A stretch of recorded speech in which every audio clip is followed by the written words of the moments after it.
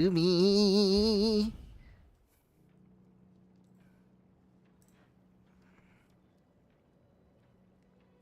Okay.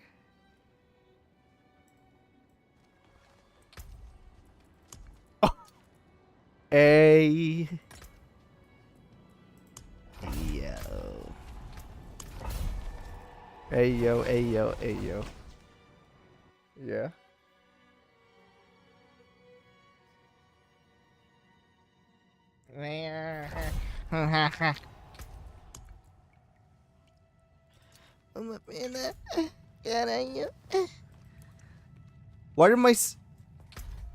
Why did my controls reset?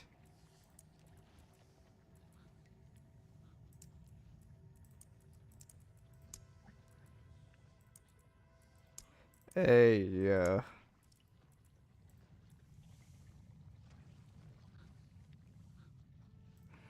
Hey, man, you got to try this.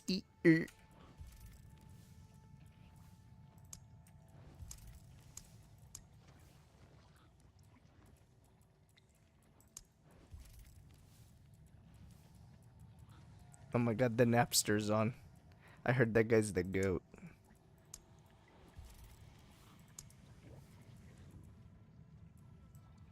Yeah?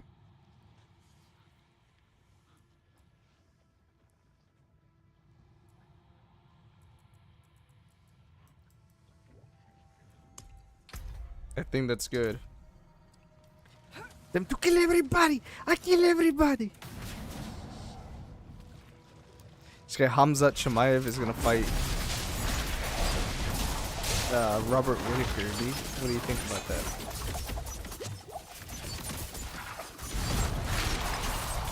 Yeah.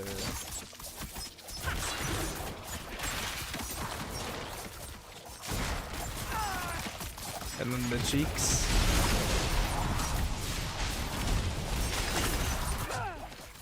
Yo, why am I taking so much damage?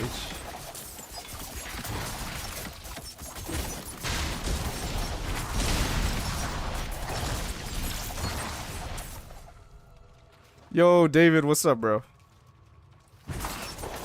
I'm doing great. We're back where we left off yesterday. How are you doing? And finding strongholds, fastest way to get to 50. Yeah, I heard strongholds are nuts now, so I'm thinking of saving it until I get to level 50, and then doing them in the penitent difficulty to help me get to 60 faster. That's my strat with them strongholds.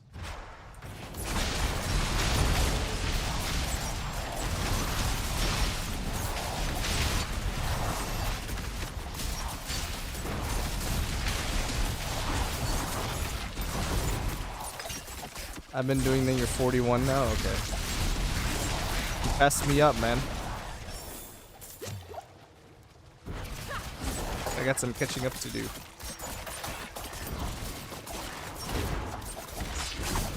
Man, that new key passive I think is pretty crap though. You mean the one for Rogue? The one with the imbuements?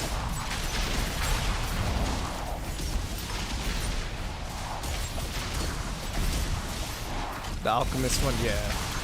I'm sure there'll be a use for it, but I can't find a use for it.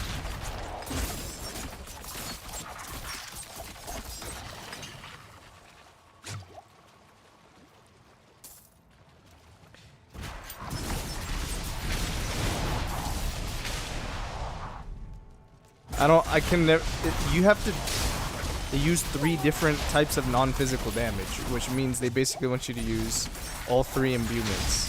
There's no way I'm going to use all 3 imbuements on the build.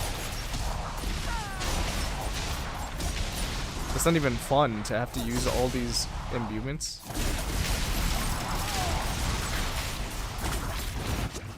And why am I getting wrecked? I wasn't getting wrecked like this yesterday.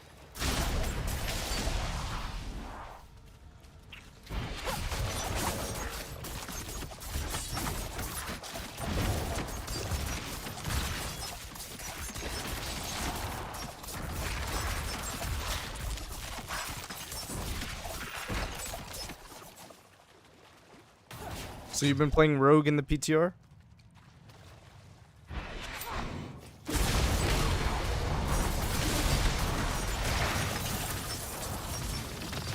definitely want to do the barbarian too. I want to try my idea out, even though I don't think it's gonna be good. Wait until you do a stronghold, bro. They brutal in this PTR. Okay. Once I hit level 50, I'm gonna do strongholds.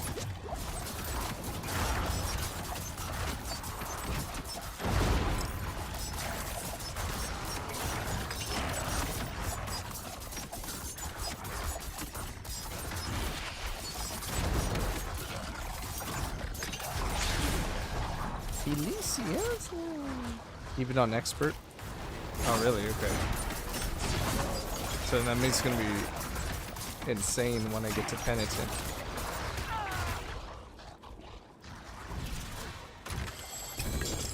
I need to be able to hold this ability forever. I gotta figure out the way.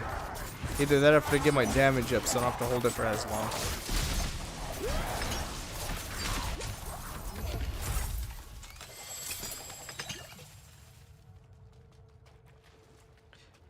Why do my items keep disappearing? I want them always on.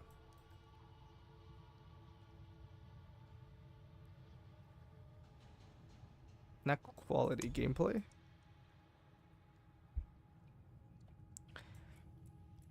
Item label duration on drop.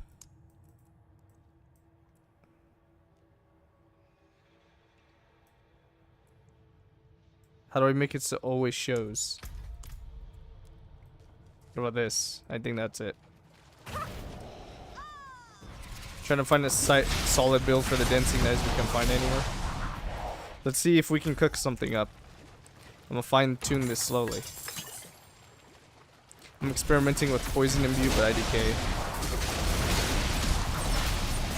I think the knives do enough damage that you don't need to apply dot. I think the best thing will be to use cold imbue, just so you can do more damage.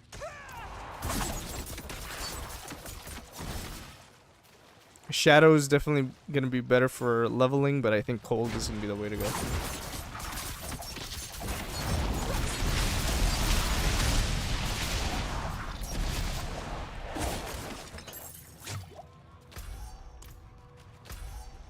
Hey, yeah.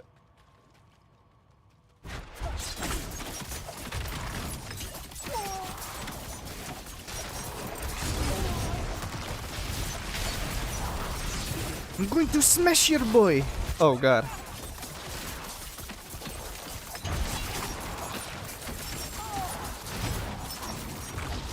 I need to charge my controller already. This is DS for a $300 controller. You're playing on a wireless controller? Jesus Christ, why am I taking so much damage? How do I make it so my items stay on permanently?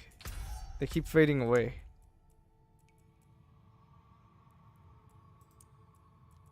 Push the toggle. There you go. That's what I want, right?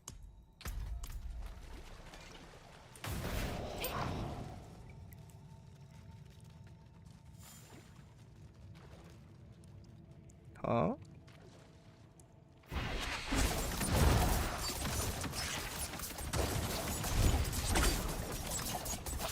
Really?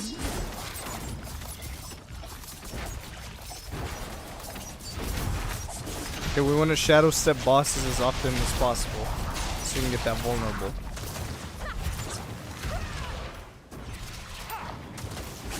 We just need to get the damage up and then this build is ready.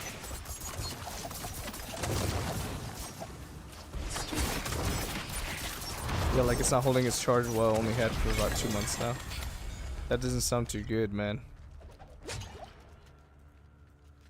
Would anyone want to do strongholds? Are they really that bad? Here, I'm gonna hide my webcam.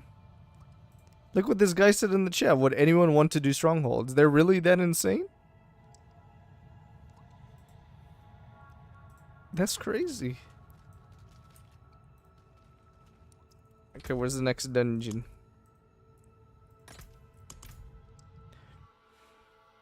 Nightmare dungeons seem to be the best XP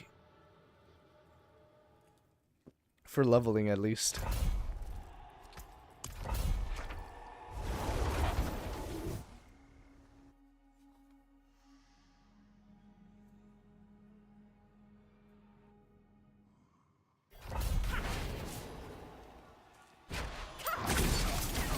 Oh yeah, maybe it's just my damage sucks. Maybe not. Someone else asked for help. Maybe it's just the strongholds are just nuts now.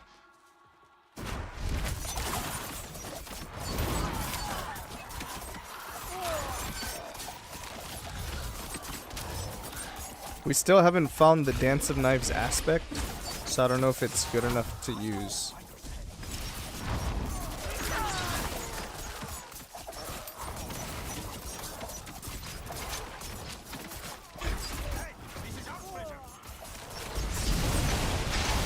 Oh, look at that. Oh, yeah. Give me that D.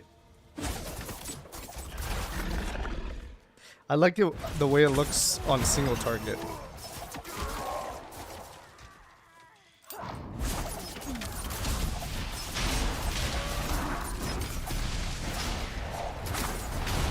It's Alcarnus one, she's kicking my ass.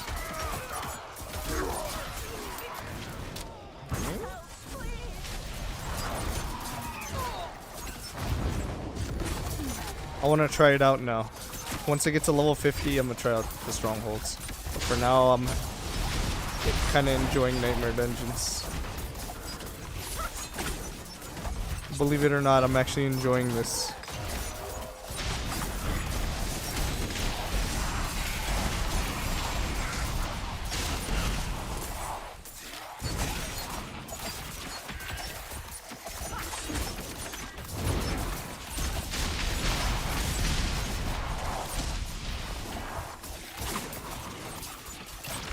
Spin to win.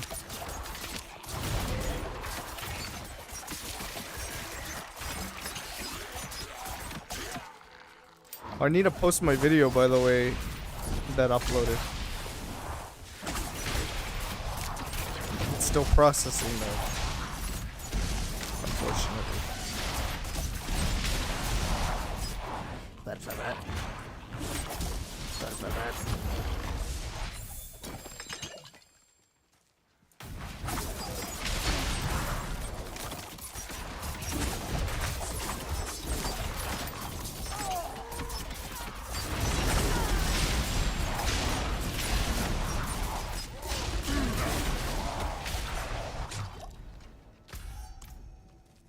Okay, barrier has been dispelled. It's boss time. Oh! Damaging an enemy with the mobility skill has up to restore energy. I don't need that.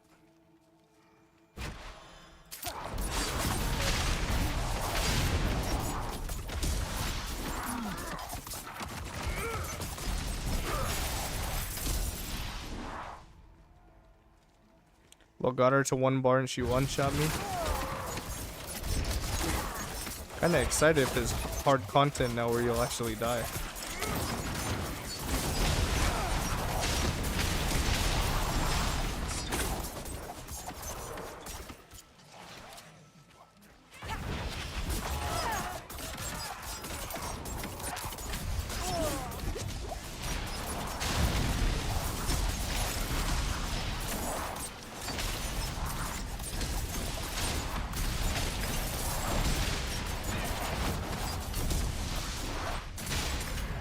I still don't like that they made the level cap 60. I feel like a weenie now.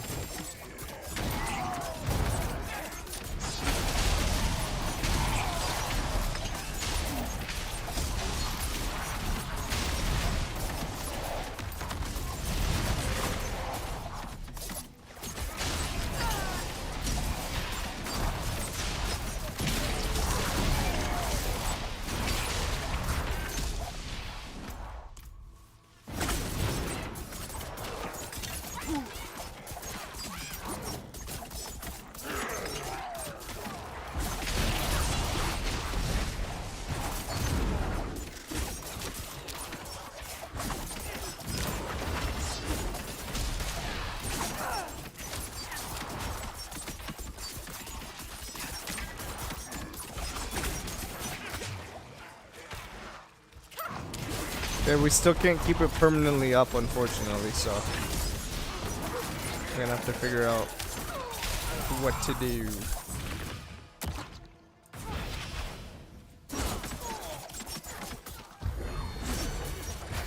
Channeling Shrine unfortunately doesn't work with this skill.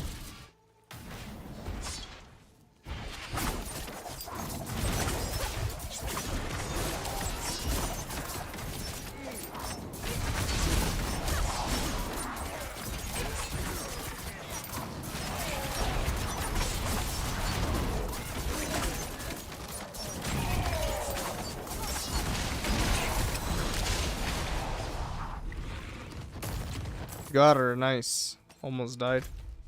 That's good. That means it's possible. So that's a sign of good difficulty.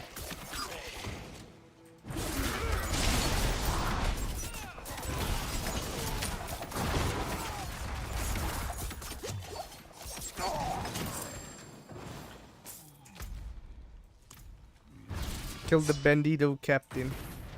I killed the captain.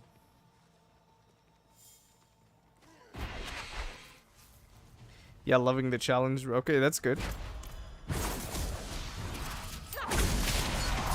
I'm excited to try it out then. The only thing I'm not sure about yet is how are we going to min-max this build so it's viable in the end game. We gotta figure out how to scale the damage. I might just need to get to like level 50, right? They might just feel weak now because we're still leveling.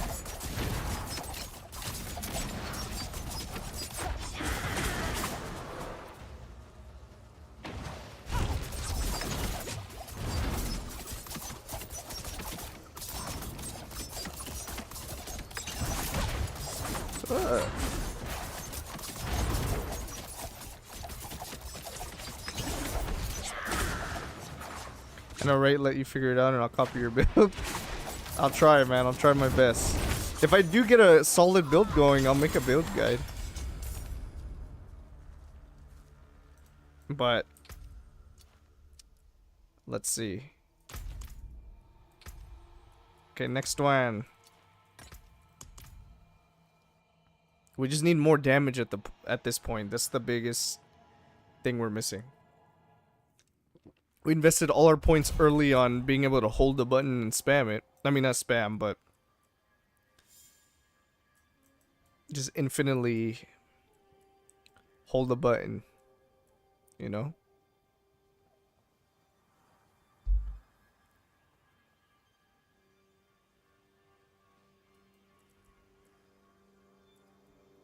Let's see. So we have the Dark Shroud stacks. That's good.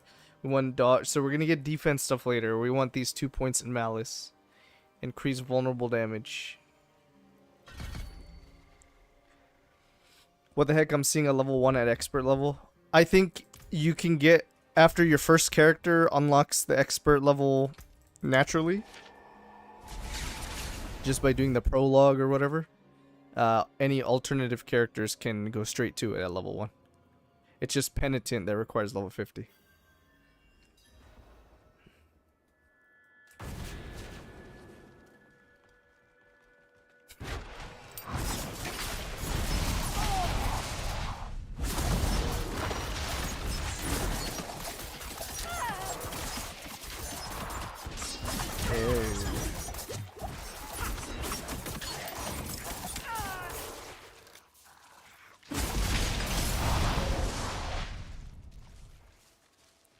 I need more damage.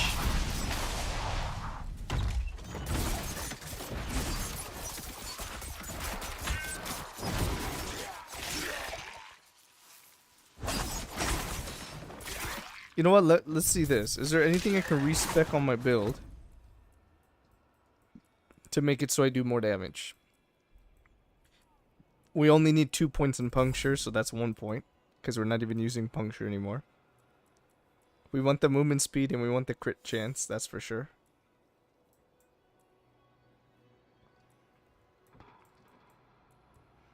Shadow Step cooldown is good for bosses. We're testing with dash right now. We might not need this extra point.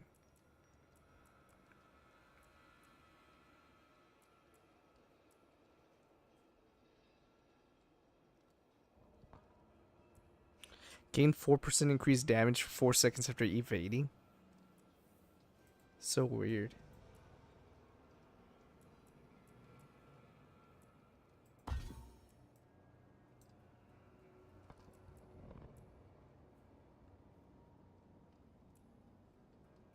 Why do I have ranks in Poison Trap? Oh, here. From the aspect. Okay. Okay, where can we get more damage? You got more crit chance here from imbued skills. Each time you kill an enemy with shadow, you generate energy. No, we don't need that. Chance to stun. Bro, you seen the new glide down a ladder animation? That's pretty cool. No, I haven't.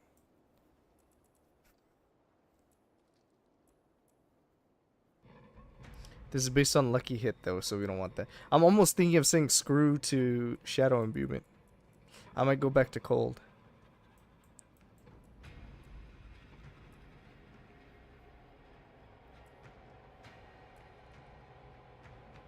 And I'm gonna take this mixed cold imbuement. Cold imbuement skills deal 20% damage to crowd controlled enemies, which everything is gonna be crowd controlled. And then we just need chance to freeze. Or ways to freeze.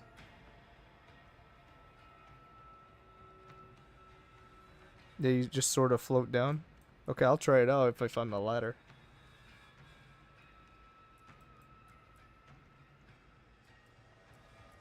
Huh?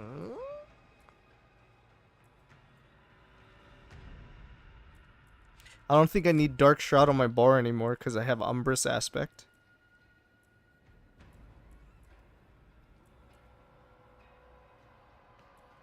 This is giving me movement speed that I need. Haste. Lucky hit chance, no. When Poison Trap or Death Trap activates. See, this Trap Mastery could be good with Death Trap for bosses.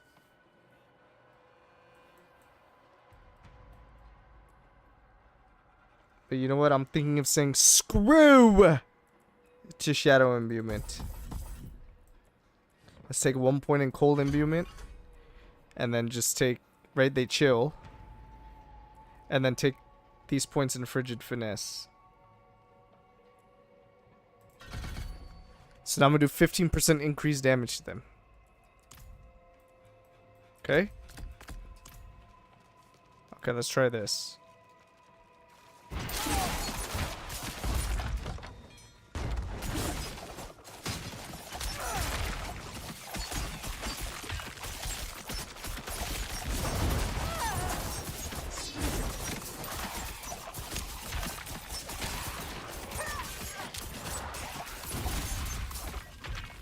Isn't there an aspect that gives me increased damage to like shield enemies or frozen enemies or something? I gotta figure it out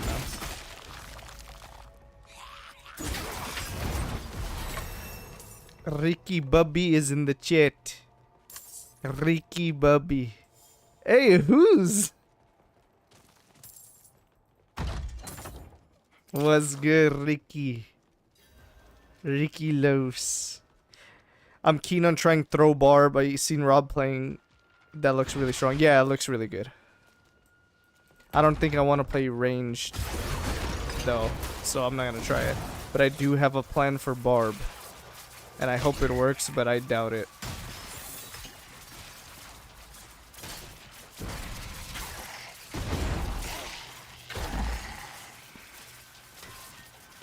What do I need? Oh, here.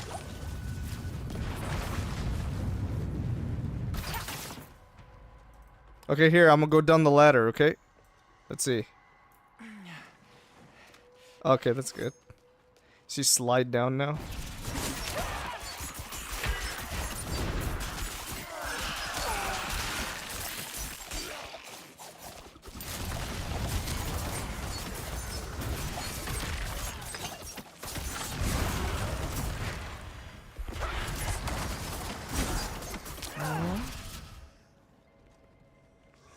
Hey, Patty, what's good?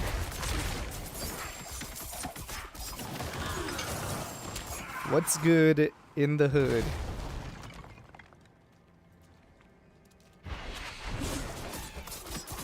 We got everybody in the chat today.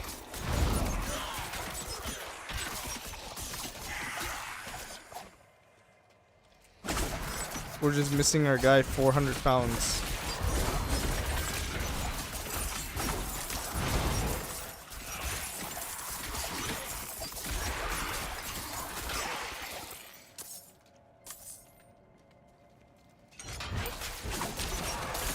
Hopefully we get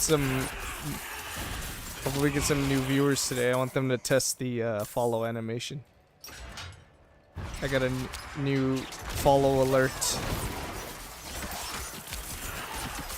Follow alert. That's crazy.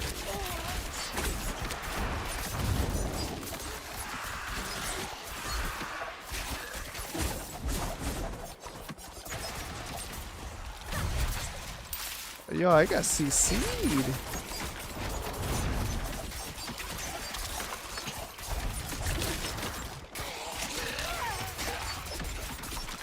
Okay, what's with the bones? Just tested some Hydra leveling and went crazy with the Hydra head temper. You're playing just Hydra as your main damage? That sounds pretty cool, actually.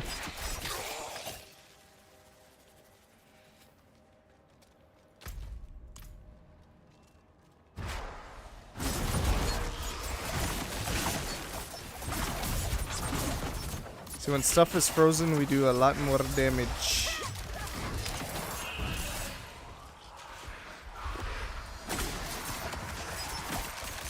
But we need to do more damage, more.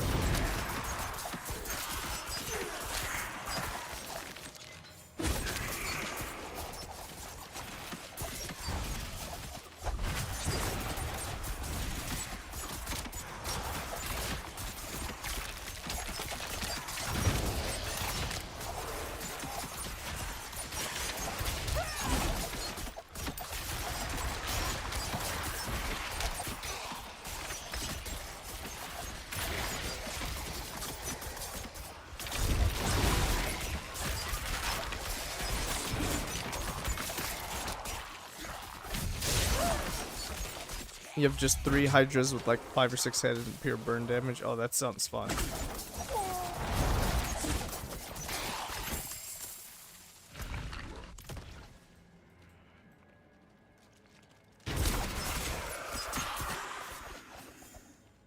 I'll have to make a sorcerer called Avatar Roku then. That's the goat right there. Tested the new familiar skill too, but I don't really like it. Yeah, it didn't look too interesting from the showcase they did on the campfire chat. I wasn't too excited about it, but they're trying to push the possibility of using all elements at once. Especially with that key passive, the new one for sorcerer.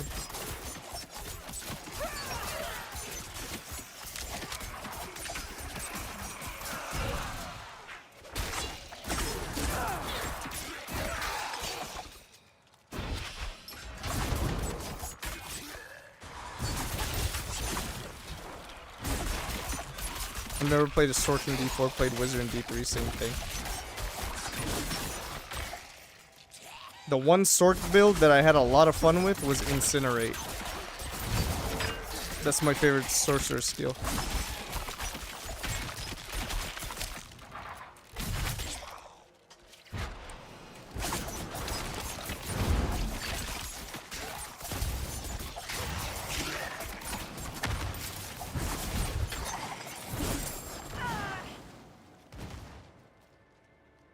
Incinerate.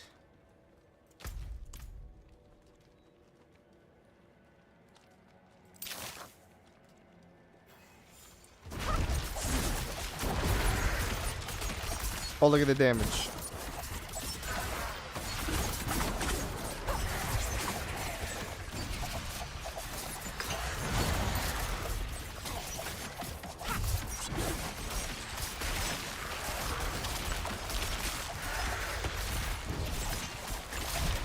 The fact that he summons these walls is really annoying because my daggers are just going to the walls. The sugar walls.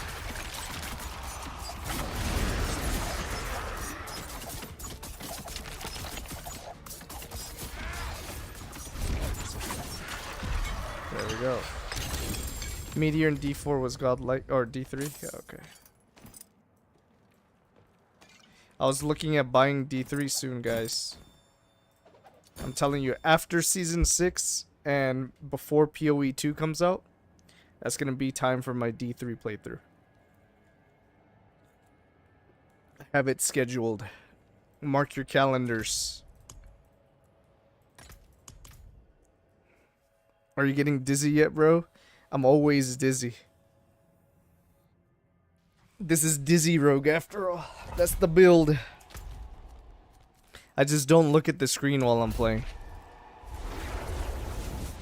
I'm just looking at the chat and that's it.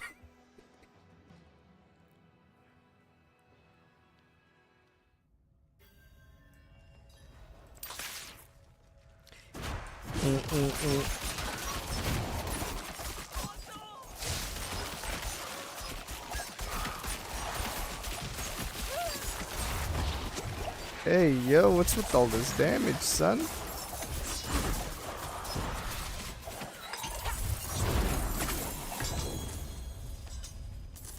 For real. So imagine how she feels, haha, spitting all day long. Yeah, honestly. They need to add bars and lounges to D4. I'm gonna give my character a break.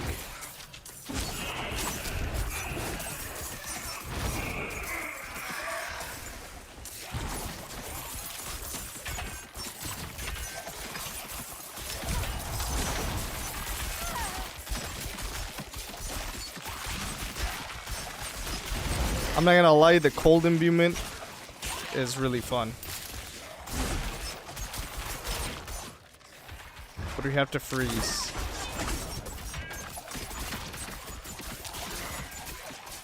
She'll be throwing up? Yeah, basically.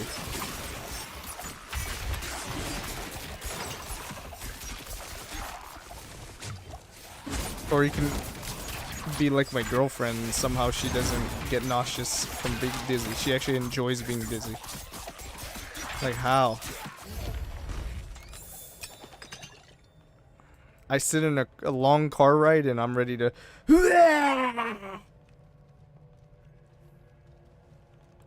I get a little turbulence in an airplane. I'm like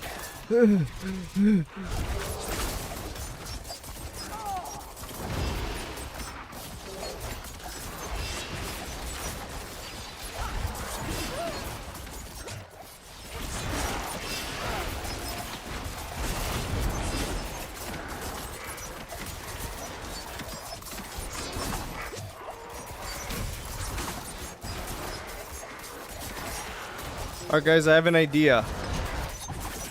What if I download a PS2 emulator or something and play some old PS2 games? Like God of War. Can you imagine? That'd be sick.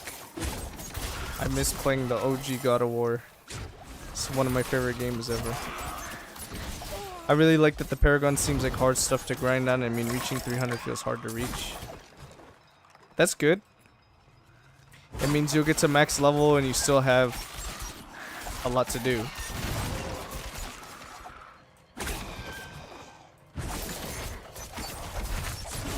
Oh wow, she's got strong resistance to that. Then I only get sick on the seat because I can't swim.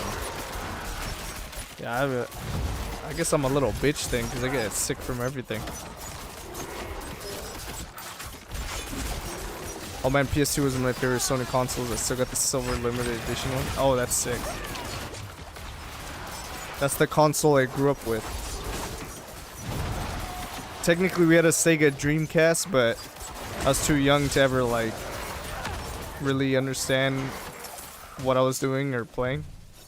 It was my older brother who really played all the games on there. But yeah, PS2, that was my shit. God of War on PlayStation Portable was my childhood. Yeah, God of War on PSP was good. There's Chains of Olympus and then Ghosts of Sparta. I never played Ghosts of Sparta, but I played Chains of Olympus.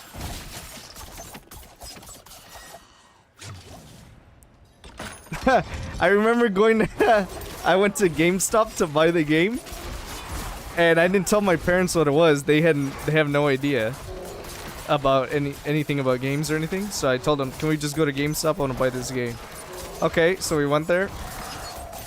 Went to buy the game, and of course the employee's like, by the way, this game is M for mature, so you're gonna have to tell your parents to come in here to make sure it's okay that I can sell it to you.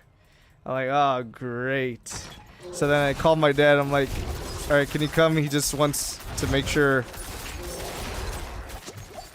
it's okay for me to play the game. And then the employee doesn't just say, hey, this is a mature game, there's violence and stuff like that. Are you okay with your son playing it? No! This guy goes, you know, there's actual missions where, like, Kratos has sex with him and blah, blah, blah, blah, blah. And just, like, describing it in detail to my dad. And my dad's like, oh, no, no, we don't want this. We don't want this. I'm like, come on, man.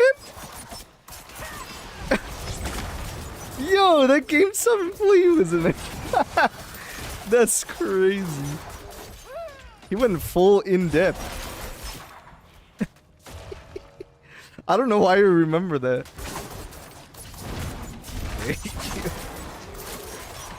I don't know why I remember that memory, but eventually I was able to convince my dad, like, okay, fine, you could get the game, and then lo and behold, the first like 10 minutes, guess what Kratos is doing? He's getting some.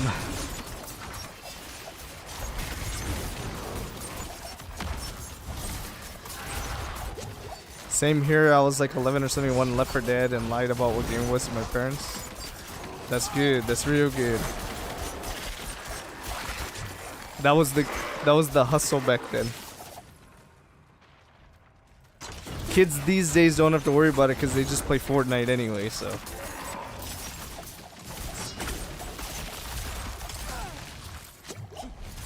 I remember PS2 being like 1200 when it came out, I couldn't afford it straight away. Damn, was it really that much?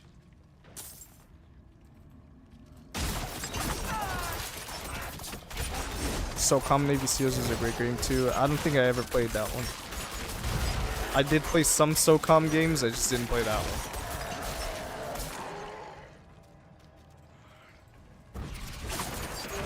I feel old now, 14 years ago. God damn. Meanwhile, I'm almost 28, basically. So I feel old. But then here comes David. Don't even start, David. You guys are young. I'm the old one. Don't even start.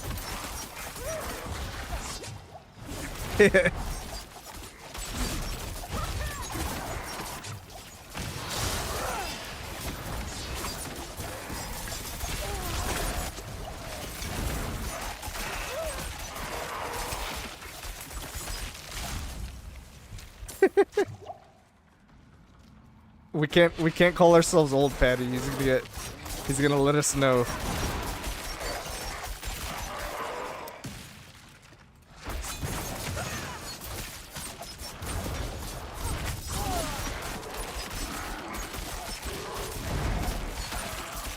Okay guys, I'm not gonna lie.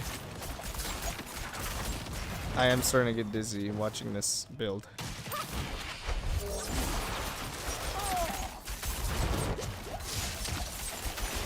So you have to look away. Oh, look at the overpower.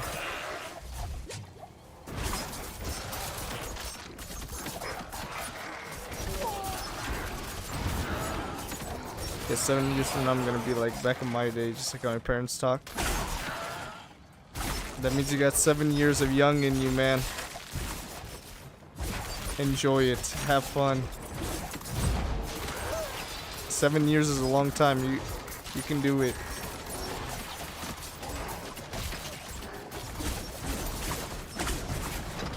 Do young people shenanigans.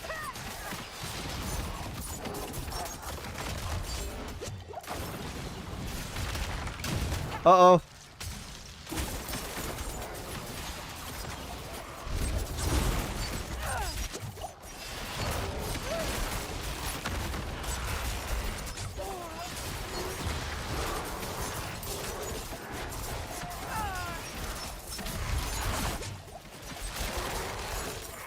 Guys, I gotta get the DPS up.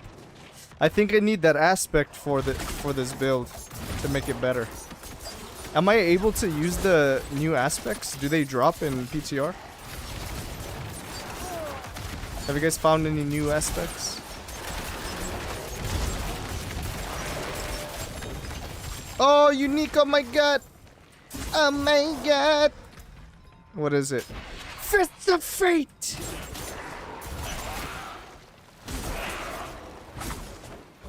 Okay, for some reason, all my settings got reverted.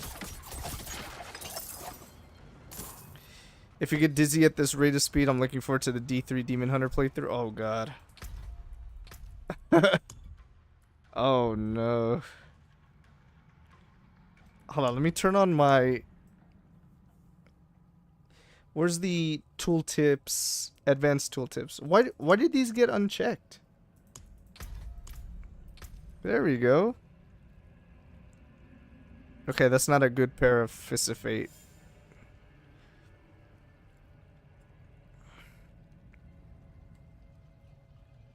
I should use it anyway, right? I get attack speed. Actually, attack speed I don't think affects this. Just crit chance.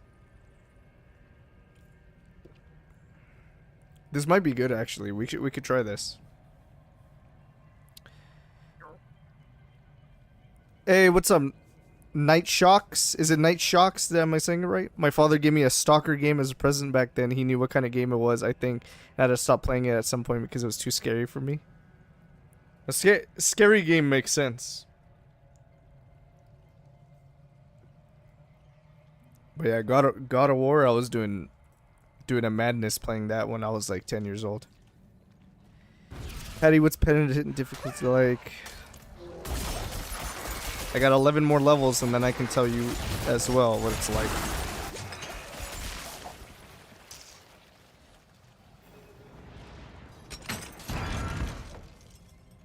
There's a new Stalker game coming out in November. Travel to Saragar and look at the blacksmith. On my character I could buy the caches and craft some Ubers, but only in Saragar. I don't know if it's bugged. But you can craft Ubers?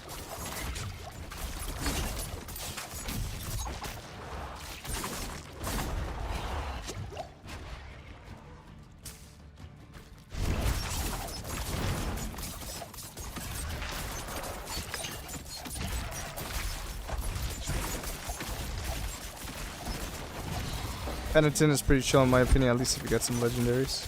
Oh, have you heard about the nuts XP rate of the strongholds? And apparently they're difficult too.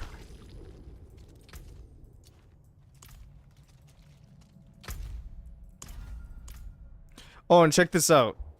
I don't know if you guys knew about this already. I just realized this recently. If you mouse over a waypoint, check that out. You have a right click option. So now let's favorite Saragar as our favorite town. So now whenever I town portal, I always go to Saragar.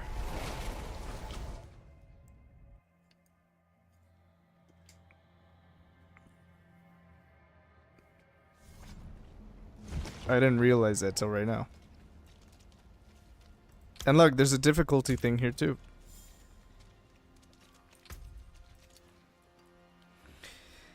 Guys, I think the Fists of Fate could be good.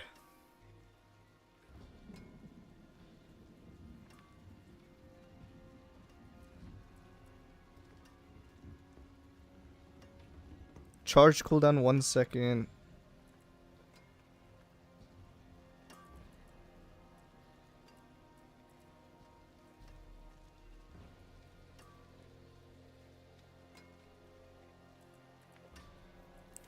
By the way, you'll have to change keybinds every time you open D4 PTR. Oh, god damn it.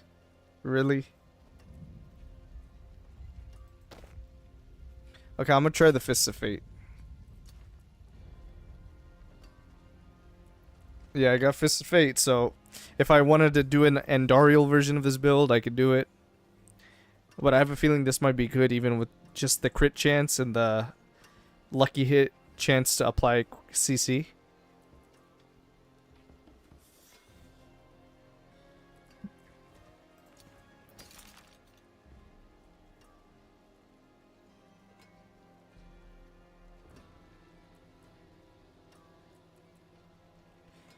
No, we don't need that. Okay, sword and sword.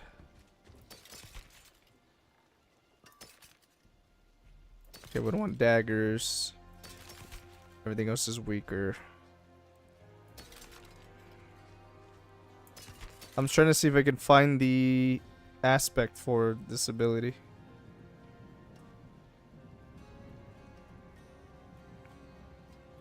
Third tab at blacksmith. Okay, I'll take a look right now. What else do I want on rings? Crit strike chance? Yeah. Just more crit. A lot of crit.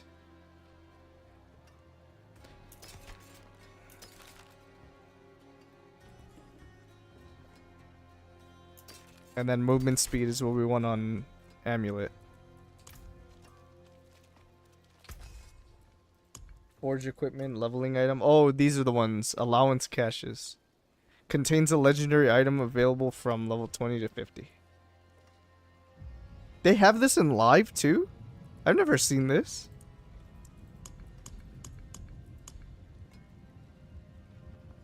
Look, your masterwork mats, by the way. Okay. Huh?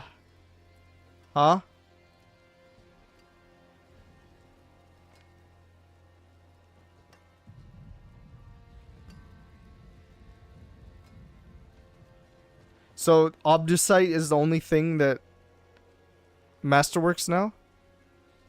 There's only one material?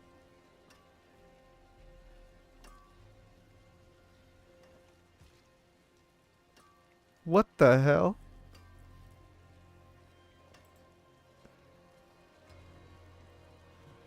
So you just need to spam one material and you can masterwork. That makes it easier, I guess. What's my movement speed at right now? 123%. We need to get it as close to 200% as possible. Okay, so should I just get some of these allowance caches? Or is this cheating?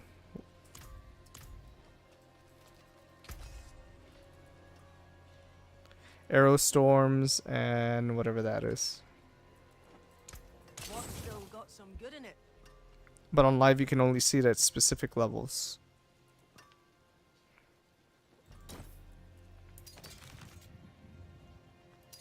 Oh, nah.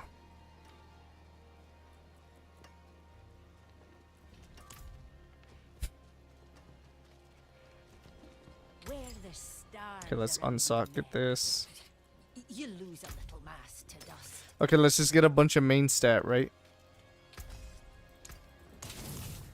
Put sockets in all of our gear. We have a bunch of scattered prisms anyway.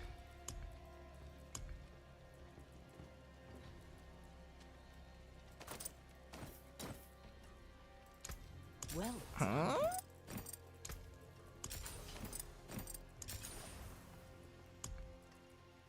Craft gems. Let's craft. Oh, I can use royal emeralds already?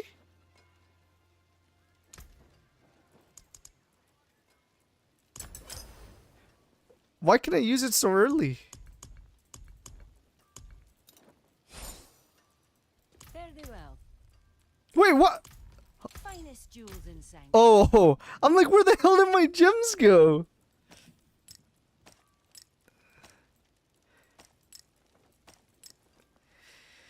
Okay, just from that I got an additional 400 dexterity.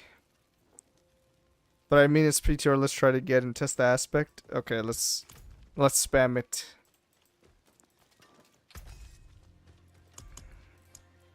How many of these should I get? Should I get 20 of them for 40 mil?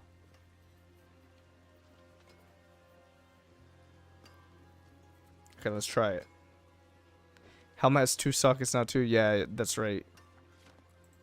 Okay, I bought 20. Okay, now let's go here and open them.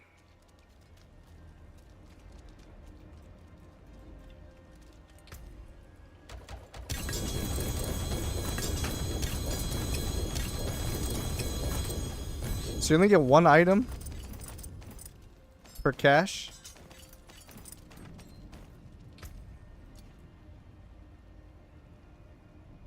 Hope you will get the aspect. Let's see. Let us see. Okay, that helmet is better, so we'll put that on. Let's see. More life. Damn. Should have probably done this before I crafted the sockets on those.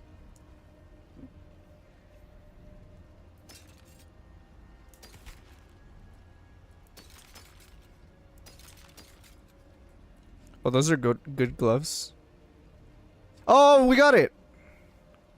We got the aspect. Knives from Dance of Knives have a 50% chance to shatter into 6 shards of metal on hit, dealing 136 physical damage, okay? Dance of Knives now spends combo points, granting up to 3 additional charges that can exceed the maximum. We got it.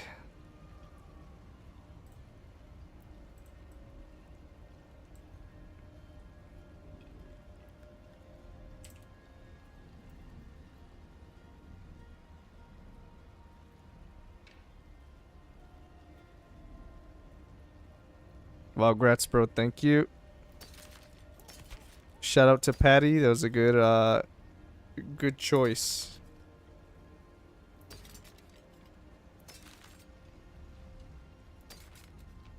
Okay, give me boots with like a lot of movement speed. That's not a lot. I'm glad that worked. I haven't seen that aspect anywhere, so I'm glad I have it now. Okay, so now let's go here to the cultist. Let me show you. Okay, and we're gonna put it on something. So the helmet, what were we using on helmet again? The momentum one, I think.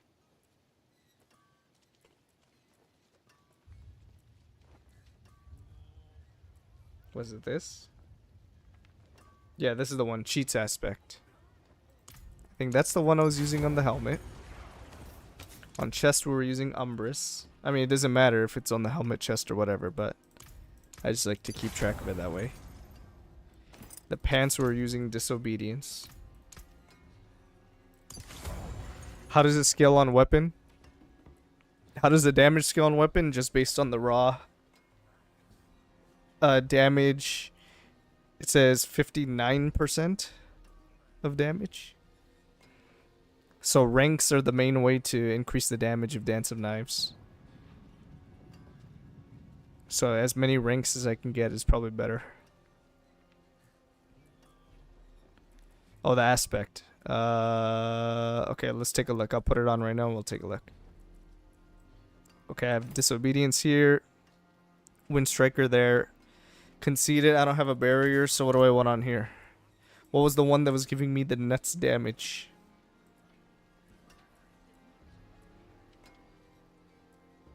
Maybe it's better to put the new aspect on now. Star Shards. This would go up to 272 damage. Maybe it's not worth doubling it though on the crossbow. What was the one I was using before? I don't remember.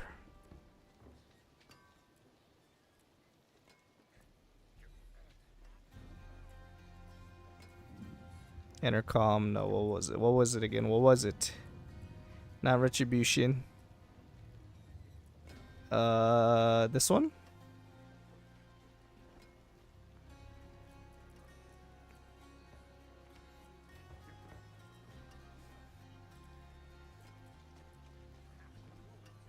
Was it this one?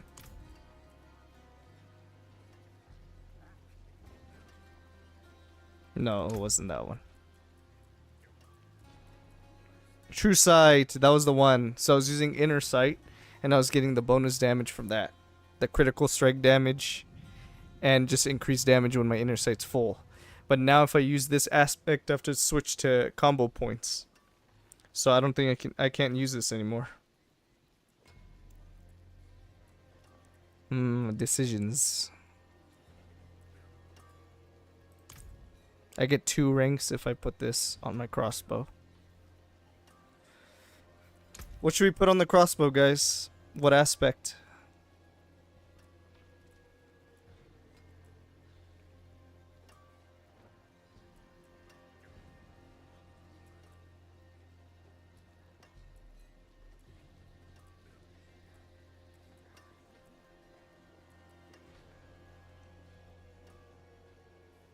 Shadow imbued skills have up to a 75% chance to release an explosion that deals 106 cold damage to target, chilling them for 25%. If they were already chilled or frozen, increases damage by 100x.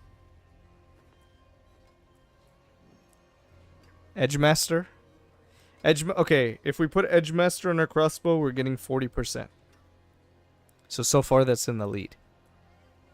If we can generate barrier, conceded would be better at 50.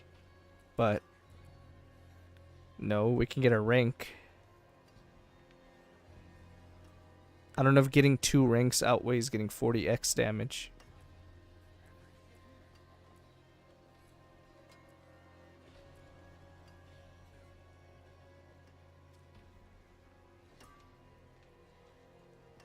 When casting an imbuement, you trigger an explosion around yourself, applying the imbuement effects and dealing... okay. So it makes the imbuement do damage.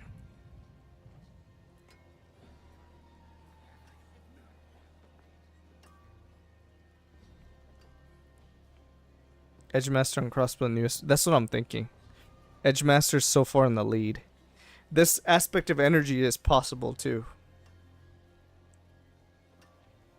But if I use this, it means I can't just channel forever. I'll have to balance using one of these skills. Subterfuge. So I'll have to use like concealment or smoke grenade. And then spin. And then when smoke grenade comes up, I have to use it off cooldown. Magic is neither good nor evil. How may I help you?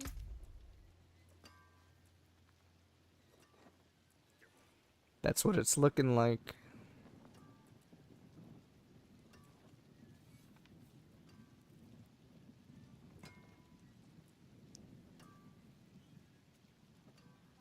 Or you can dip combo points to get the inner sight one. Yeah, we'll do that if we don't like the aspect for it.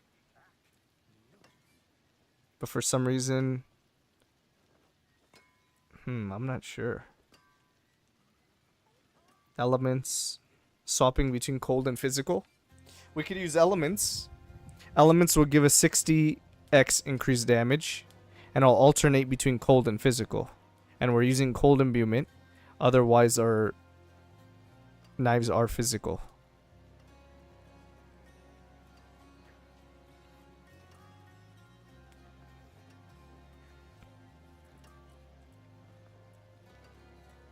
Edgemaster is just a permanent 40. Not based on any conditions, though. Let's try Edgemaster.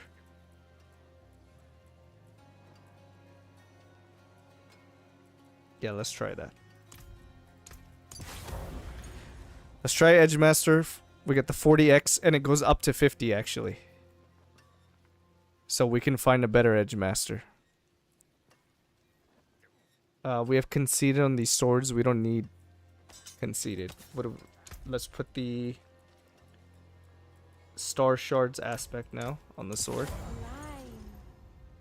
This might even be better on the amulet. But we'll test it out and see. Okay, what about the other sword? What do we put?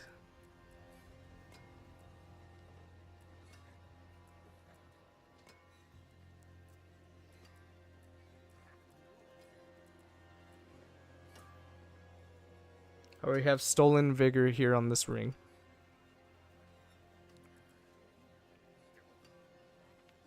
Yeah, let's try Nightmare Dungeon with Edgemaster and after it with the elemental aspect and check what's better.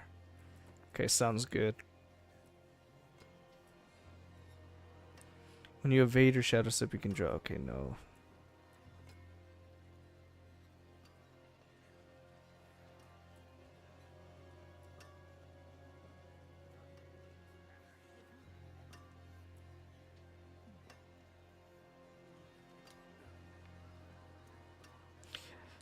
This is looking fun too. Aspect of synergy.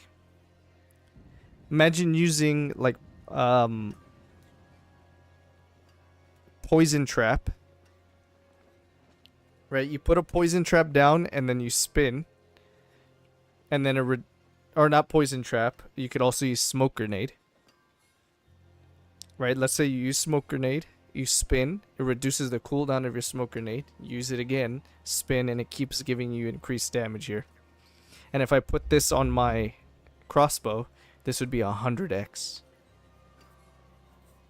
But I would have to use smoke grenade and then I have to alternate between both, which I don't mind doing. That probably will keep the uptime of my spin feeling better anyway.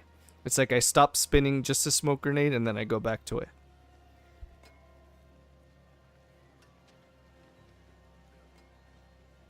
I kind of like that. We got a few changes with my gear and skills and cruising through strongholds. Now, you're still playing the rogue build, right? What changes did you make? I'm going to write these things out. Aspect of synergy with smoke grenade. What's with the damage reduction after basic skill? You will attack often with puncture cause of combo points. What's with the damage reduction after basic skill? You attacked often with puncture. I'm not using puncture anymore because I wanted to just use this as much as possible. I am using this cheat aspect instead. Taking less damage from crowd controlled enemies, which are crowd controlling everybody. And we gain movement speed, so it's just... Oh, you're playing the same dancing knives? What changes did you make? What are you running on your build right now? I'm trying to theory craft this right now. Just some gear upgrades, okay.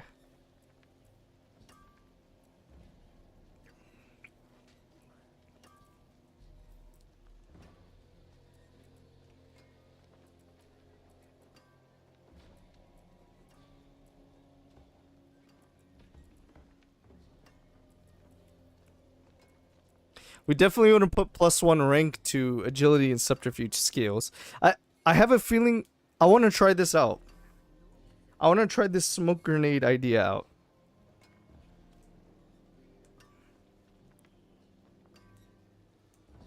I think there's something to it.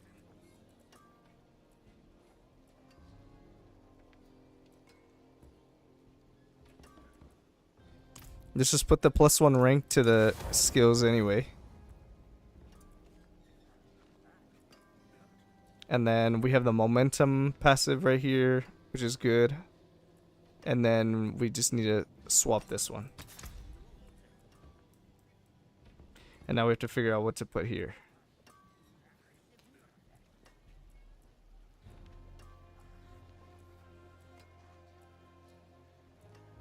If there's an easy way to get barrier, I can use conceited aspect, but I don't think that's very easy on rogue.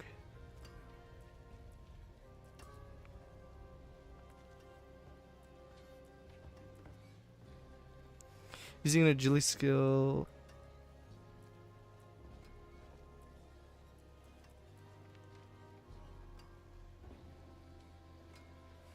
Right, all right. Okay, so if I switch to this smoke grenade idea that I'm talking about,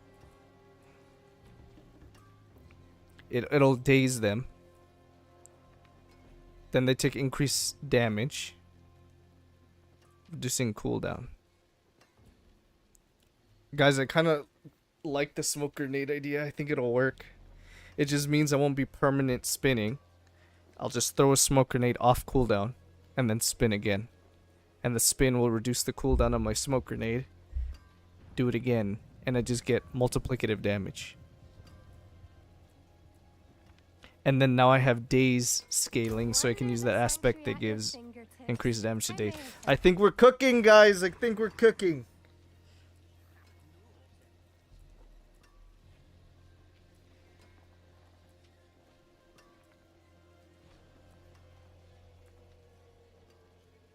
Would be nice against bosses, I think. I think we want to try that. I think that's going to be the full version of the build. Smoke grenade has a 45% chance to create an arrow storm. What if I just spam arrow storms on this? There's a bunch of arrow storm options. Where's the aspect that gives daze? Daze damage. Is that a utility? I think that's utility, actually.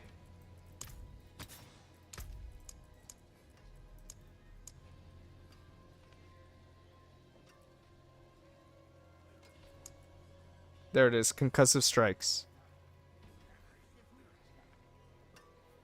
So using this would give me another 20% multiplicative damage whenever I use smoke grenade.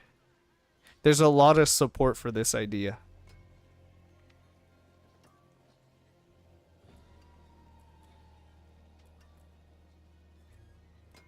Dealing direct damage to a vulnerable enemy has a...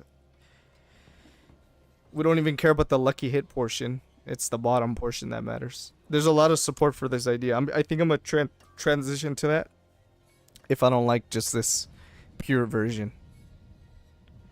So let me just figure out what I could put as the last option on my ring here.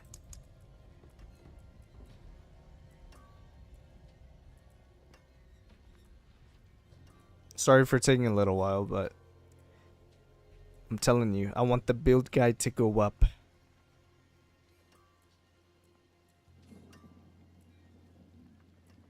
Then there's True Sight that just does a lot of damage. So Inner Sight just might be better without this aspect, but we'll see.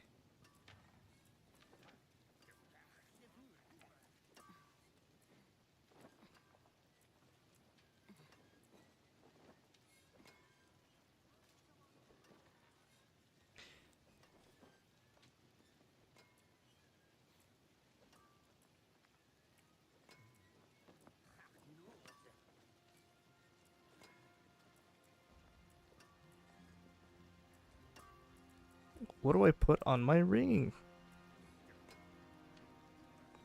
You had Butcher come at you in Nightmare Dungeon yet, bro? I had him twice now. You had 2 Butchers? I haven't had a single Butcher yet. I'm actually scared to get a Butcher. He'll absolutely wreck me.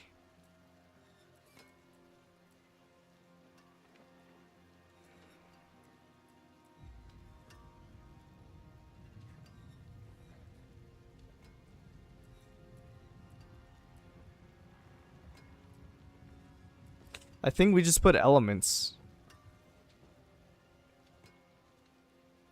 I think we put elements on the crossbow and we put Edgemaster on this ring. I think that's what we do. I can't see anything else. Yeah, let's just do that. Aspect of elements. We're getting 60% bonus now. And we're going to put Edgemaster here, which is going to be a permanent 40% bonus. Or 20, I mean.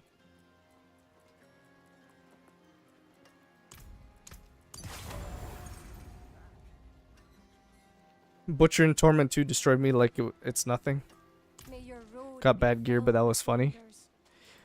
That's good. Now we have a serious threat to worry about. Okay, guys, I think we're gonna try that. Let's switch to combo points now. I'm gonna put 2 points in the cold imbue stuff so we can get this multiplicative damage here.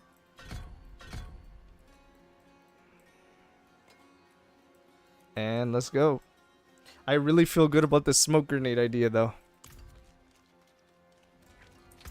I think that's gonna be the one.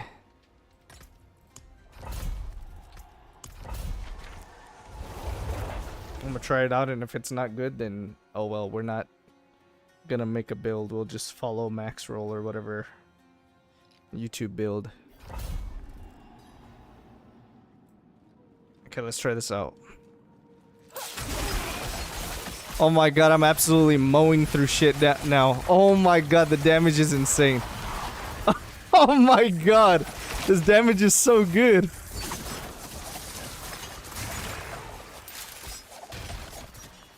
Potion for XP. Did I not use one? I literally looked at them. I just didn't use one. Thank you. Guys, the damage is so good. Oh my god.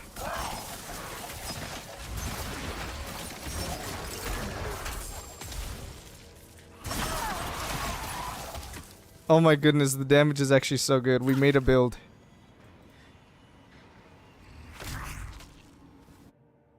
The build is nuts. Oh my god. This is it, dude. This is the perma spin to win build. And it's only 4 buttons so far.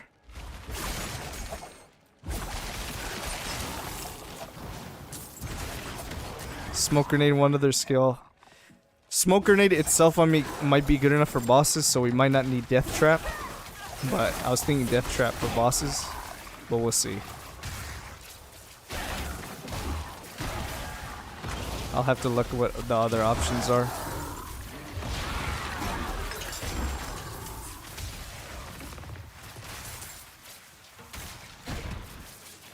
Guys, the build is strong now. I'm so happy. I actually cooked up a build together. It did help that I got the aspect, of course, but you know what? I'm gonna try the other variation that I was thinking of too, and we'll see what's better. But right now, this build is absolutely destroying. This is sick.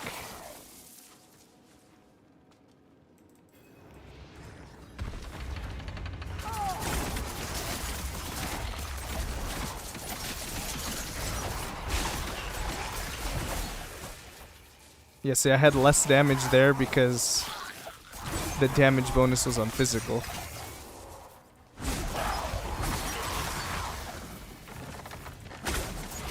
Wow, this damage is so good, guys. I'm so happy. David, you gotta try this setup, man. Unless you're already blasting, then don't worry about it. But if you don't use basic seals, then there's no benefit of the second legendary part. You can still use Inner Sight, or am I wrong? Yeah, that's a good point. Let's see. I still get the first part. Knives from Dance of Knives have a 50% chance to shatter into 6 shards, dealing extra damage. But Dance of Knives now spends combo points. Yeah, since I'm not using basic, so you're right. I could just use Inner Sight still. Benefit from the crit strike chance, and then I can use the other aspect. You're absolutely right. Because I need basic attacks to generate the combo points, so yeah, good point.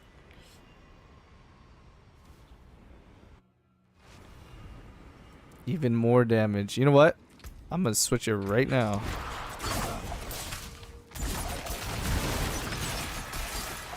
Guys, the build is so good. Alright, I'm making my own website with build guides. Hey, where do I go now? Here?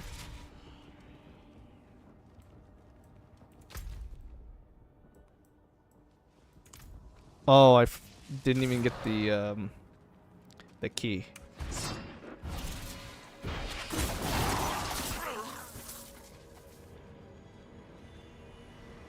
Just those change in aspects made this build insane.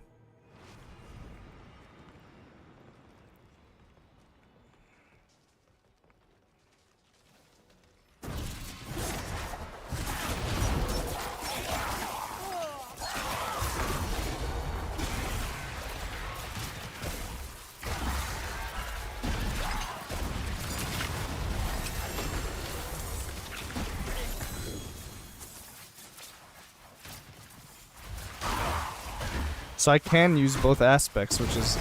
This is just crazy. Gotta use the Inner Sight one now.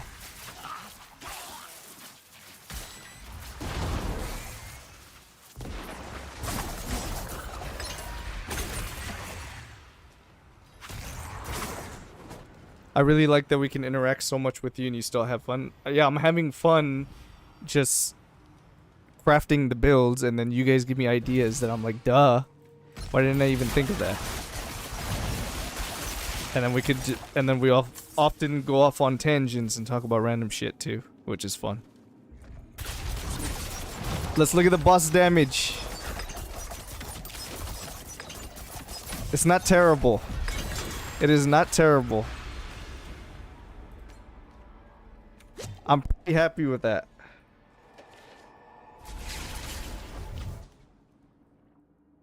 I am pretty happy with that dungeon.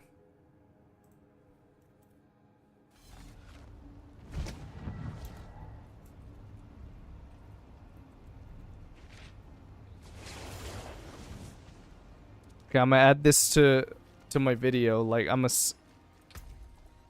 break down the aspects that I'm using. But First, I need to take a look at the...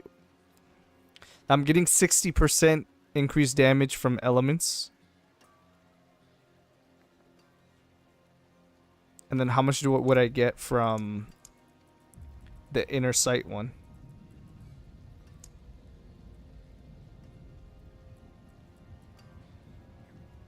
I'm getting 74% multiplicative increased critical strike damage. Or a flat 22% increased damage. When he gets stunned, it's over for him anyways. Yeah. So we don't get penalized for dying in Nightmare Dungeons anymore. I'm not seeing number of revives left anymore. I haven't noticed that. I don't think I've died. No, David's free to die now. Damn, that's crazy. I wonder if they transferred the number of revives to pit only. Pit and hordes. Or maybe it's only in higher difficulties.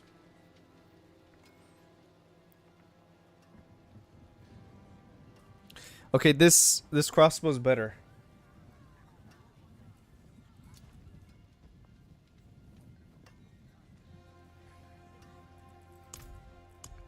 Okay, first thing we're gonna do, we're gonna take off this chance for life. To heal life, we want just max life. 25 max life. That's a max roll. Okay, we'll take it. We got 3 max roll mods on this crossbow. This crossbow is pretty insane. Okay, now the question is, what aspect do we put on this? We have to finalize. Elements was feeling really good. If you die in pit, it hurts like double because you lost glyph upgrades. Oh, you lose glyph upgrades, or does it reduce the chance, or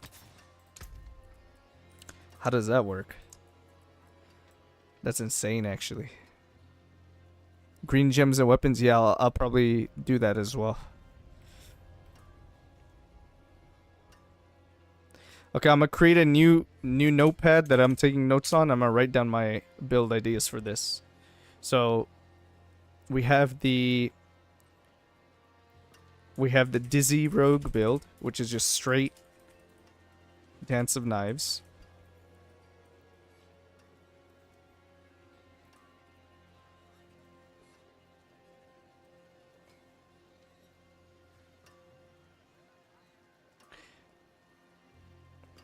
Crit damage like crazy, yeah, and then it'll scale that inner sight thing. Okay, let's first look at the aspects that are interesting, and then we'll go down from there. So that's useless. We don't want that. We don't want arrow storms. We don't want that. We don't want the stun grenade thing. Nope. Branching volleys. Nope. We're not using poison imbuement. Aspect of corruption potential. I don't think we have room for it, but let's just write it down.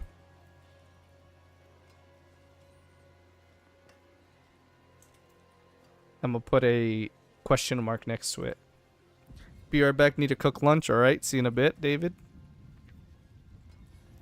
You will get 1 extra if you don't die once. If you die, you will lose that extra 1. Oh, okay, I see. But isn't it also random how many level upgrades you can do from one pit? Okay, aspect of elements is definitely gonna be in there, and then I have to put that this is 30% X.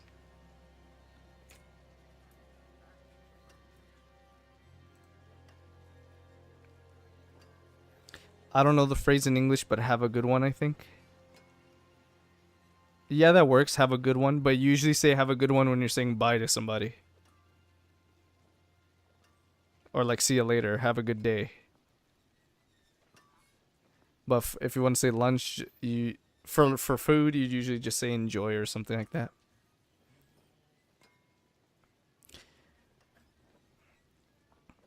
Enjoy or stop being fat. Only eat a little bit.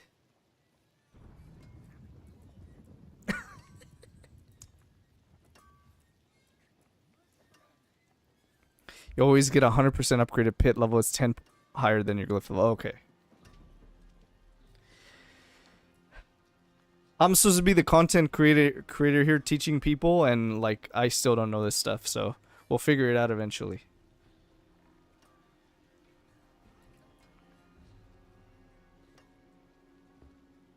When an enemy falls below 35% life while afflicted with any of your damage over time. Okay, no damage over time. Intercom is just a flat 10x damage, even if we don't have a barrier. So I'm gonna put that.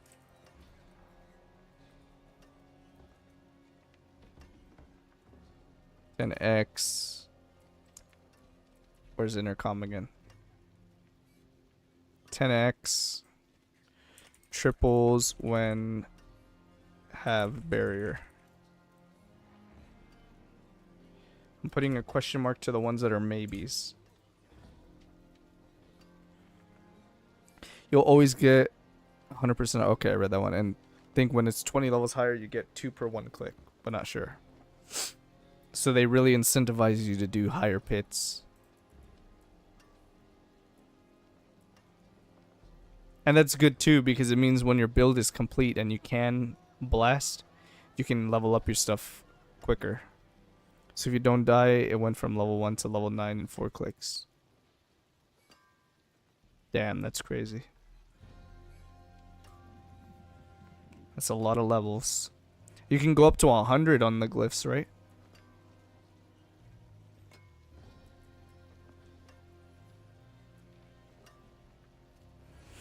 Am I stunning or knocking down enemies in any way? I have to put that as a note too. Retribution only if can stun.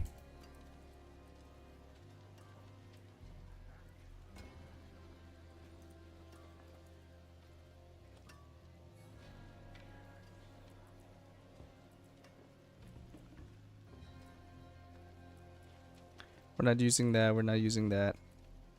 Okay, star shards, that's an absolute. Seems like once we started using that, it made our damage go up.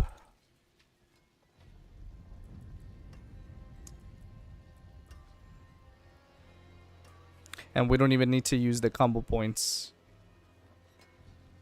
portion of it, because we're doing a lot of damage now.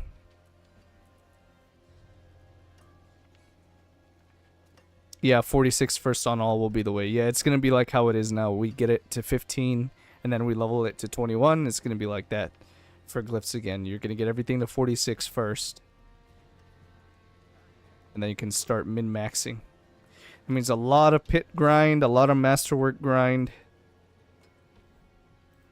and a lot of gear grind, especially to try to get ancestral stuff. Since you can't get ancestral stuff until late. Stolen Vigor is good, right? Because we're using the momentum. Cutthroat skills deal 40% increased damage. And you become unstoppable for 3 seconds every 8 seconds. Yes, stolen.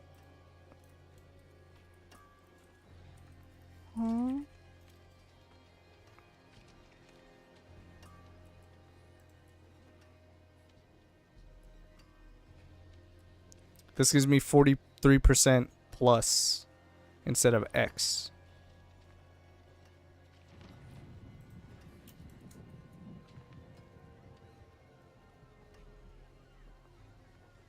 But pits are fun now? Okay, that's good. I was doing pits last season before I even tried Infernal Hordes because I actually prefer pits.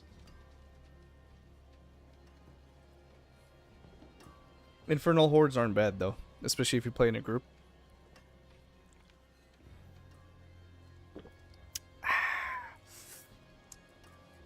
Okay, let me do this quick because I need to get to gameplay. Okay, we put Stolen Vigor already. We're not going to use Surprise. Synergy. Synergy was the potential. Aspect of Synergy was potential if we're going to do the Smoke Grenade idea.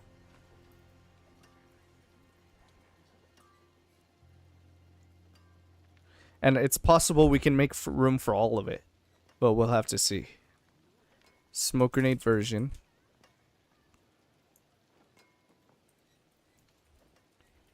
Aspect of synergy, which gives us 50x.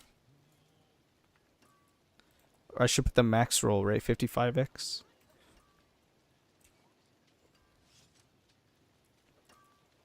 God damn it, I have to go back to the top again and make sure I got the max roll and everything. This is 45x.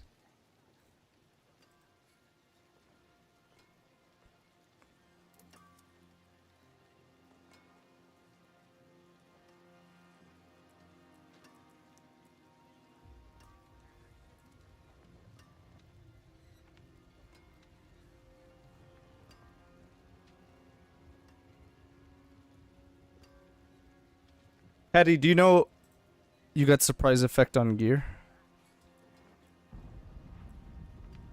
Oh yeah, I'm gonna swap this because I just swapped this crossbow out for the one I was using earlier. Now I'm trying to figure out what's the best one, which one gives me the most damage, and put that on the crossbow so I can get that 2x. Patty, do you know how this works? Corruption. Your imbuement skills effects have 40x increased potency against vulnerable enemies. What does that mean for cold imbuement? It says effects. So what I'm thinking it means that every number that's yellow would benefit. So you would chill them more. And it would increase the multiplicative damage to crowd controlled enemies also. But I could be wrong. There is magic in all things. Okay, let's keep Let me looking. show you. Okay, elements is 35% on the top end.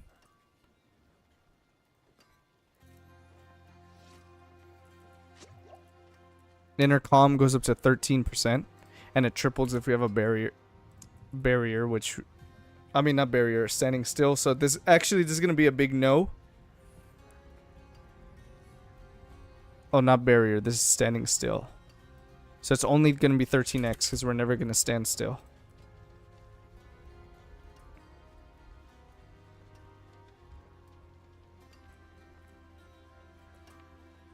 Okay, retribution goes up to a 35x.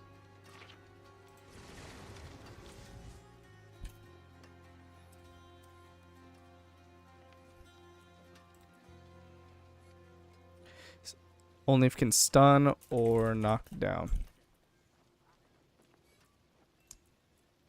Okay, aspect of star shards. It's an absolute. We're absolutely going to use that. Soul and vigor goes up to 50. 50 plus.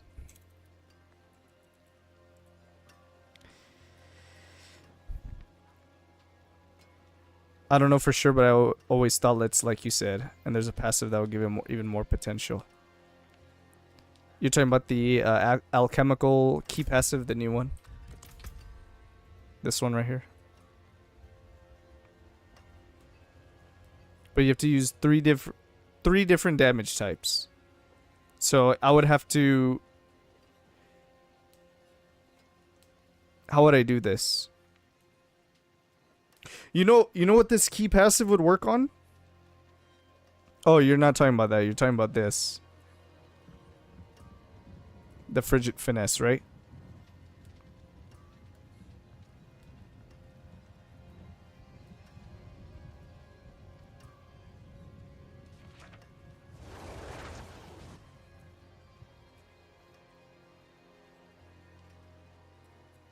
I don't think mixed cold imbuement will go up. It'll just be the chill amount, I think. If I put that aspect on. Let's just try it for shits and giggles.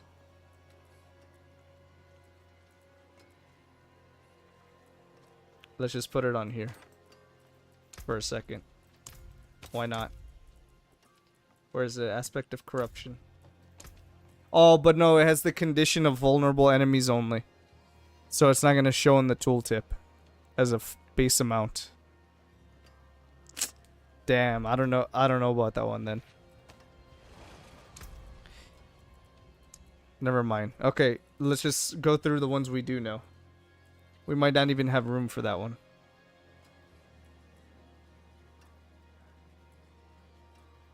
Well, welcome back, David. Getting things sorted. Yeah, I am. I'm looking at all the. I'm not sure, but check the other 3 passes. Okay, I'll take a look. I'm looking at all the aspects still, and I'm writing them down on a note. And I want to see how I can optimize the damage the most.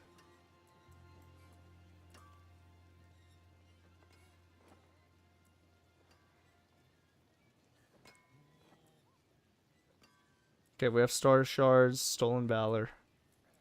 I mean, Stolen Vigor. That's all useless. Then we have True Sight.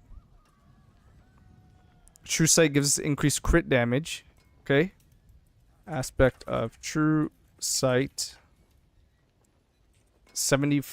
What does it go up to? 100% X crit strike damage.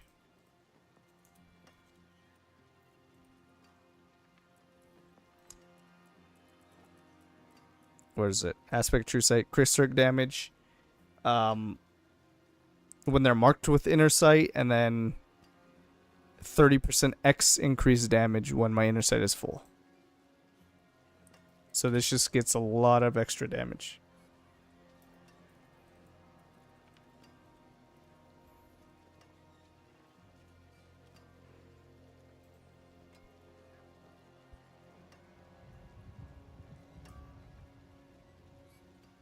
I was about to ask you which cold imbuement you were using. That's making a big difference for me changing that. I'm using the mixed one.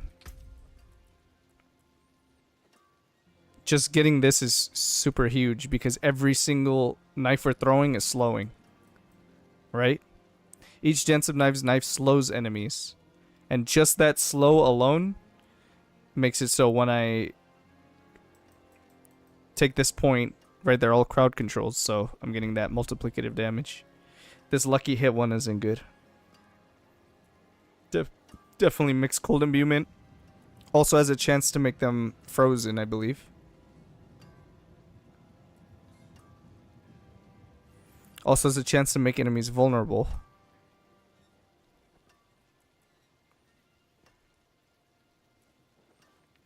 And then we get the Frigid Finesse, which is scaling damage. Every time I play, I instantly change to English and got some English-speaking friends. That's good, Patty. If you never told me you were German, I'd never know. I think you're just one of us. One of us. The wonders of Sanctuary at your fingertips. How may I help you?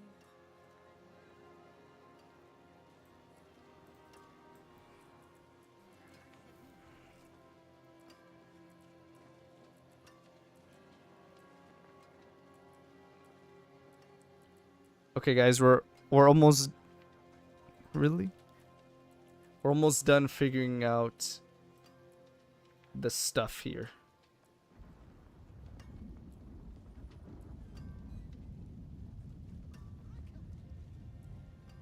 Blood boiling, no.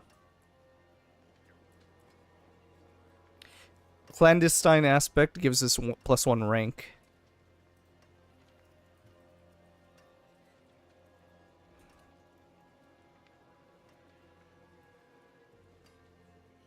The +1 rank actually might not be worth it.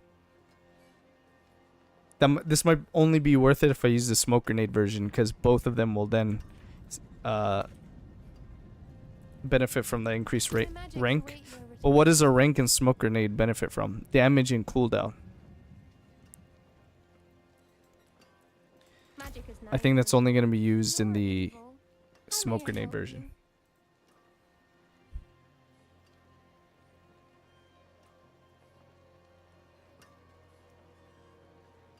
Where did all my gold go? I'm down to 2 million now. 2 million? Really? I'm balling right now.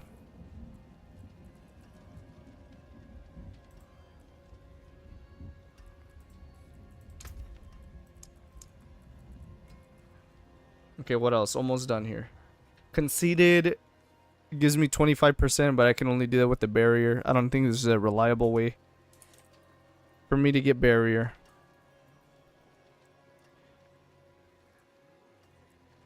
Goes up to 30x.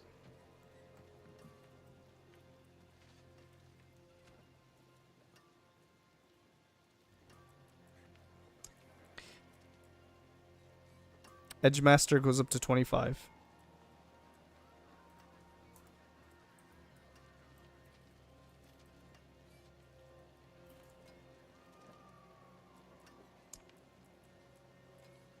Yeah, 25.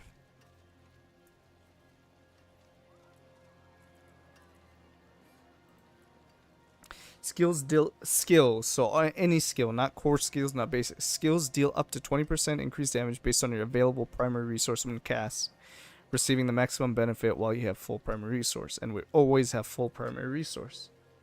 So that's good. We're not using Shadow Imbuement anymore, so we don't need that. No. Smiting aspect, increased critical strike chance against injured enemies. No, we kill things fast enough. We don't want that. Crowd control duration, no.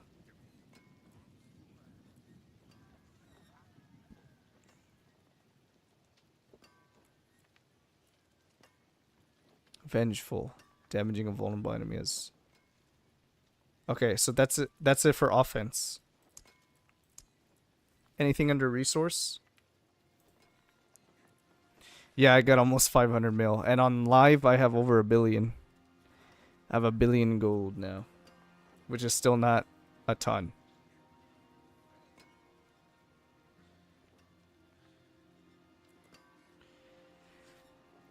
This is only basic abilities, so we don't care about that.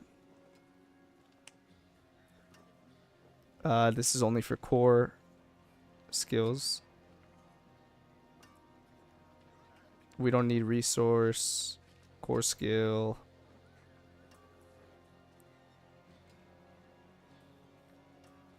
No, ravenous, no, starlight, no. Okay, so we don't need anything under resource. Utility.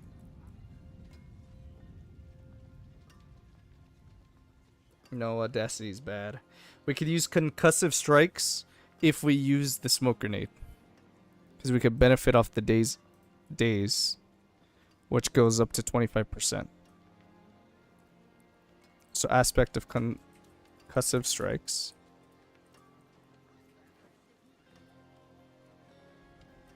$25x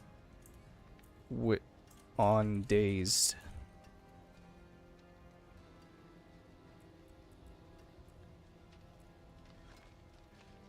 Your grenade skills count as trap skills. Whenever you arm a trap or drop grenades, you gain 20%.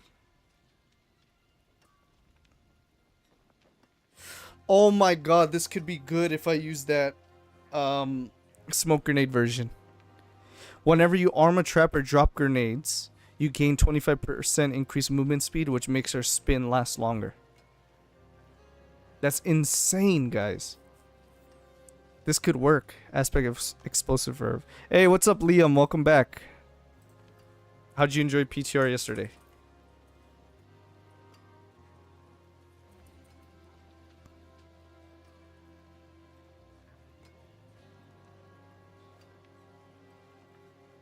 This might be too ambitious, though. But we'll see. It gives 25% movement speed.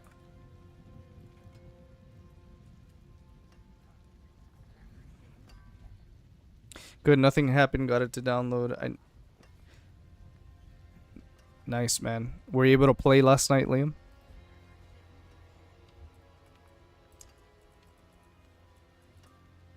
Frosty Strides, no. Noxious Ice. Chilled enemies poisoned by poison imbue will be further chilled.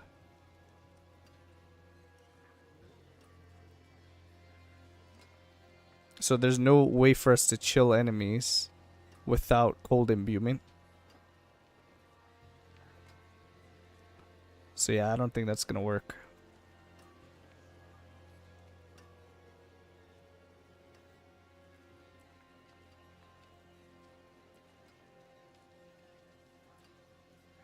Everything's gonna get crowd controlled anyway, so I don't need to spread it with this.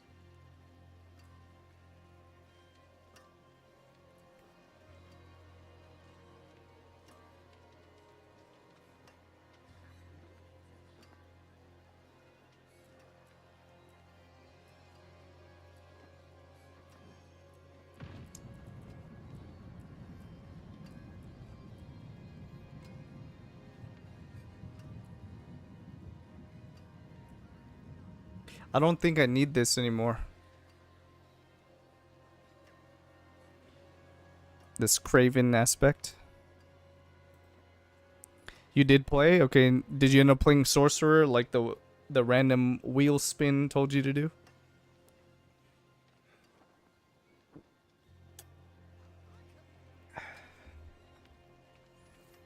English is pretty common here, even in Netherlands. We sometimes communicate in English because it's hard for us and them to understand ourselves. Makes sense, right? That's why they have like Gamescom and stuff over there.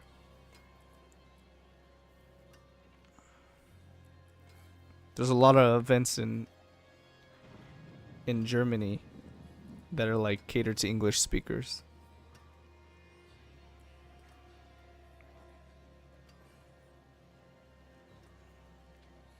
You have a Dutch friend online, his English is good too.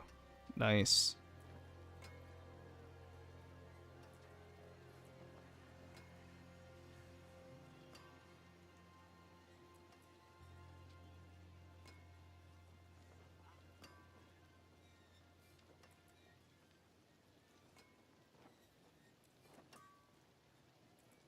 I don't know, guys. I don't know.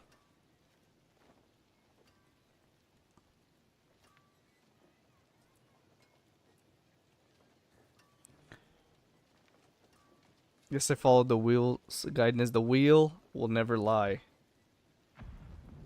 It's like the magic conch from SpongeBob. You must defer to the wheel. Okay, guys, what do you think? Let me know if you have an opinion. Okay? I'm using Wind Striker on my boots because critical strikes give me movement speed. And pretty much all of my attacks are aimed to be critical strikes. But if I use Ghost Walker here, while unstoppable and for 4 seconds after, you gain 25 movement speed, so more, and unhindered, which means you can phase through enemies and whatnot. And your movement speed cannot be reduced. You can't be slowed or anything. And where am I getting unstoppable from to proc this? From the Stolen Vigor aspect right here. I have to be at maximum stacks of momentum, which are going to be there a lot of the time. Bright aura. Brighter soul. Maximum of 10 stacks.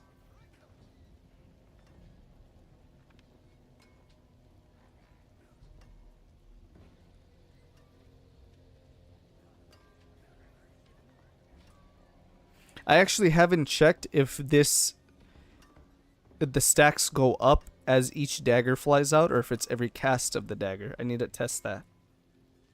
Because that would make momentum kind of bad, actually. Let's test that, actually. Let's go to Kyovashad. I gotta test some stuff.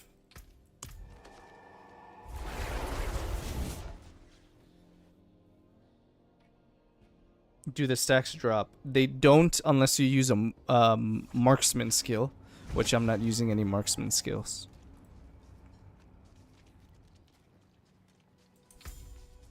So they only, looks like they maintain. Casting or channeling a cutthroat skill grants a stack of momentum. Casting a marksman skill removes a stack. I don't think it goes away, but let's find out. We're gonna go to the training. Core Dragon Stronghold is good.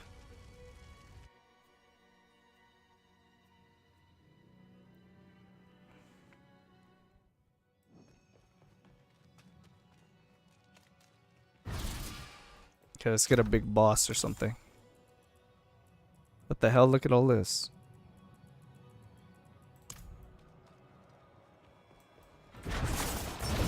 Okay, yeah, I am... My momentum is stacking just by channeling.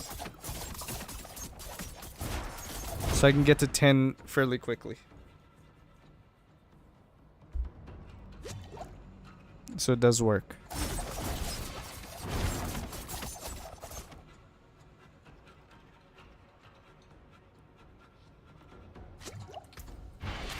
Okay, so since it does stack up to 10, I could benefit from Ghost Walker, which gives us more movement speed.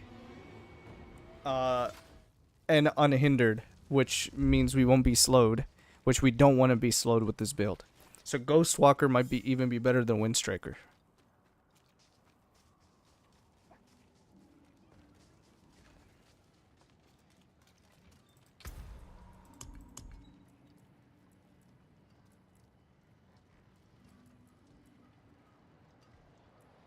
+2 to caltrops. You see?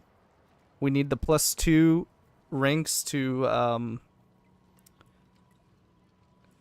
Dance of Knives. Oh, look at those boots. More movement speed. Everything's so good. Ghostwalker it is. I think we should do that. I found the right necro build. Are you talking about my Blood Surge build, or did you find a different one, Liam?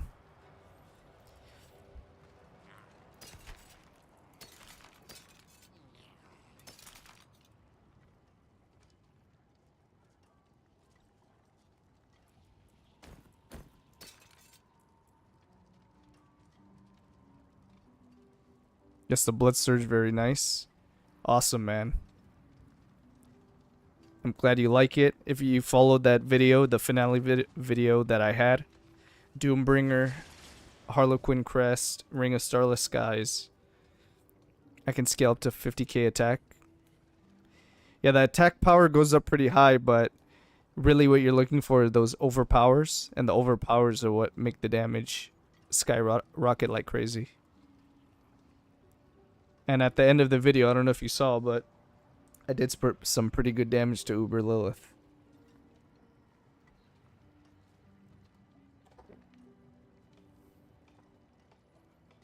Uber Lilith.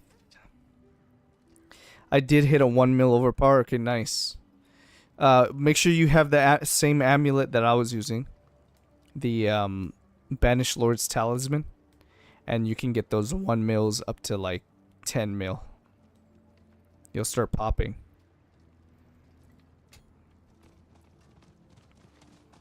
Okay, before I forget, guys, let me check if my YouTube video processed. I gotta promote this stuff. We need the followers. Oh, it did.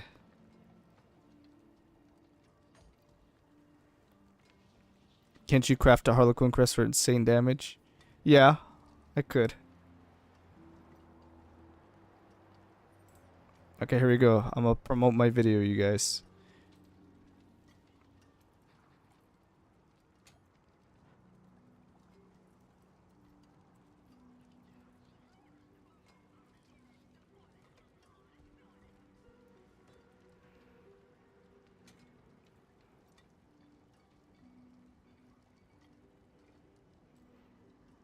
There we go. And put it on Twitch as well. There we go. We got it down to under 2 hours, which I think is better than the 5 hours or whatever we streamed yesterday. I want someone to test my... As always, already liked it. You're the best, Patty. You are the best. I appreciate it. Thank you so much. Got the notification bell for your vids. Oh, dude, that's awesome, man. If you notice, I rarely often say, hey guys, subscribe, this, that, whatever. I just want to focus on making good content, and hopefully I'll naturally get that, so I appreciate the support either way. Thanks for doing that.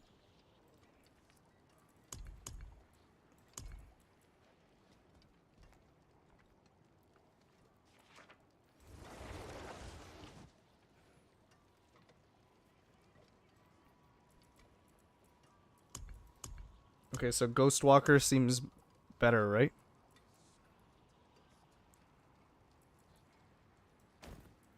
Let's put Ghostwalker on here.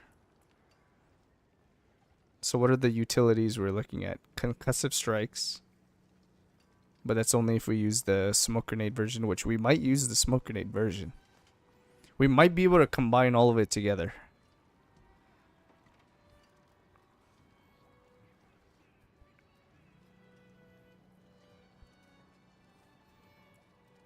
We have enough aspects with like question marks on this list that they don't look like they're gonna fit in the build, that I think I'd be able to combine them. I have 5 Banished Lord's Talisman. Nice. You want to use the one that ideally has the highest percentage in the power at the very bottom. Whatever has the highest percentage, that's the one you want to use. So if you have a max roll of 60 or whatever the max is, use that. And then after that, you want to prioritize, what are the other stats on it? Crit chance is nice. There's attack speed. Attack speed is good. Overpower damage. Pretty much everything else, just try to find the best overall thing. But the number one thing you want to focus on is that percentage at the bottom. Yeah, you still get 20 skill points to spend. That's what I'm trying to figure out. Is like, because I have so many more skill points to spend, we might have room to go into smoke grenade anyway, and then use both. I'm trying to think what other passes would I want. I'm definitely going to get passives like this, Impetus, which is going to give us some increased damage. We're going to get some dodge chance and defense stuff. Damage reduction right here. Close damage reduction right here. We'll get some... We might get 1 point here in the siphoning strikes for lifesteal. Yep, Core Dragon is bugged. You can't do the last part, so I'd avoid it. They gotta fix that. Dazing or stunning an enemy increases your critical strike chance by 2. Oh, see, even with trick attacks right here, it's telling me to do the smoke grenade version. Does Shadow Clone work? I haven't heard any fixes on it. It was still broken last season, and I haven't heard anything about it, so I'm gonna assume it as an ulti. I'm gonna assume it still doesn't work. But are you saying does it work with this ability? Probably. Mimics all your actions, so it'll work. I don't know if they fixed the damage issue. There's an issue last season. I mean, not last season, season 5.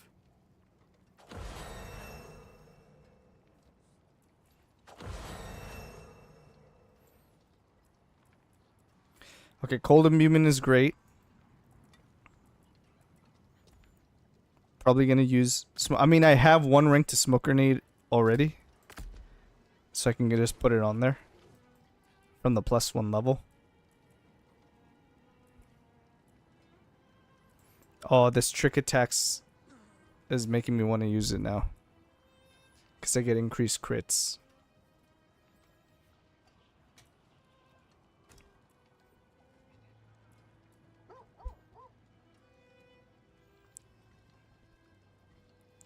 And then I could put 1 point in this weapon mastery. Maybe even 3 points.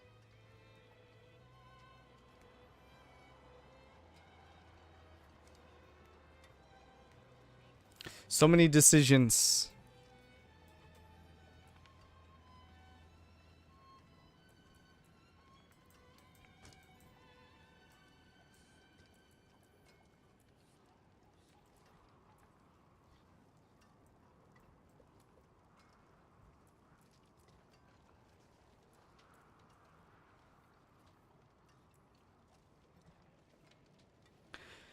Okay, elements so far seems like it has the highest damage, giving 35x, so they would give 70 on the...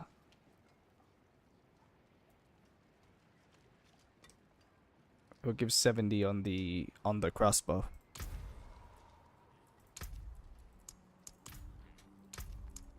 Right? Because after all, on our crossbow, let's put crossbow here.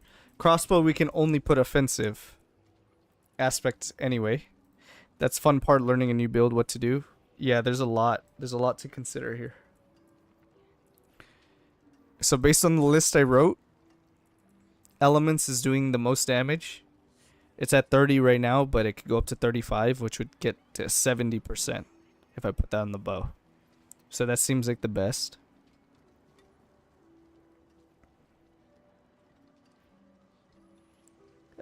If I take star shards, we don't want to double that, I don't think.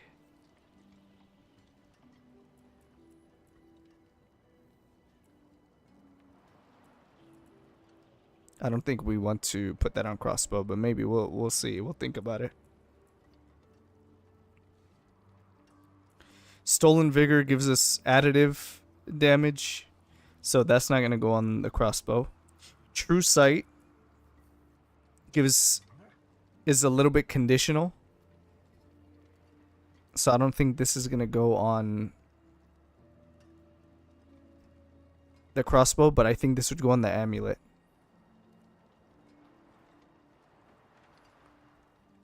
And then we have Edge Master, which is giving us a good amount. And then we have the, where is it? Aspect of Synergy. This one gives us 50x.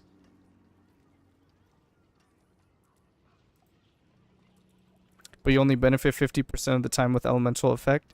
With Elemental, we benefit fairly often, almost all the time, because we're doing physical when our cold imbuement's not up.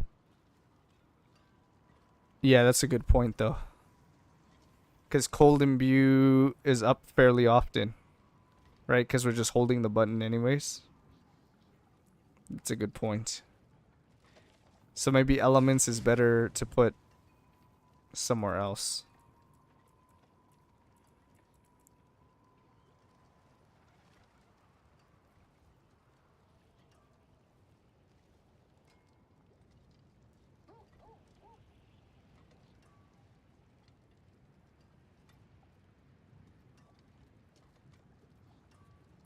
That's true. I'm gonna have it cold imbued pretty much all the time as long as I'm holding the button. So I think we're gonna put elements on just a ring then.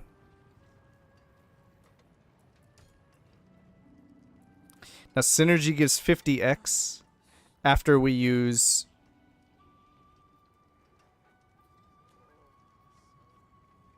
it's still a 35% damage. Yeah, it's still nuts. We're still gonna use it.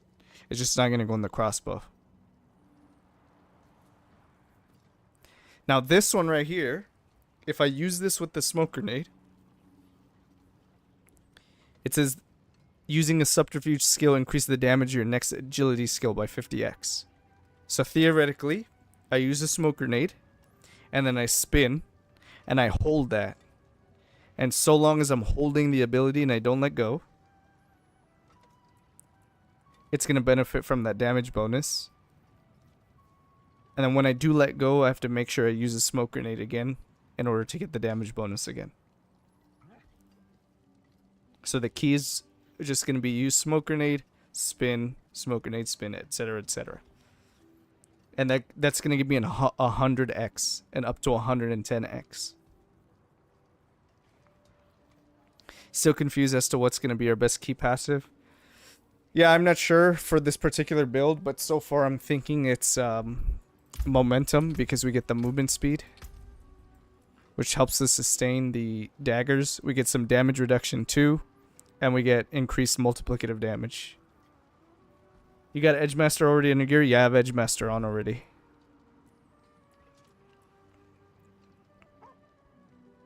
We can't use precision because it's for marksman. We can't use victimize really because we're not scaling lucky hit. We can use close quarters combat though, but we don't benefit from attack speed, so I don't think this is going to be good either. And you have to use both a marksman and a cutthroat skill to make this good. Exposure, again, this is for traps, it's not useful. And then alchemical admixture, we have to use 3 imbuements or aspects that give us imbued skills. 30% damage reduction is huge. Yeah, this is huge. I think momentum is definitely going to be the best one for this build.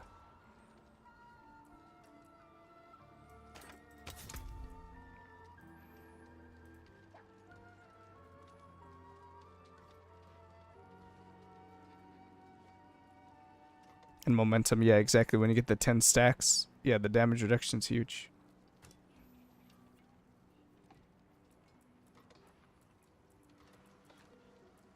Alright, screw it. I'm gonna try out the smoke grenade version. We tried the regular version and it was doing a shit ton of damage already. Let's try the smoke grenade version. We're putting the aspect of synergy because it scales the most damage. We're putting this on our crossbow, okay? There we go. So we get 100x damage on our Dance of Knives after we use Smoke Grenade.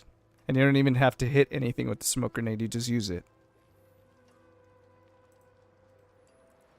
Okay? That means I also want to put this point in Smoke Grenade. Right here where enemies take increased multiplicative damage. This is going to be good against bosses. So put a point there, and then we'll eventually go into there, into countering. This is going to make it better for bosses as well.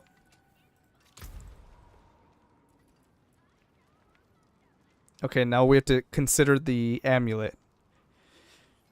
So if we put elements on the amulet, we're going to get 70% multiplicative damage half of the time.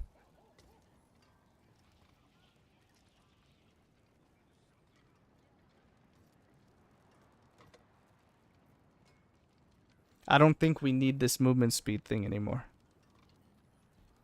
Especially if we're gonna turn off our Dance of Knives to throw a grenade and then turn it back on. I don't think we need it anymore, but we'll keep it in mind. That's what we put originally. So we're gonna see. Maybe I put True Sight on here. You only have to spin as long as the Smoke Grenade CD is to benefit 100% time frame. It seems doable. Exactly.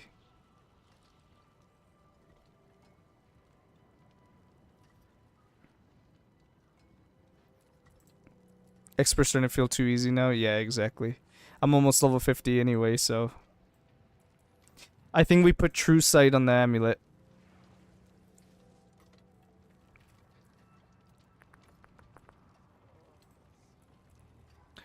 That's what we're gonna do.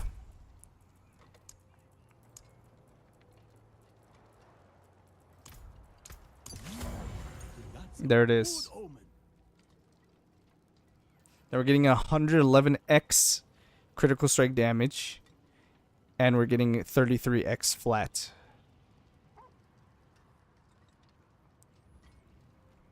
This might not be the best option actually, but we'll figure it out. Fists of Fate probably isn't the best too. We need room for another aspect. I like cheats right here because I'm getting more damage reduction and movement speed. This aspect is insane. Umbrus, of course. And we're using Disobedience for now since we're not even close to armor cap. But this could be changed later. Then here on the boots, we decided we're going to use Ghost Walker.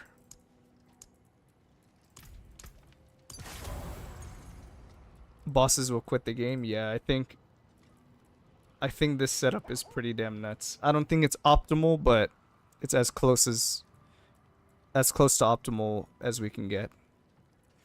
Ideally, we'd put this +1 rank to agility and subterfuge on our gloves. But we'll have to find gloves that are really good. Something with crit chance, dex, and crit strike damage, I think. We have Edge Master here. That's good. And then we have Stolen Vigor here. Now we could also put Concussive Strikes.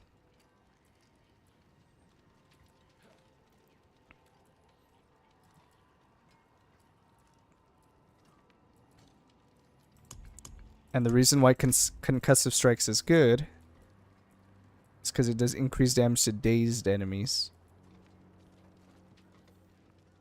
20% X.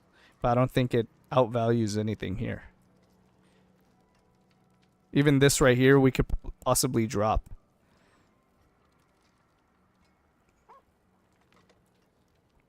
This might not be good enough. I was watching Riker vid and he was saying how they're going D3 route. That is true. But that's a good thing, not a bad thing to me, because D3 was a highly successful game. I never played D3, luckily. So any changes they make in this game are going to feel fresh to me. Need something forged? And it's also good because if I go back to D3 to do that playthrough later, things are gonna feel a little familiar, which is nice. Okay, yeah, and then tempers as well. So what are we tempering here?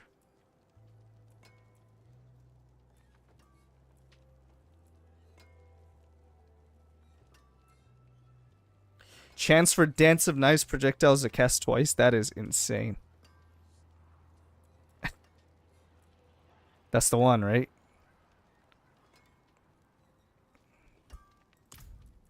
That's actually crazy.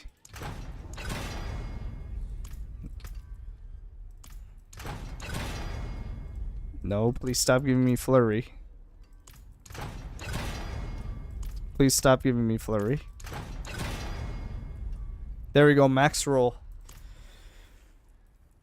I didn't even look at the offense ones. Are any of the offense ones better?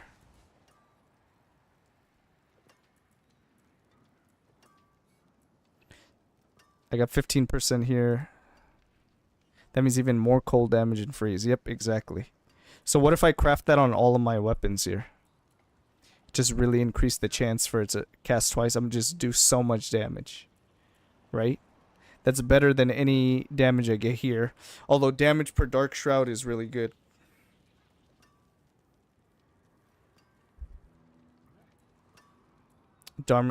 Damage per Dark Shroud is really good, actually.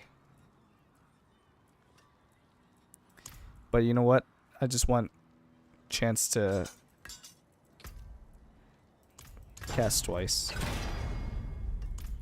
No, not dash. No, not dash. Dance of Knives, there it is. Hit the max roll on that one. And let's do it one more time. So we're going to have 30% chance total.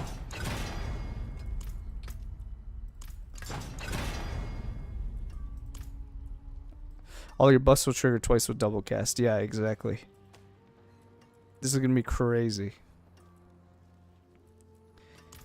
Okay, now let's go to the Occultist and just change some of the mods in our gear, and then we should just be flying through everything.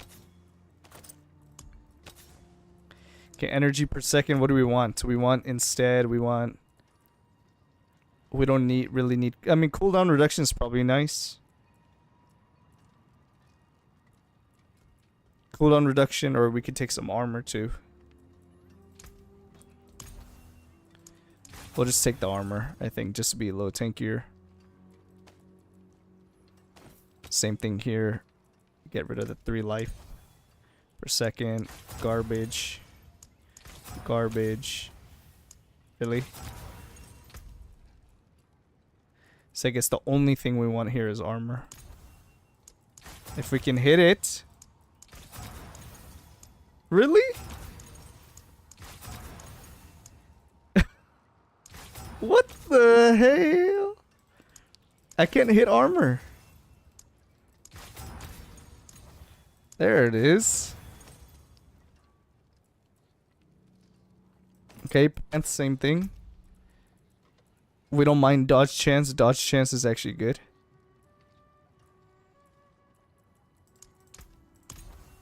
We'll take that. Okay, boots. Boots are pretty much perfect. Max roll on everything too. This thing is pretty much perfect. We can roll the flat damage for more dex. There we go.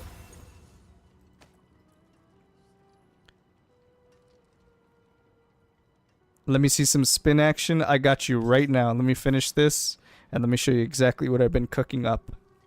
Welcome to the stream, by the way, NC Gaming. Okay, give me some more decks. Console players have it rough. I know, man. No PTR. They just straight up neglected you.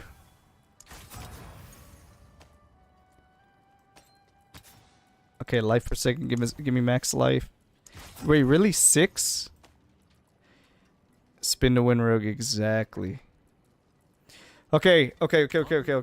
Now, we put it to the test. And of course, we got a bad Nightmare Dungeon sigil. Movement speed temper on boots and amulet go crazy. Oh, yeah. You're right. Let me add that too.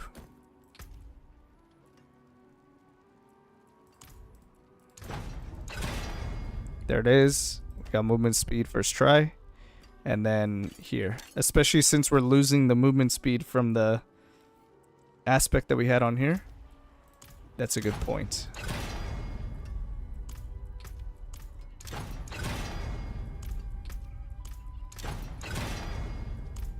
If I can hit it. Really? Oh no. Oh, I hit it last try. Last try we hit it. Okay. Movement speed on here. Movement speed on here. I'm gonna do a quick recap of the gear after I test this in a nightmare dungeon. Let's craft 2 of them. Okay, and Leviathan's Maw, let's get it. Spin to win action, here you go. Now if the damage feels worse, I'm gonna swap back to the other setup I was using before. And there we go. Okay, so this, and then there we go. Alright, we're absolutely flying through now. We can hold the button as long. Do you have the combo points as aspect? Yeah, I found the aspect for the Dance of Knives. Okay, right now we're absolutely plowing through enemies. We want to use Smoke Grenade off cooldown. And I think we can hold the ability.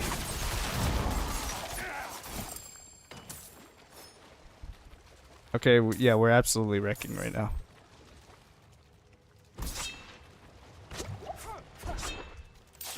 Smoke grenade and then boom.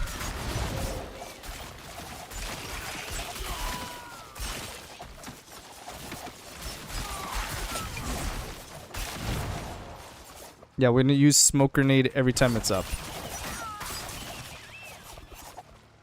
Especially on bosses.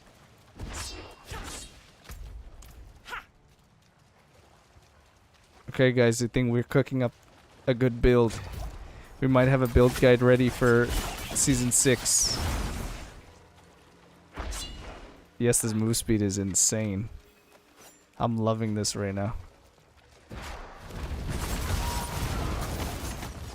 We're not doing like full crits yet. Make sure we use cold imbue often.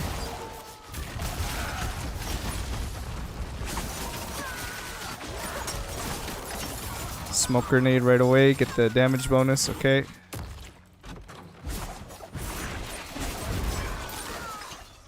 Yeah, trash mobs go down super fast.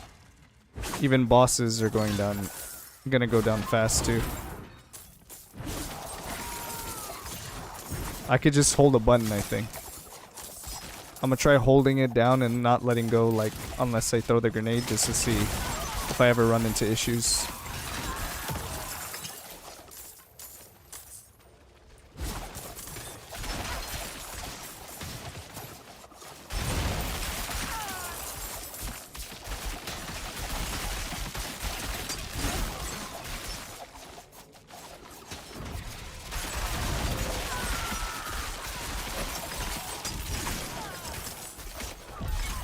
Spin to win rogue.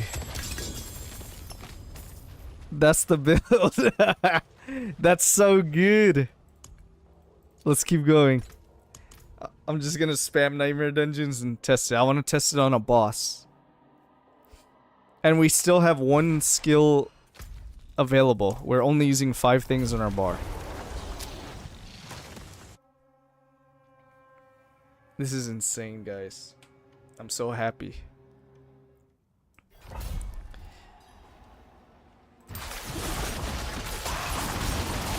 I have to remember to do that every time. Use smoke grenade off cooldown. And try not to let go when my smoke grenade is down.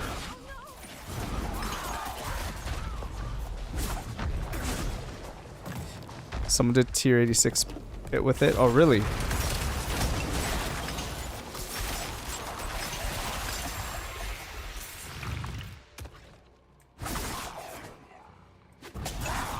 Maybe Death Trap for grouping. Yeah, that's what I was thinking.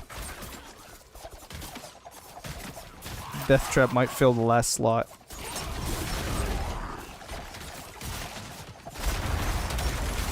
But as you can see, we're having almost no issues, right? Like, even when there's elites, they die pretty damn fast.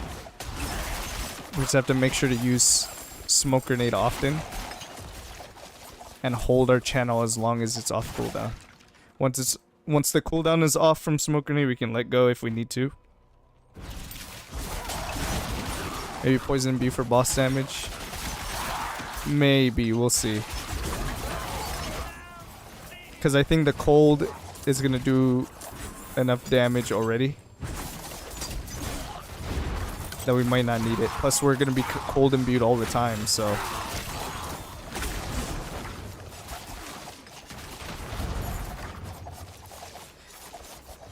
I can just hold the button even just walking here. With the movement speed temper. I think the movement speed tempers helped a lot. Oh, okay, there we go.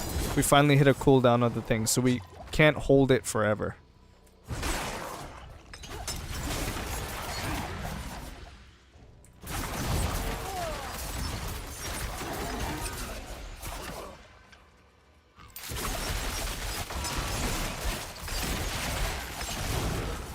And then we just have double movement with dash and shadow step for CC clear.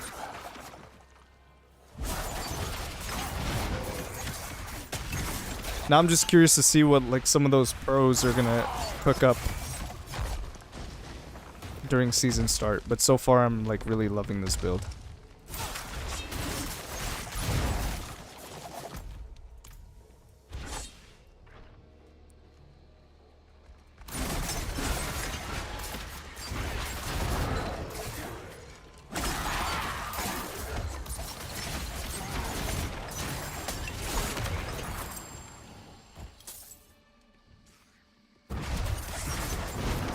Okay, let's test it on the boss. So Smoke Grenade for sure. And then there we go. And our damage is good. There it is. It's official. Our build strong. Let's do one more. Let's do one more test and then I'm gonna do a gear breakdown.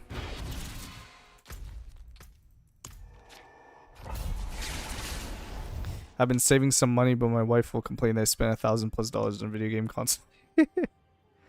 Man, you say that and then I just think about how I just spent 21 or 2200 on my PC. But it's worth it, right? Because I'm able to stream and everyone's hopping in. I got a community going. Appreciate you guys stopping by. Stopping by and watching this bad gamer play the game.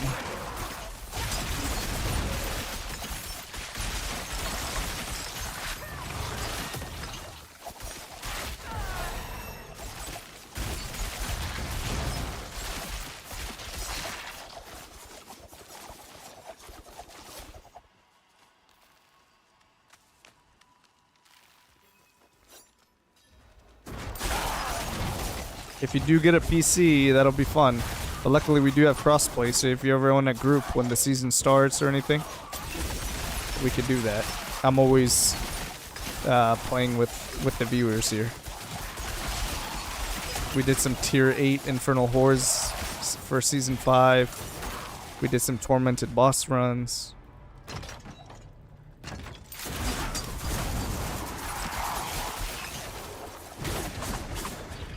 Okay, so you cannot... Oh, it's the Butcher! Okay, let's make him vulnerable. Shadow Step.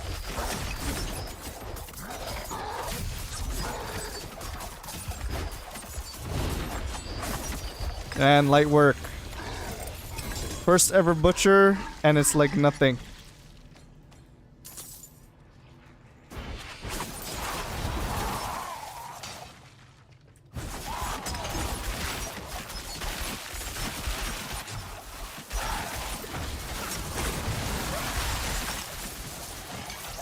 Oh my god. The only downside about elements is the damage bonus is conditional, even though it's more. So I'm thinking of swapping the elements aspect for retribution. And that way, well, then that's conditional too, because I'm not always dazing people. That'll only be good for bosses. So, still a work in progress, but yes, the damage is insane. Thank you very much. You should have seen this build yesterday. It was not insane at all. It was still a fun build, but the damage is not good. Finally figured it out.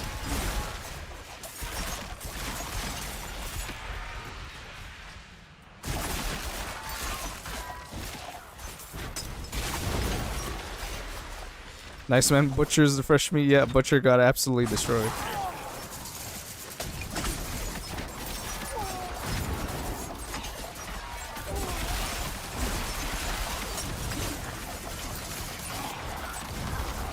Okay, let's not die though.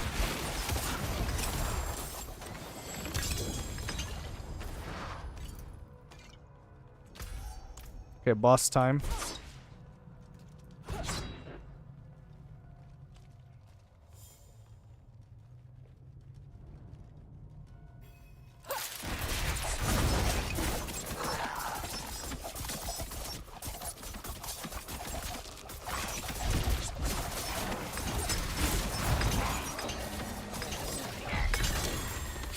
Nice.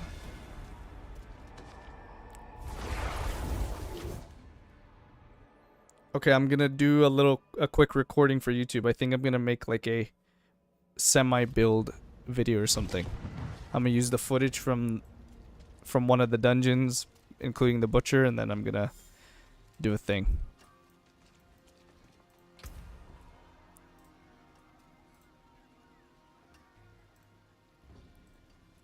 Okay, ready?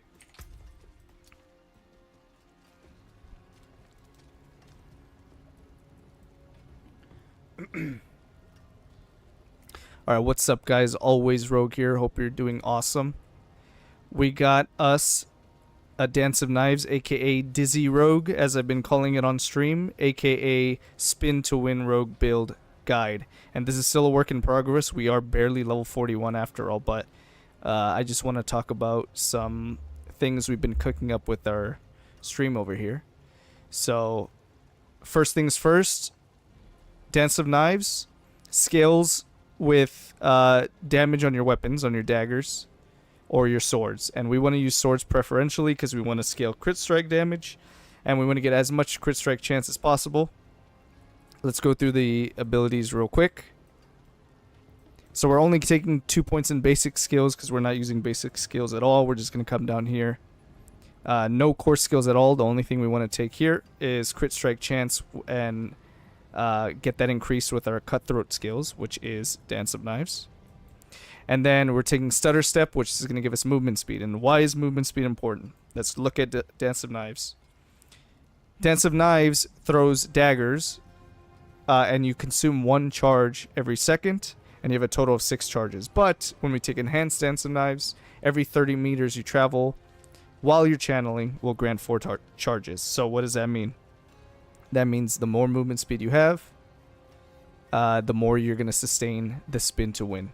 So movement speed actually is the key. And then we also take Disciplined Dance of Knives here. And then we slow enemies. And slowing is important because it counts as crowd control. And we're going to get crowd control scaling. We want to take as many points into Dance of Knives as possible.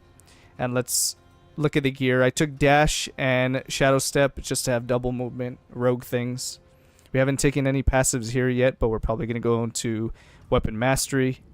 Probably go into Trick Attacks as well. Dazing enemies increases our crit strike chance and damage even more. Where are we dazing from? We're dazing from Smoke Grenade. Smoke Grenade is going to daze enemies, especially with bosses. This is going to help a lot. And we just got this point right here. Enemies hit by Smoke Grenade take 25% multiplicative increased damage. So the damage is insane right now, as you saw in the Nightmare Dungeons I ran earlier. We're taking Exploit and Malice, of course.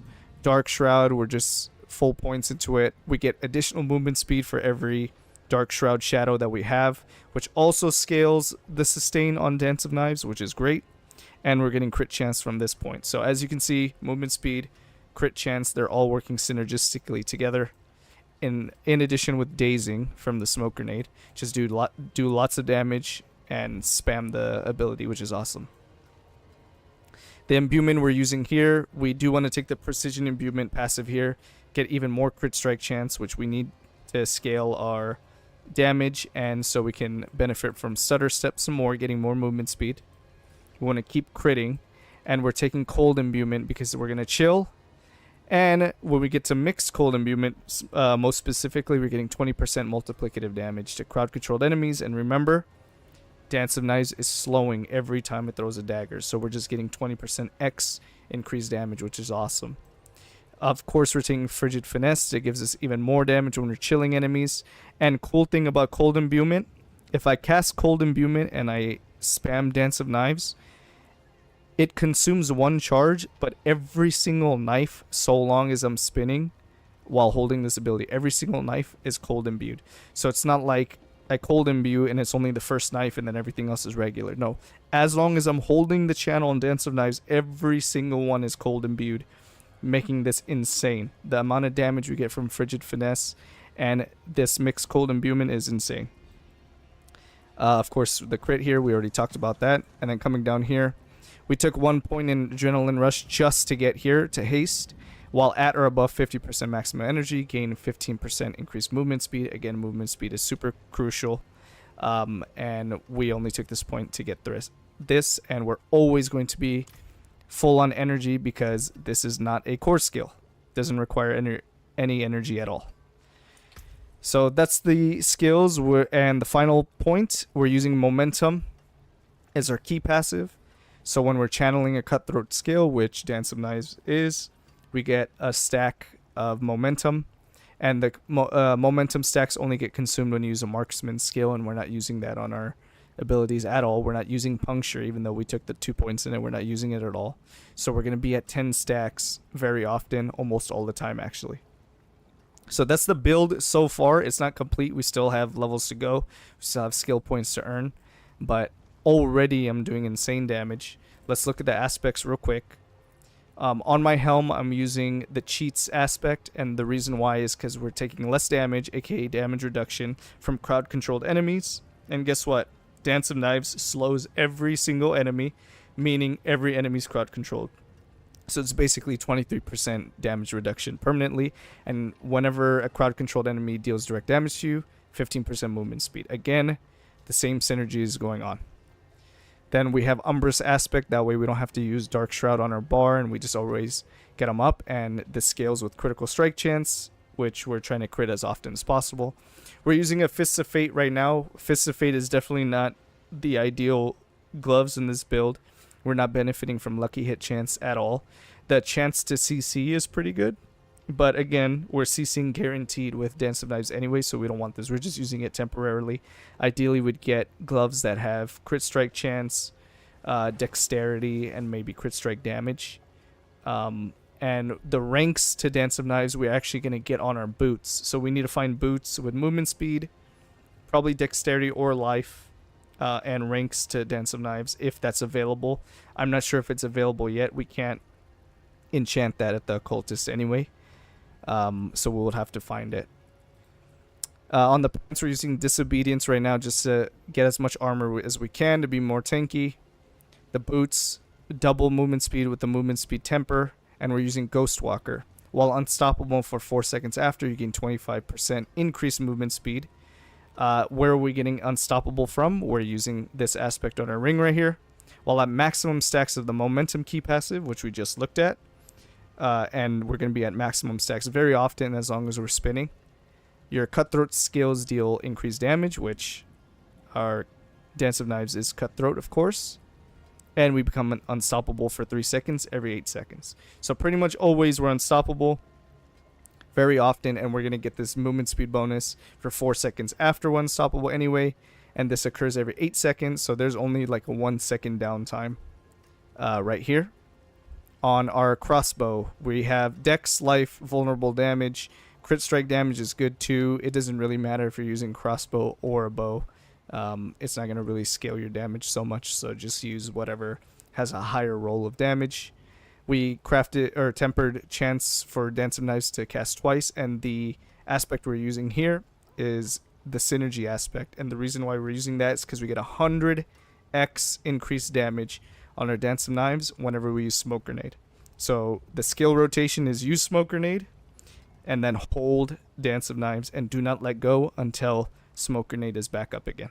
That's the rotation. That's kind of the play style of the build. On our swords here, we're using swords so we can benefit from crit strike damage. We don't benefit from attack speed at all on Dance of Knives. It doesn't seem, so we're not using that. We're using the Star Shards aspect right here for Dance of Knives. We got one, luckily.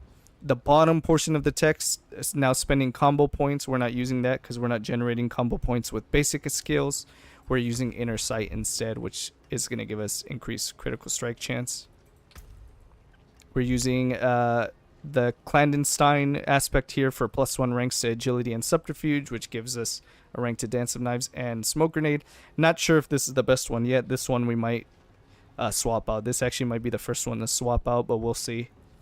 We're using Edgemaster here in the ring, and we're using Stolen Vigor, which we looked at earlier. And on the amulet, we're using Choker of True Sight because we're using the Inner Sight expertise. This is going to give us a lot of critical strike damage, multiplicative, whenever any enemies are marked by Inner Sight, and then when it's full, we just get flat increased damage total. So that's the build right now. We're still level 41. I'm going to do more updates and more playthroughs on my channel, so check out the videos, check out the live streams. We got a good amount of people in the live stream right now. Appreciate all the support, you guys. That's going to be it for this video. Try out the build. Spin to Win Rogue is pretty damn fun. I think the next build I'm going to try out is a Barbarian build, but I'm going to keep it a surprise because I'm cooking up something. So it's my first build guide, and it's just temporary. The season hasn't started yet. Things are subject to change, so we'll see what's better as we go. But for now, you have an idea, at least close to level 50, of how to blast this build. And if anything changes, I'll update it. So anyways, peace.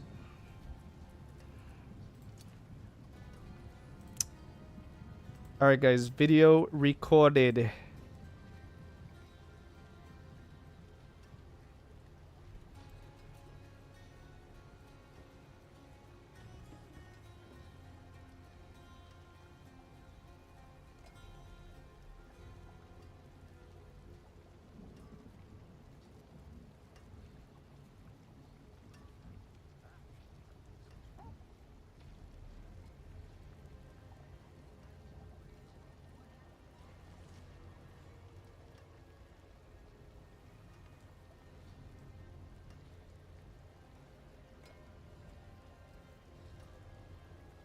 Okay, I don't know what was there.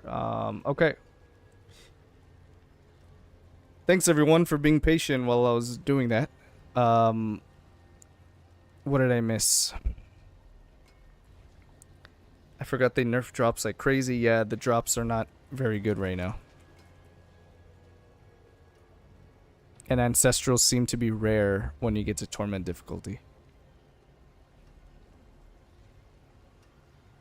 I miss Goblin, cheat code to uniques. Yeah, it's crazy. When I was playing my Necro build, the Blood Surge one, Liam, I found the unique gloves that I needed for that build once the Goblin event started. So I was just like, ooh, loot Goblin. I kill it, and I drop my unique gloves. Just like that. What does the Vendor of Cheats do? Where do you see Vendor of Cheats?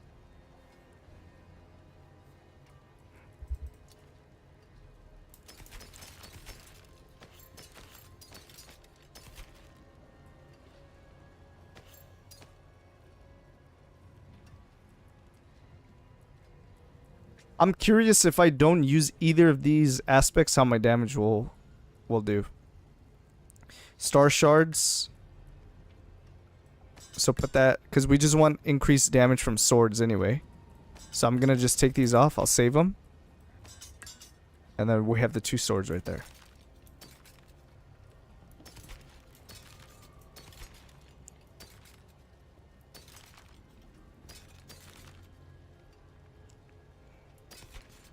Attack speed is useless on this build. Movement speed is what we want. And we want ranks to Frigid Finesse. I'm pretty sure, because Frigid Finesse seems like the passive that gives us the most damage anyway.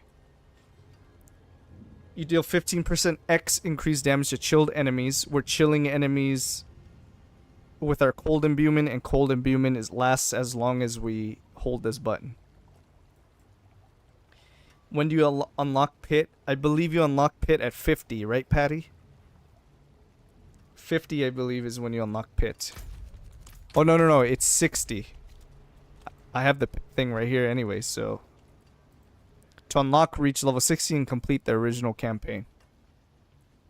So we need to reach level 60. And then once you get to level 60, you're likely going to be in the Penitent difficulty. You can do some pits in there. And then slowly...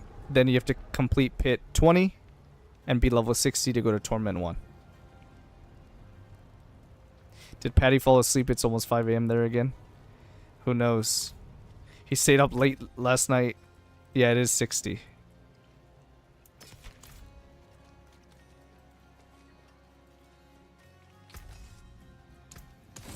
Guys, this build is actually so sick, man. And I'm so happy. I'm gonna do one more, I think, and then I'm gonna take a quick break, because I've been sitting here for a good 2.5 hours. I'm gonna go take some steps, use the restroom. So let me do one more while my elixir is ticking. So how'd I do? Yeah, I saw with the corner of my eye you said subscribe, people. I appreciate that. Liam's the GOAT.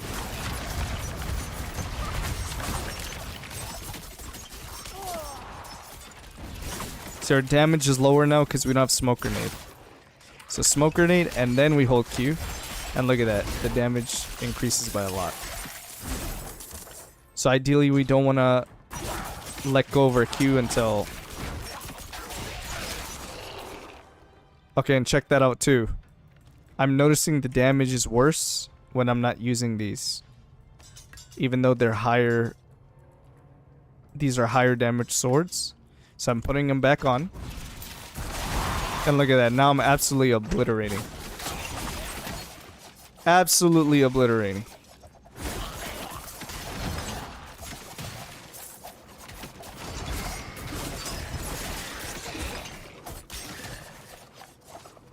It's not placebo, right?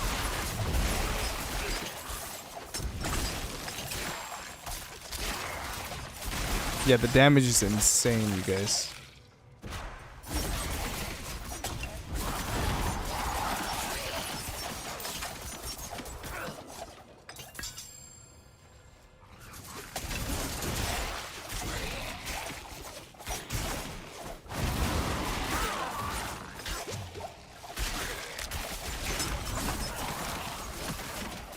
I think you should get rid of the +1 to agility skills weapon, or just test without it. Yeah, let me try that. Actually, I want to see how much damage am I gaining from the extra rank. Right now it's doing 423 damage per knife. So if I take off the rank here and then I put on this, what am I at now? 380. So getting ranks to it is actually pretty significant.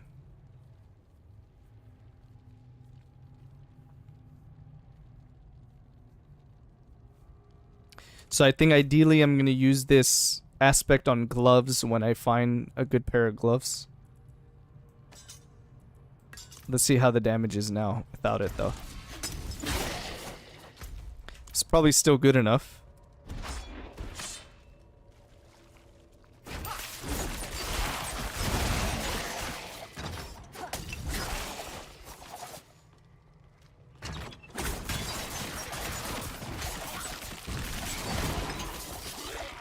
So ranks do increase the damage pretty significantly. So if you can get a lot of ranks, especially if we use a Harlequin crest with this build,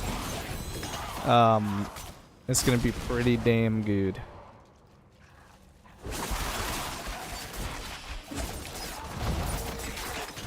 I wonder if a Doombringer would be good for this build. I think Doombringer would be nuts. Right? Because Doombringer's power is not a lucky hit power, right? It just says chance to deal shadow damage or whatever.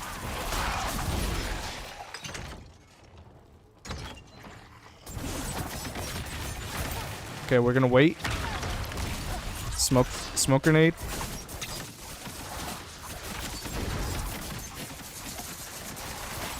Unfortunately, we lost our cold damage. So the setup on this build is weird. There you go. Got to do the rotation right. You think the stream will cut up into 3 streams? Definitely that little video recording thing I did will go up as its own video. I think that's what I want to start doing is while I'm streaming, I'm just gonna be my whatever, communicating with you guys, doing whatever, and then whenever I have an opportunity to do like a video, I'll just do it on stream with the chat on display.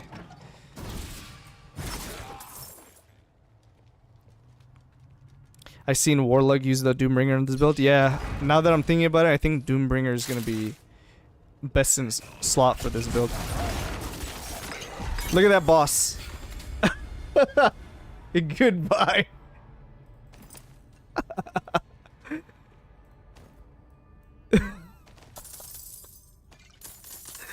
Okay, that boss got decimated. I'm gonna keep this. Oh, you know what we're also losing by taking off the sword? The chance for Dance of Knives to cast twice. So that's probably carrying the damage as well.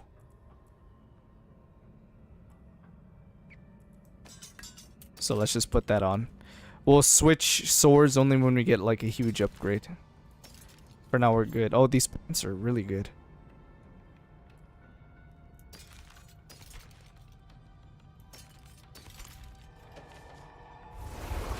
Boss. That guy melted. Okay, I think I'm gonna take a quick break, you guys. Shouldn't be long, maybe like 15 minutes. Appreciate you guys, everybody who's stuck around. Make sure you like the stream. Make sure you subscribe to the channel if you aren't already. Thank you for all the love and support, guys. I'll be right back. Let me just use the restroom, hydrate, and go from there. Is your build video already up, bro? I want to copy it. No, not yet. I'll have to upload that. It should be ready tomorrow.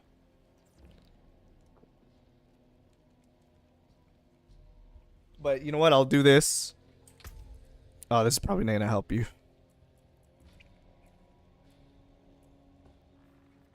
Here, I'm gonna give you the quick demo so you can look at what I'm working with, but the full video will be up tomorrow. I'm just gonna go through each piece, and then you can like pause and look through everything.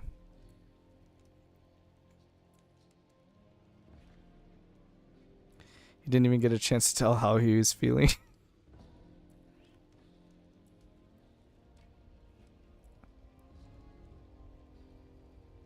Okay, there we go. Inner sight. Skill tree is a little crazy right now. It's not complete. That's good. Reduce the cooldown. That's what we want. Ideally, we want to use this on elite packs only, if possible. That's the best rotation here.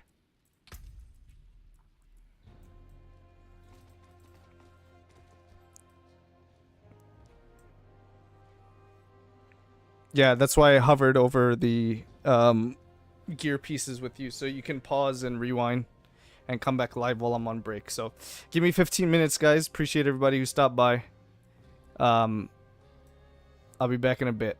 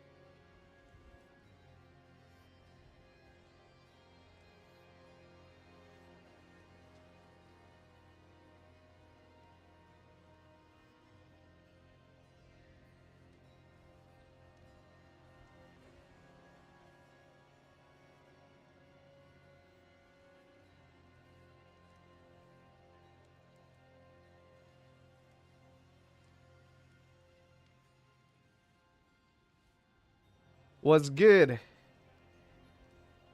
What is good in the hood? You only need 4 hearts for Varshan now, by the way, and 12 distilled fear for Beast.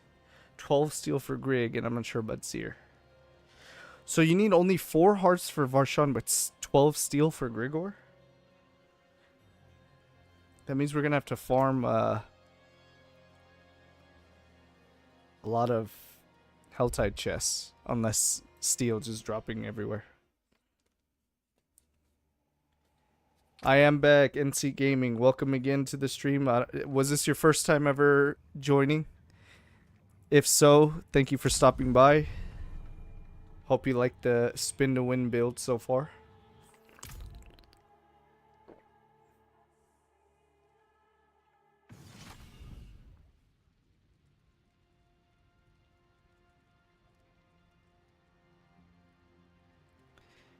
I was reading your comment, David, and I was like, what are you talking about? And then I realized 2, yeah.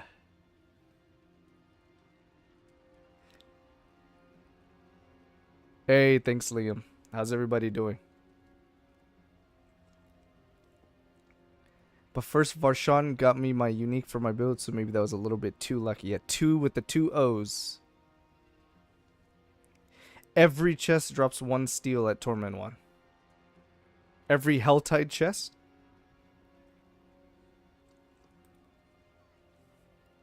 Yep, glad I did. I appreciate it, NC Gaming.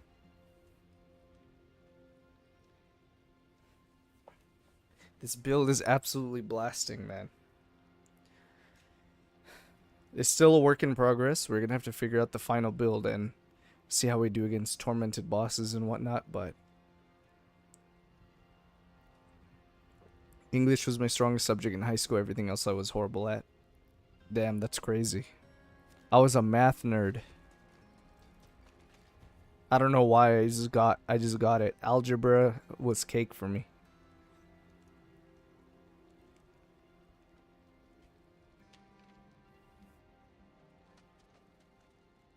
Every Helltide chest. Okay, nice.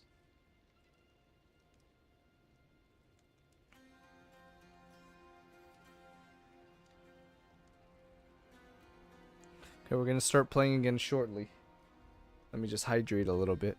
I feel dehydrated, so we're drinking some water that's getting blurred by our background.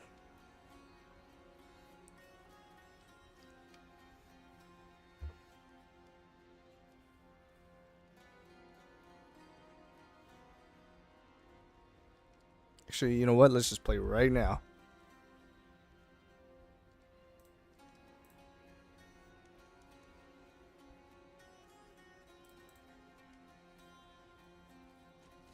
Okay, back to Nightmare Dungeons. Let's just keep leveling in Nightmare Dungeons and yeah.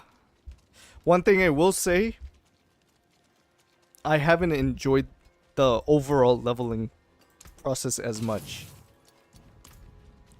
And I think that's because maybe because it's slower, I don't know. Maybe it's because my build wasn't optimized in the beginning. We're still figuring things out. So it just felt slow for that reason. But now that I know what's required to make this build strong, maybe I'll like it better.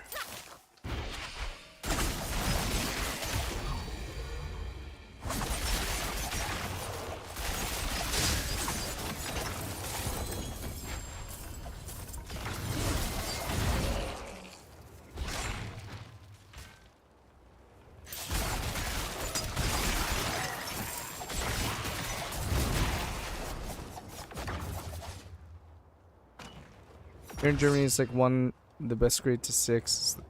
It's the best you can get. In English, I was like a 2 back in my school days. Oh, 1 is the best, 6 is the worst.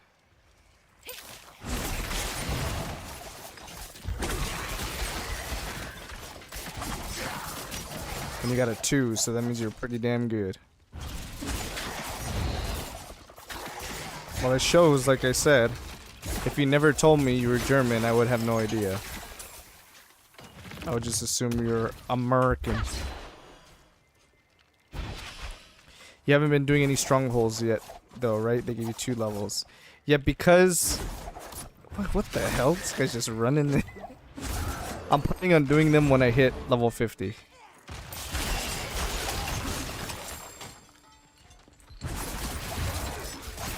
So the leveling's been slow so far, but it'll get better.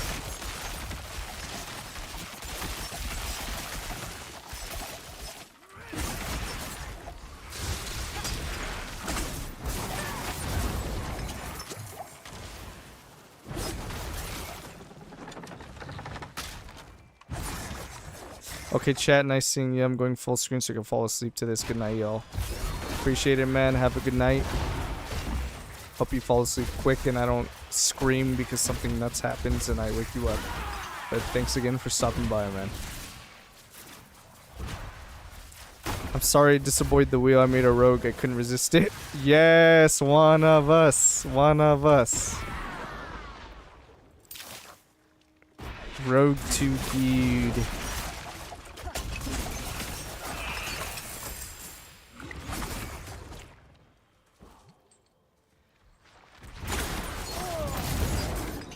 Liam joined the rogue train.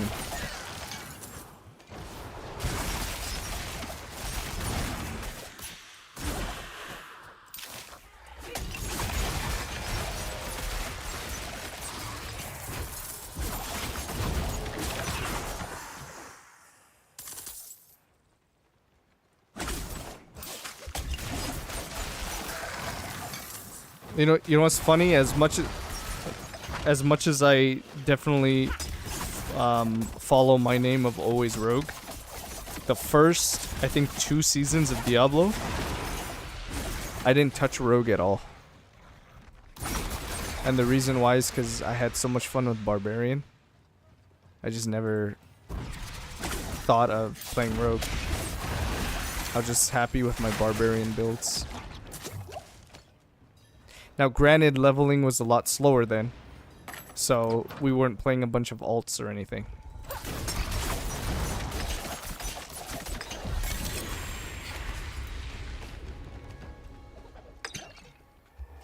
So I was just trying to get my Barbarian as leveled as possible.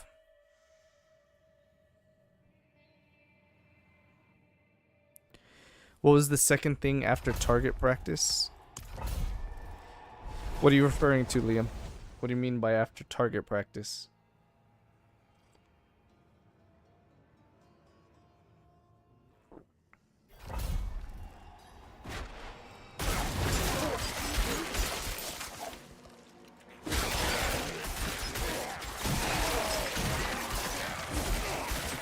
The passive? Oh, let me take a look.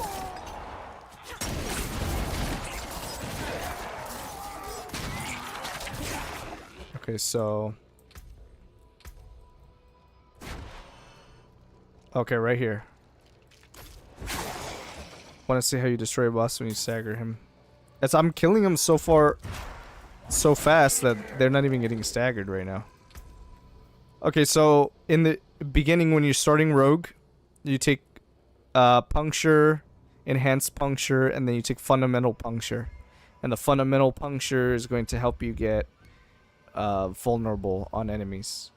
So that's why we take the third point, but later on you'll be able to take it off. Then you don't have to take Stutter Step yet because your crit chance is going to be so low that you're not going to benefit off of it anyway. But you can take 2 or 3 points in here, basically just enough so you can get to Dance of Knives already. Then make sure you take Discipline Dance of Knives so we can get this slow. Very important. And then after that, you just take Dash, take Shadow Step just so you have a lot of movement. Movement.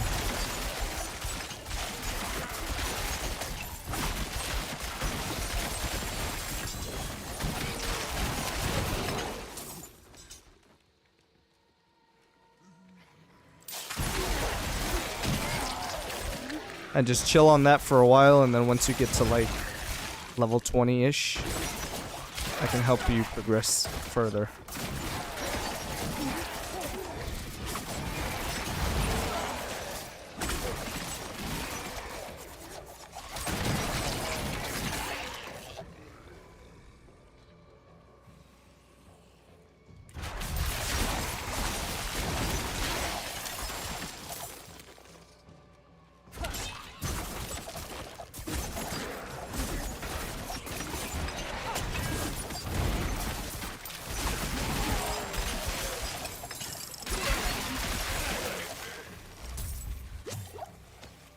Does this last persistently? Yeah, it lasts persistently, right? So, subterfuge skill, cooldown, next agility skill, damage increase. Okay, there we go. So now, I can just hold it. Whenever I use my next agility skill. Wow, that's sick.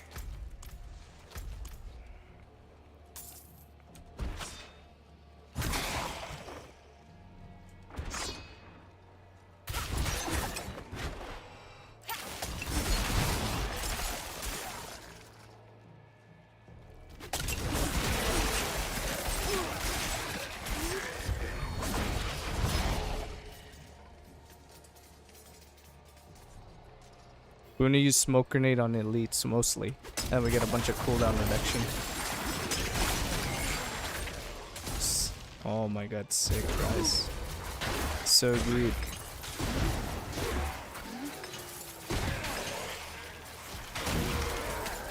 So I think it's good to pick smoke grenade up even earlier. So I would have to change the leveling. Once I create a full build guide for season 6, we're gonna change the leveling setup. Some things we've learned, some changes we need to make.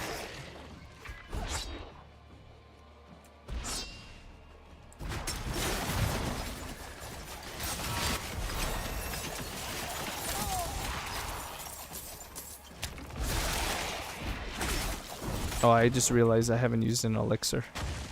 There we go.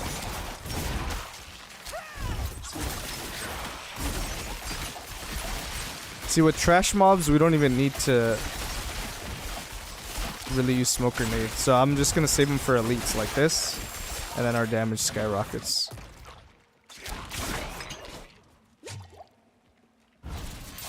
I always hated fighting rogues in WoW if I played in the battlegrounds because they could stun lock you for days.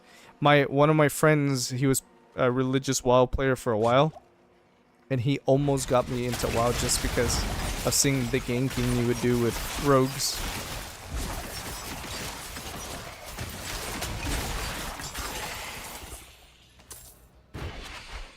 Guys, the cooldown reduction on stun smoke grenade also is really crucial. So there you go. We got countering there. So now what do we take next? I think we want trick attacks. This gives us even more crit chance, even more crit strike damage whenever we daze. And guess what? We're dazing almost all the time. Let me see if there's anything better we want to take. I think our defenses are good enough that we don't need it right now.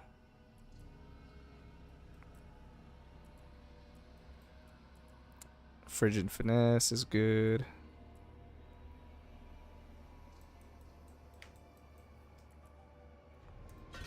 Just take 1 point into Weapon Mastery.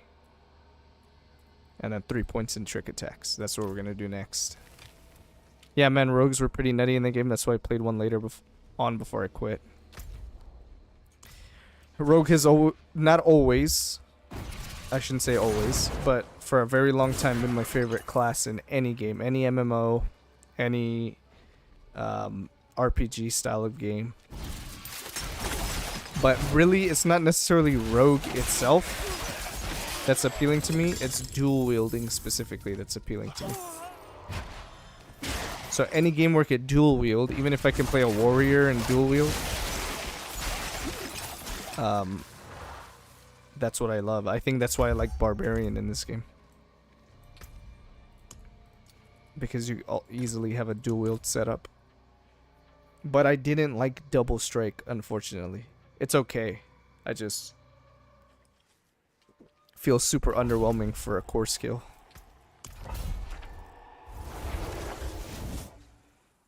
I'm excited to play Spiritborn though. I had crazy beef with Rot Splitter.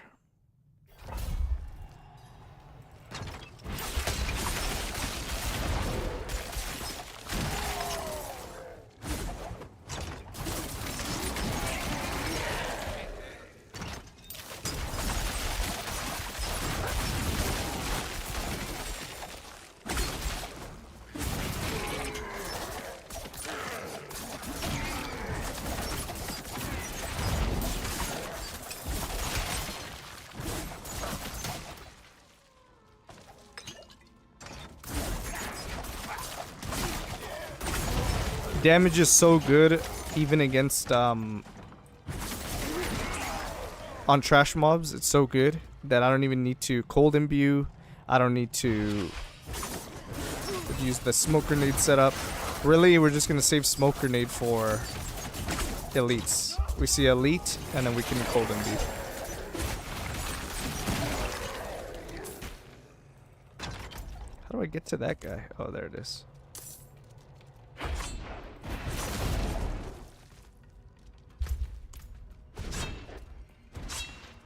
I don't think I need the 3 dashes, so I could probably take a point off that.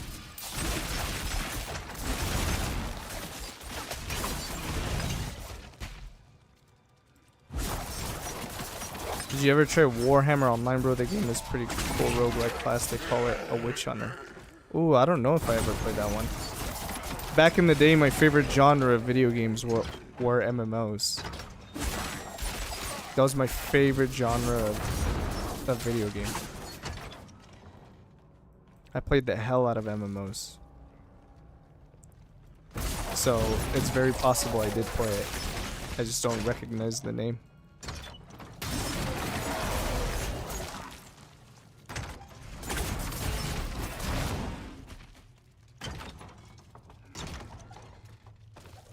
Yo, what's with these mobs that are just running away? Do you see these guys?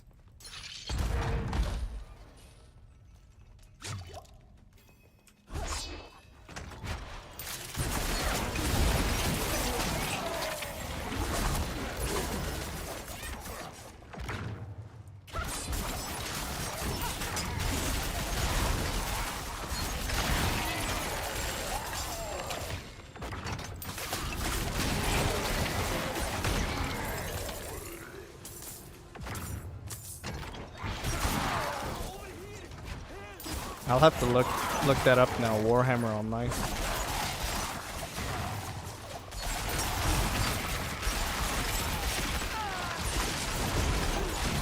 The first ever MMO game that I've ever played was RuneScape. Right back in the day when I was a kid, young kid. I used to play in elementary school. So that's like what I was like 6, 7, 8 years old.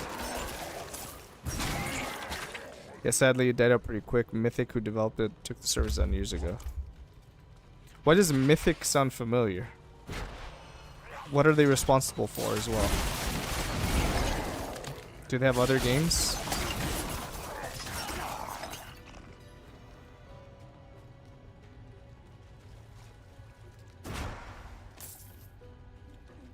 Okay, ready for the boss rotation? Okay. We are first Shadow Step, apply vulnerable, then Cold Imbue. Actually, no, I think we can Cold Imbue first. Okay, Cold Imbue first. We Shadow Step, Smoke Grenade, and then Dance of Knives, okay? And what boss? What boss? Yeah, this build is pretty good. Spin to Win Rogue, Season 6. Let's go.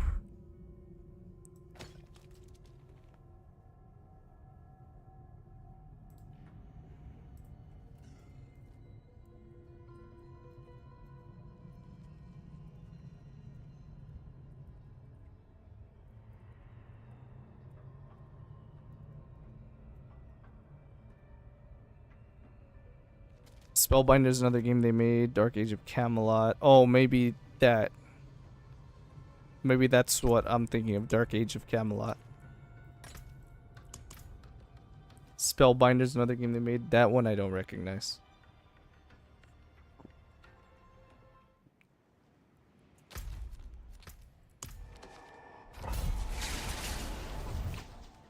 Ultima Forever. Is that the same as like Ultima Online?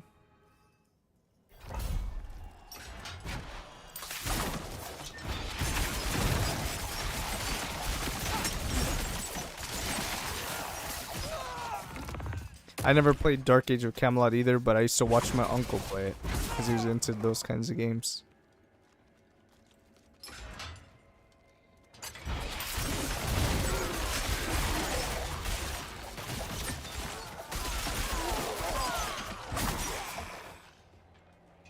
So the build is starting to transition into less about sustaining Dance of Knives for a long time and more like just scaling the damage for the duration you do cast it.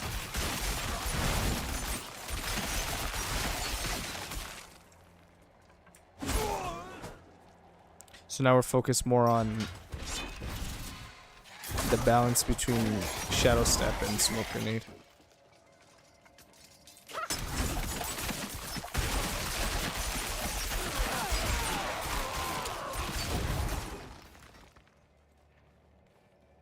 What the?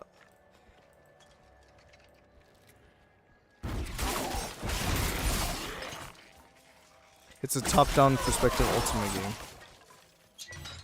But they didn't make Ultima Online, or did they also make that? Because I know that was a fairly popular MMO.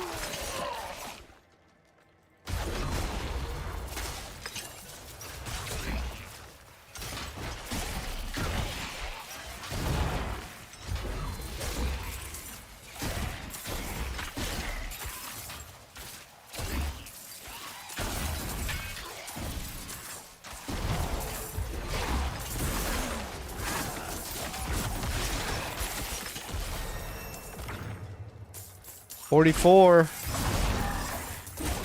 We're getting close.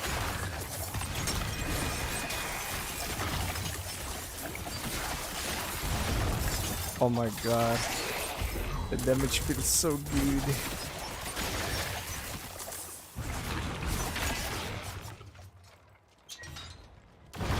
Yeah, they did that one and was published by EA. Okay. I remember that one.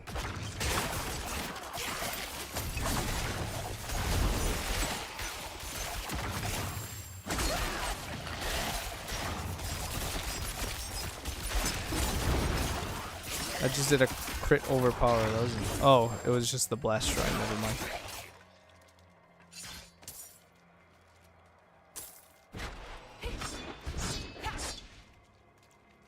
Okay, what did we learn? Rotation. Boom, boom.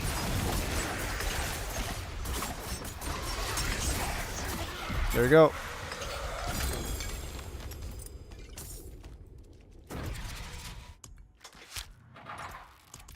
What level did you end up getting to, David? Are you 50 yet?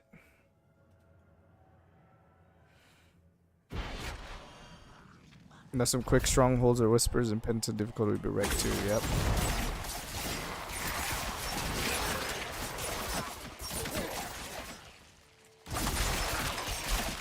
Oh my god, man, this build's so good.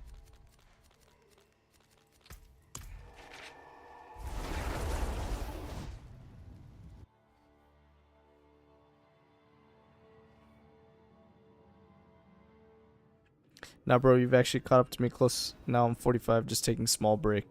No worries. Goblin, did I miss one? I missed Goblin? Or are you talking about yourself? Did I miss Goblin? Oh, it's gonna be gone, huh? Rip. Maybe you found your own Goblin. Is that what you meant?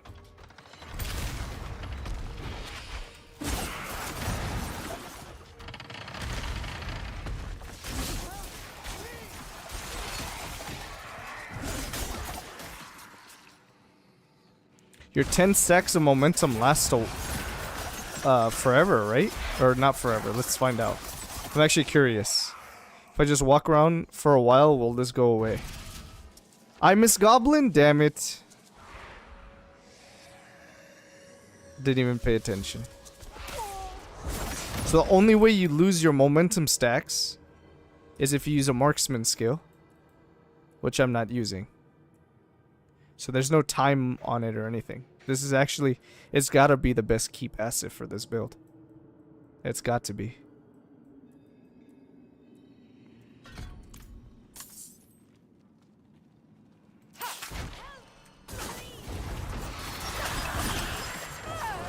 Where the hell did that guy disappear to?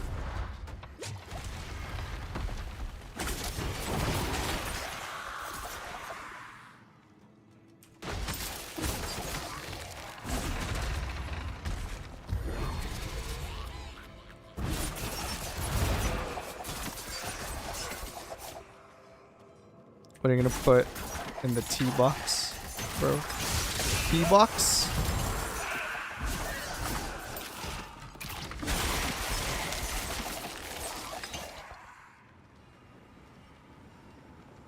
The only thing I wonder is how power leveling will work for your friends, or if you have to be on the same torment tier to play together. Yeah, you're gonna have to be in the same tier to play together, for sure.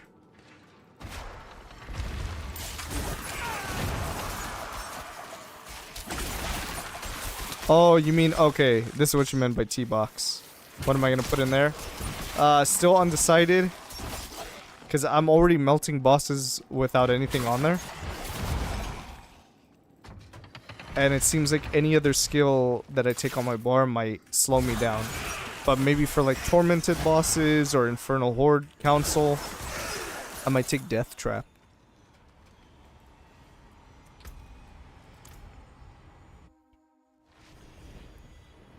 I'm already getting Dark Shroud by myself. I don't want Poison Trap. I don't want Concealment. Potentially we could take another Imbuement too. But we'll see, because I think Critical Strikes. Yeah, it scales with Critical Strikes. I could take Blended Poison. But I think Cold is just potentially better.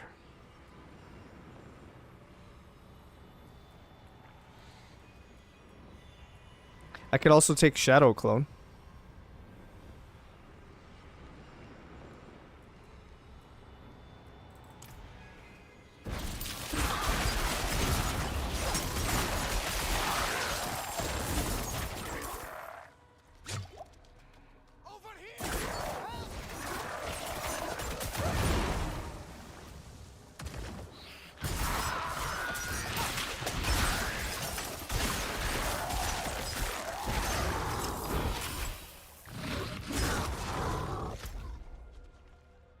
What the?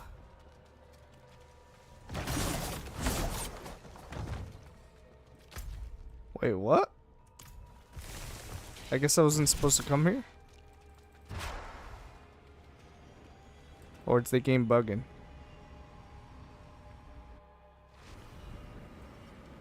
Destroy the idol.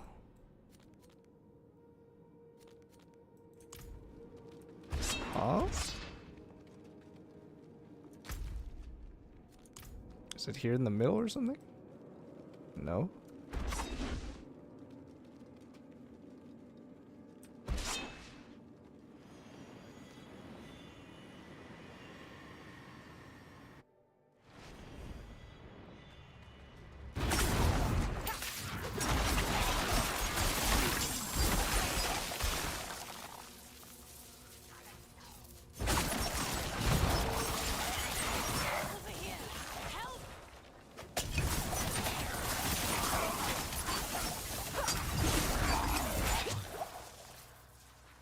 If Shadow Clone is fixed, I think it'll be a good boss fight. So yeah, Shadow Clone might even feel better than Death Trap, because Death Trap slows you down, right?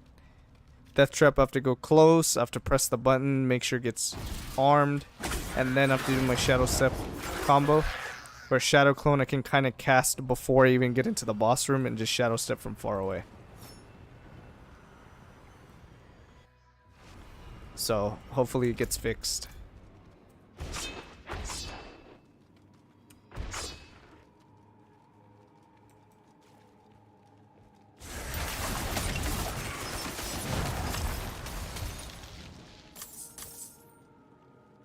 I'm excited for Spiritborn though, I'm not gonna lie, guys.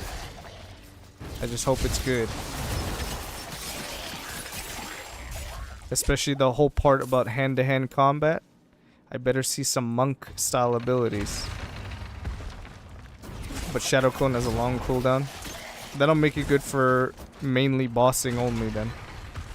Plus it doesn't seem like we need ultimates outside of bossing anyway. So far at least, we'll see.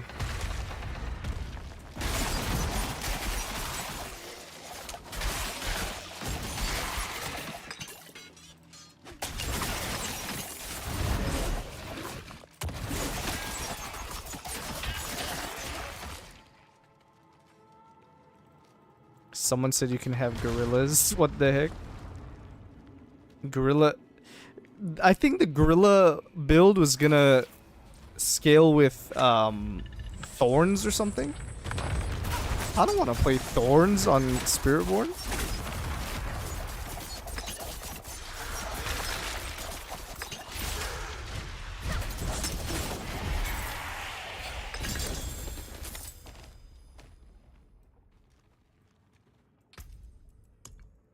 Our damage is pretty conditional with elements.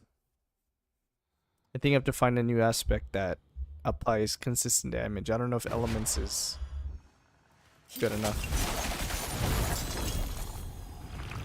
It's like sometimes the boss kills are really slow if we're not on the right element.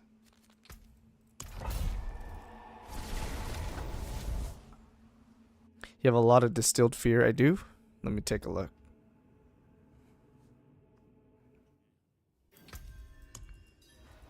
$26. I could run bosses.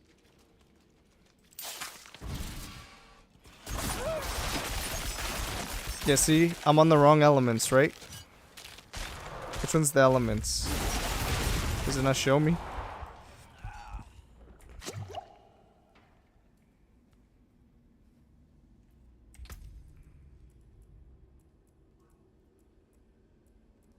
Wait, am I not running elements anymore? Oh, I guess I'm not.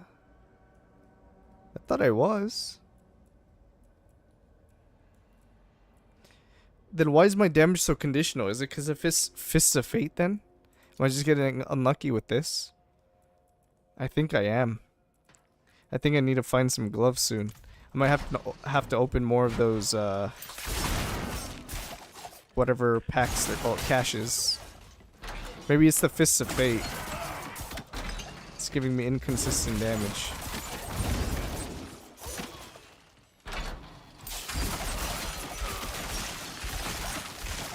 I thought I was using elements still, but I guess not.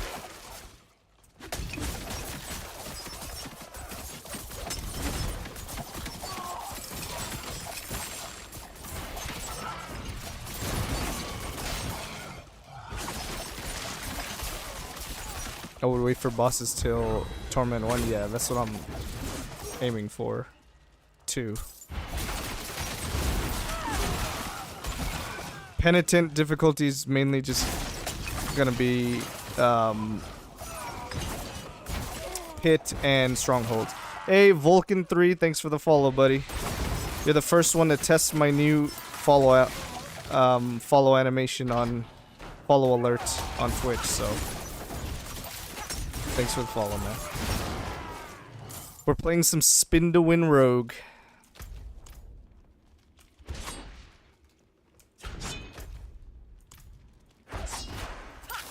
I've been theory crafting the build for this, and it's feeling pretty damn strong.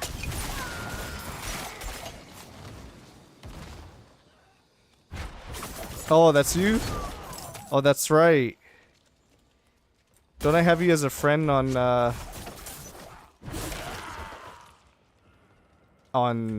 Battle.net, and that's your name too, Vulcan?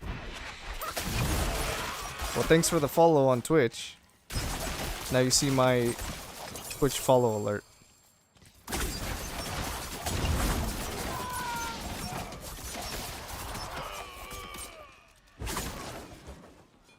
Yeah, on Battle.net. Okay, that's right.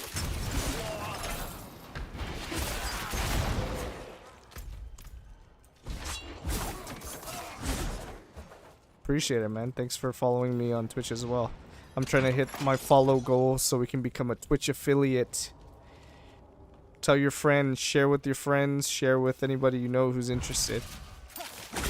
Help me get to my follow goal so I can start becoming an affiliate. Then I can start getting subs, I believe.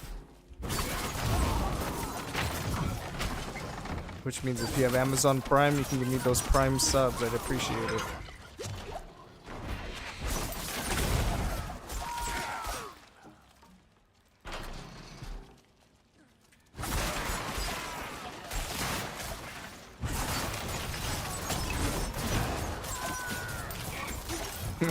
This guy said, "What's going on here?" Like he's a completely different person too.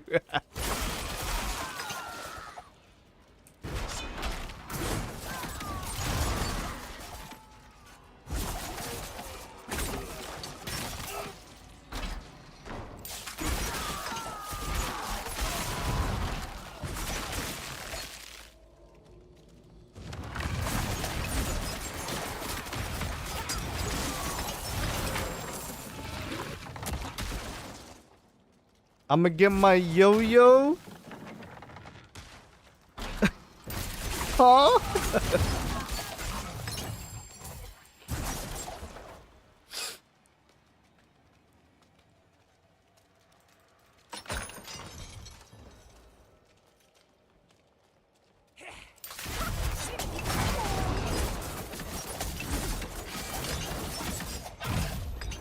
Yo, that stun absolutely ruined me.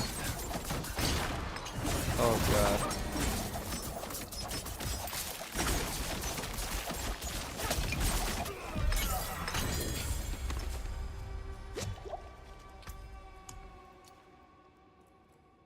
Okay, we have world boss coming up when? 3 minutes. Let's just head to world boss. How many followers do you need for the affiliate thing on Twitch? Let me take a look.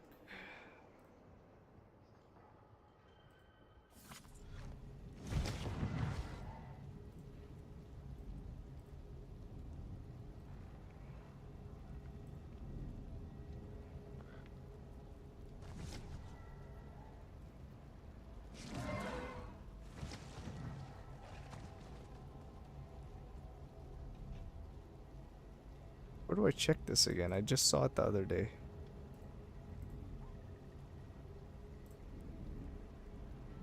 Not video. Oh, there we go. Stream manager. Average stream bitrate too high. Why is it too high? Does it look good on Twitch? Does everything seem good on Twitch? It says my average bitrate is too high. The hell are you talking about? Oh, is that the rogue emoji? That's sick.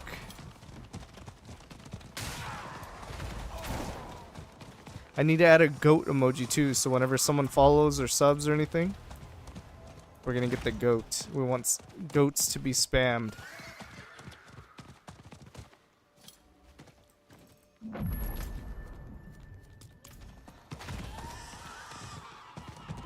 Yep, looks good on Twitch. Okay, perfect.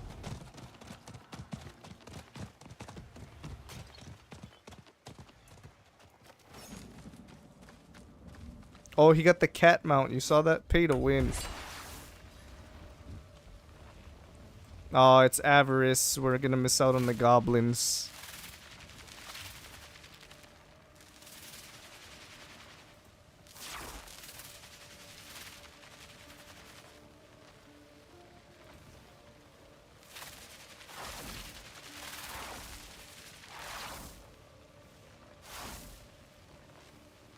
Here we go. So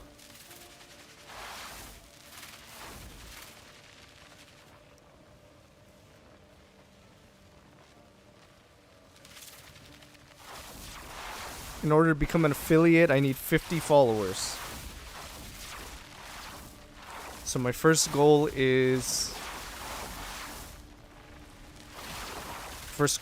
just to get 25, which that's what I set on my Twitch channel. Once we hit 25, we update the goal to 50. And there we go. And maybe I'll even put my follower goal on my stream somewhere, like in the corner, like right here.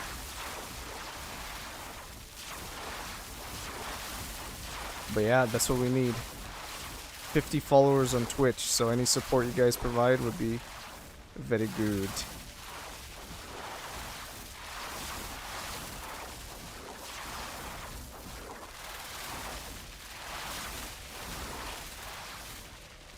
I love that emote, man.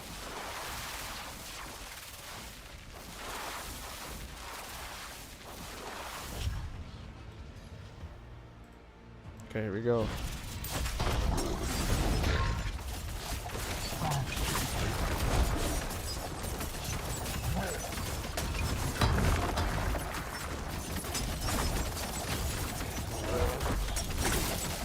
The cooldown on our smoke grenade is so low.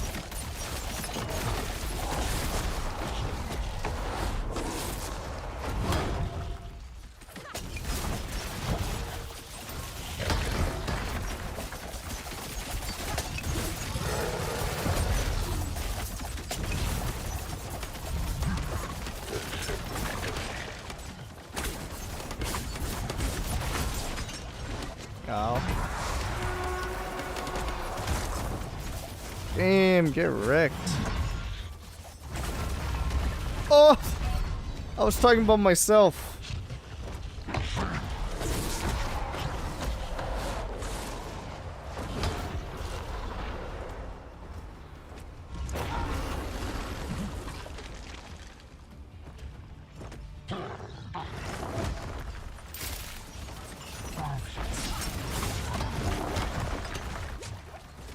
Oh, man.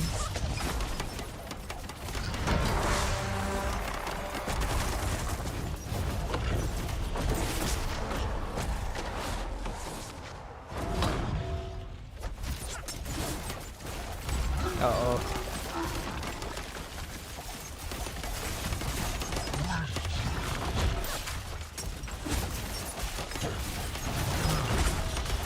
Ow.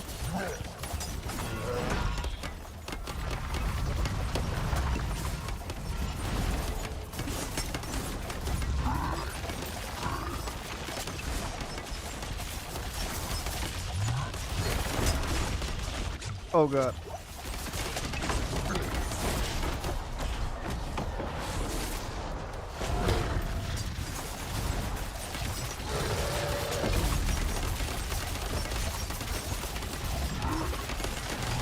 Got a barb one too. Nice. Oh, we do still have loot goblins. It's just not gonna be like a goblin parade or anything. I forgot you still do get loot goblins.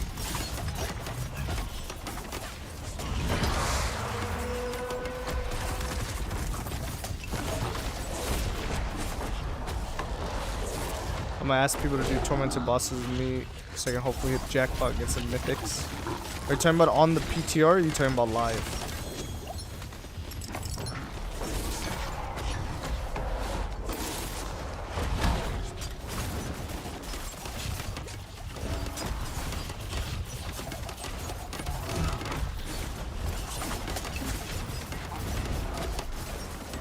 Not normal, okay.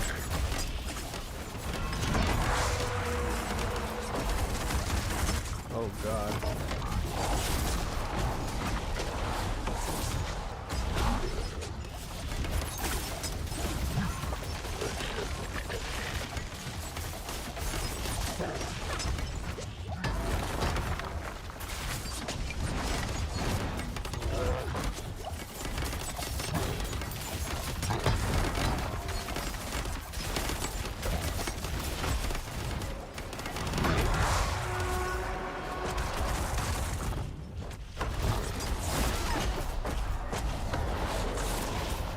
My Shadow Step did an absurd amount of damage. What build are you playing on normal, Liam? Are you playing Necro or Rogue?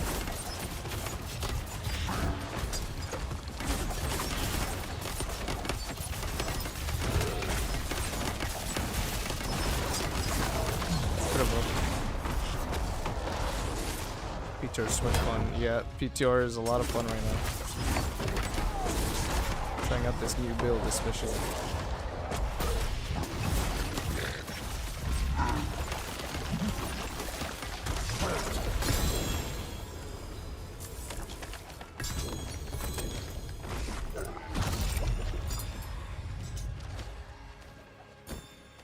Yeah, I appreciate that. Okay, let's go back.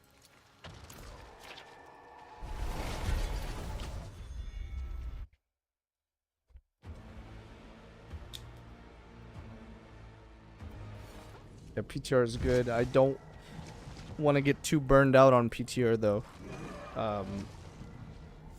So we actually have fun in season 6, but luckily, no matter what we do in PTR, we'll still have something fresh to do in season 6 with the new class.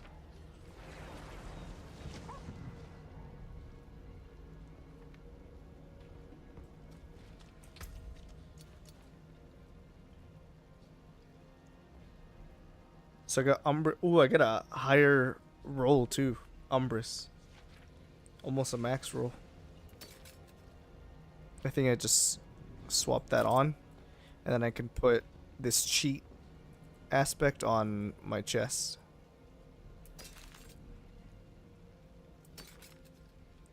Subterfuge skills. No, I don't need +1 ranks to that.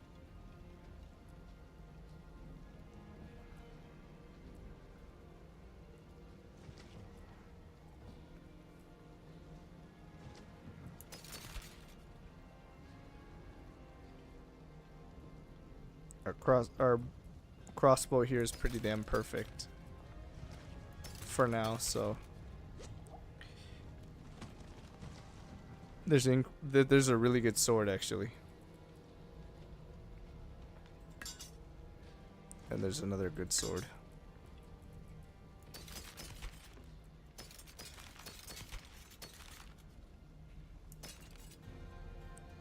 Dex max life. Oh, look at that. We got a max roll cheats. So we're just going to hot swap that. And then we'll put... What's the one I was using here? Disobedience on the chest. To make it easy. +2 to caltrops, man. Where's the +2 to... Dance of Knives, man? It's got to be here somewhere.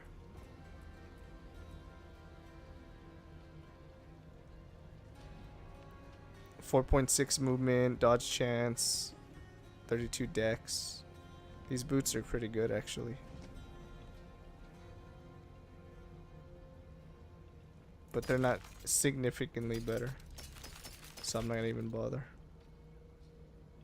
That's not good, that's not good, that's not good. Okay. What's the actual name for the Dancing Knives aspect? Aspect of Star Shards. How shall I guide my hammer? This one right here.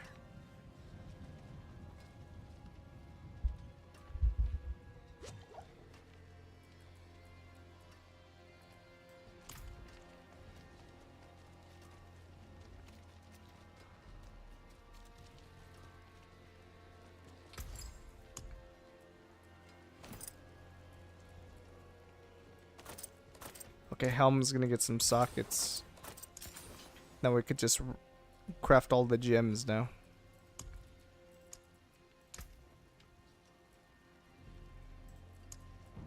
Craft 2 more of these at least. Unsocket this.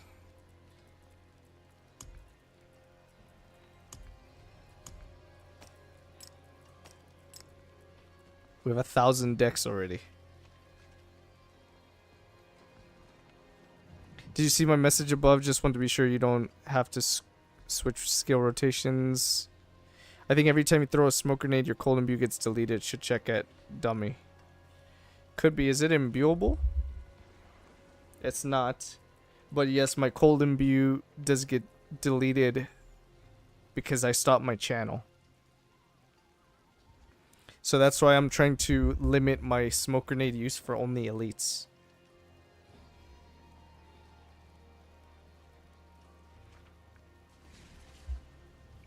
Thanks for sending the follow-up chat, by the way. I didn't see the first one.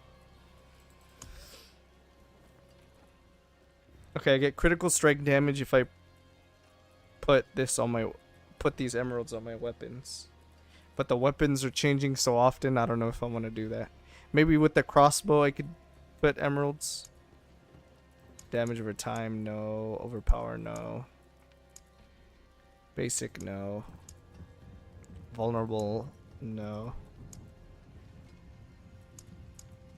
Ultimate, no. And skull, no. Yeah, so it's gonna be 2 of these. Add socket here. And there you go.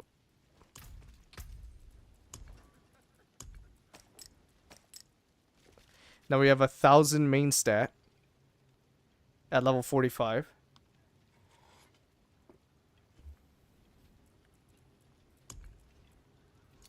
And we have some good critical strike damage. Yeah, our damage is going to be nuts.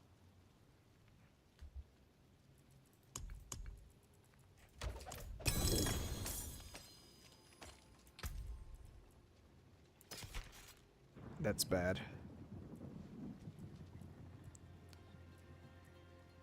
Okay, I need a pair of gloves, so I'm gonna open some more of these caches. Another 20. Wait, 70 mil? Did the cost go up? I think they did go up. Because now we're crafting higher level loot.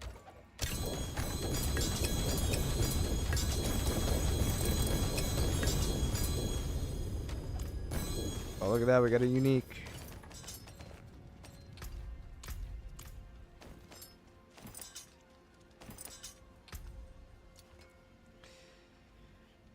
+1 on weapon mastery. Which one's weapon mastery?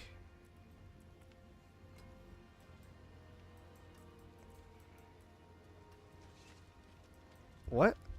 What's weapon mastery? Oh, weapon mastery is the passive. There we go. Gamble obols? Yeah, I should do that too. That would explain why I'm poor. Yeah, look at that. I just went down to 350. I was at 500. So I'm not getting any richer.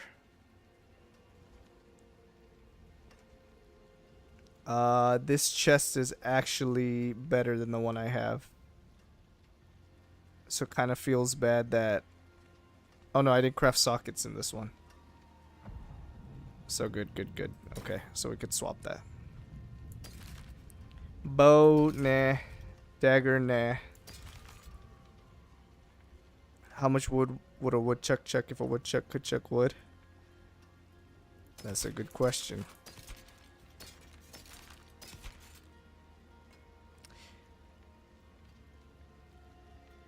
Damaging an enemy with a marksman or cutthroat skill has up to a 28% chance to summon a shadow clone that mimics that skill.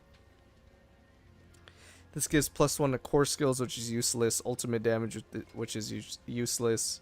All of this is useless, so we don't want these gloves at all. What about this one?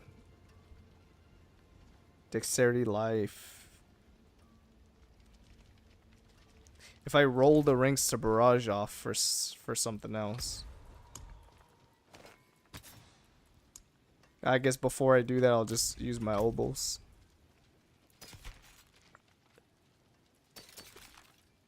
I really wanted to gamble for boots though, to see if I can get ranks to Dance of Knives, but doesn't seem like we can.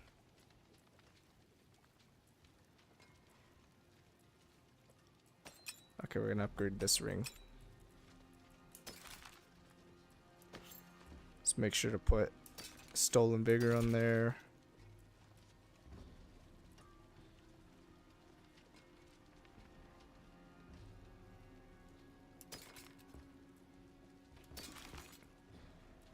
I'll keep that just in case, and there we go.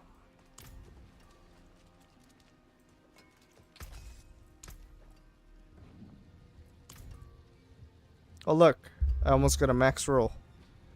Star shards.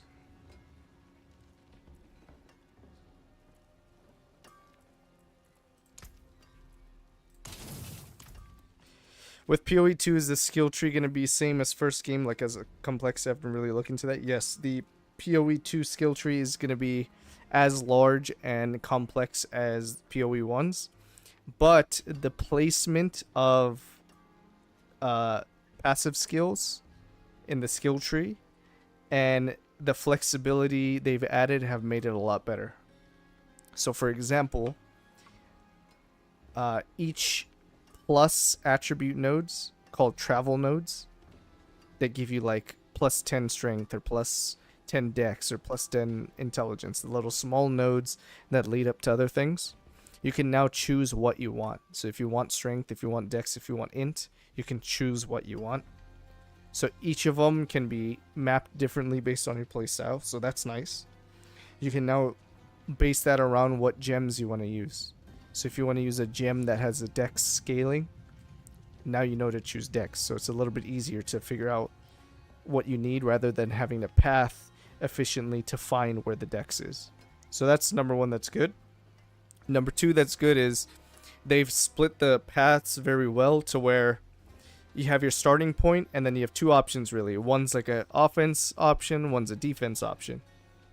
And then once you pick one of the options, then it's going to offer you another offense or defense option. And it's probably going to be best to like get a combination of both. Some offense, some defense.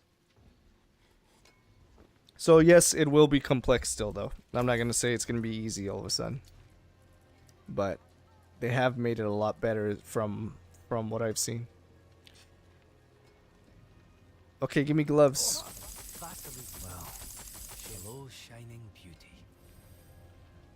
+1 a rapid fire. That's kind of poo, but we got some crit chance. I think the best thing of the Fists of Fate is I have a high crit chance.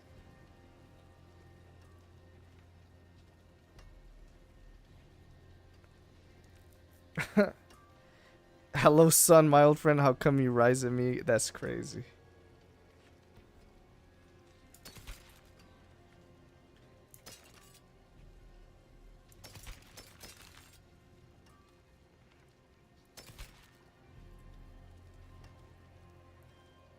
Once the sun comes up, that's when you know it's almost bedtime.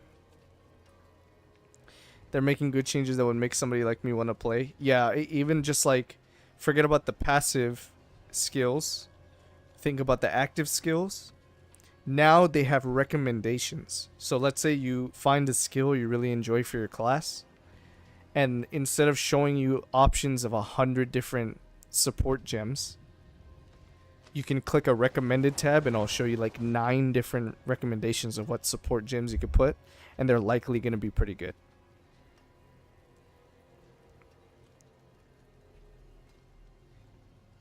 If you sweat in a sweater, are you the sweater? Absolutely.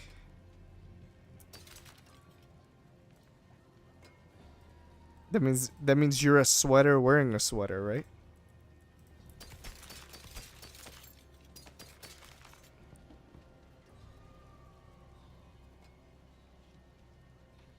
Yeah, it's not Hello Darkness. I almost sang it in the song when I read the comment. Hello, sun, my old friend.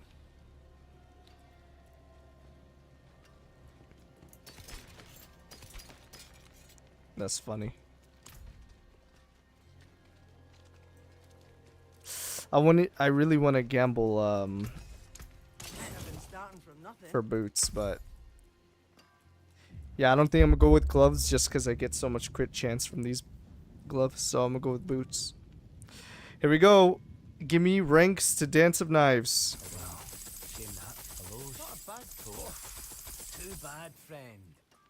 Nope. Nope. Ah, Shadow Step. What about the yellow ones?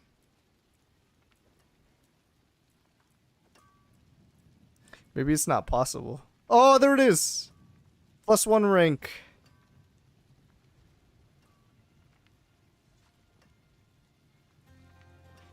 I got a unique from that vendor. Yeah, you can get uniques from here some occasionally.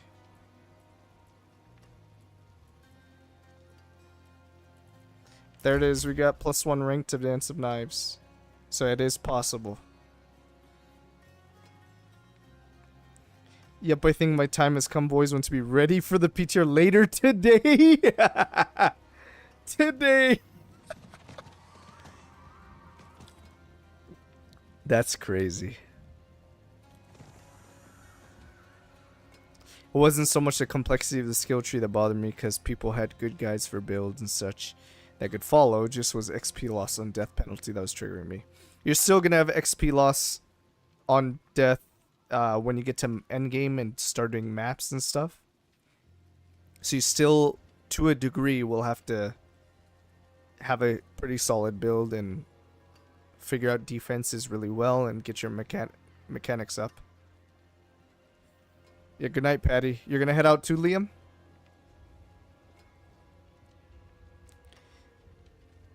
But yeah, David, just the fact they remove the XP loss during the campaign is huge.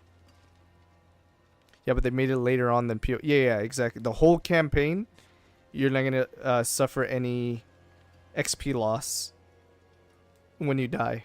And the reason why is because they designed the campaign to make it so you're expected to die multiple times. See you later, Patty. Thanks again for stopping by. I'll see you tomorrow, likely. I might be streaming every single day this week other than Sunday. So, yeah, that's what I like. Nice change, yeah.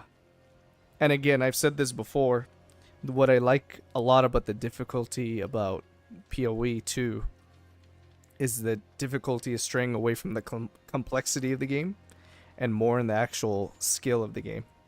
So yes, it's going to feel more like Dark Souls or like Elden Ring or whatever. And a lot of people have criticized that, saying that's not good. But me personally, I really like those Souls games, so if it feels like that, I'm going to enjoy it. Personally. All finished, are you? Okay, let's keep gambling for more boots. See if I can get more. Not a bad pull. Shame that. Well. Oh, hello. Not a bad pull, that. 1 + 2. Give me +2. +2 ranks. There's another +1.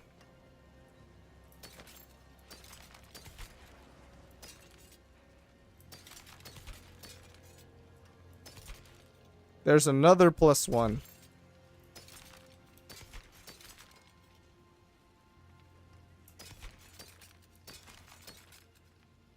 There's another +1. I keep getting +1.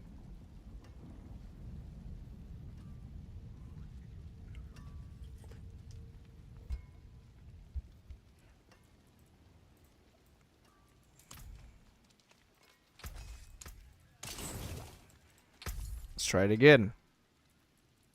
Hello. Well, shame that. Not a bad. Hello, shining. Okay, here we go. Nope. Nope. Nah, +2. Oh, there's another +1. Impairment reduction is pretty useless, but it's an extra stat, I guess. There's another +1. Where's the +2s? There's another one. Suited dash. God damn it, I couldn't get it. 505 item power. That's the highest item power I got, this 505. So I have to hit movement speed on it. And then that's an upgrade. But before I do that, I gotta pee really bad. I'll be right back.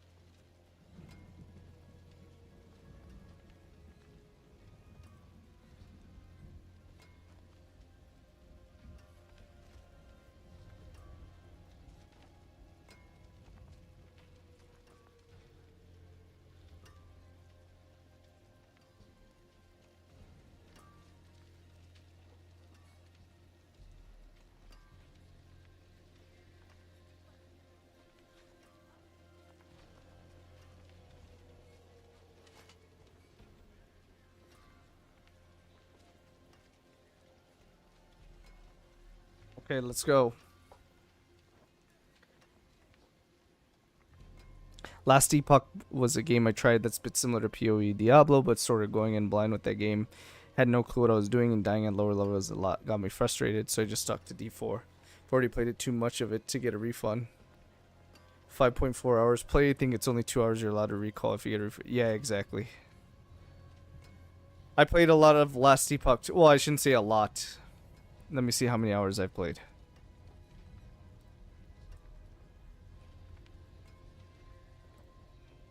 I've played... Okay, I played a lot more hours than you. I played 84 hours of Last Epoch.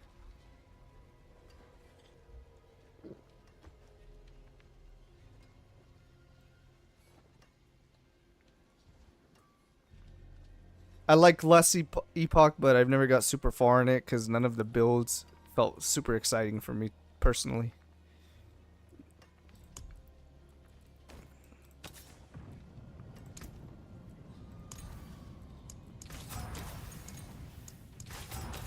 Can I hit movement speed?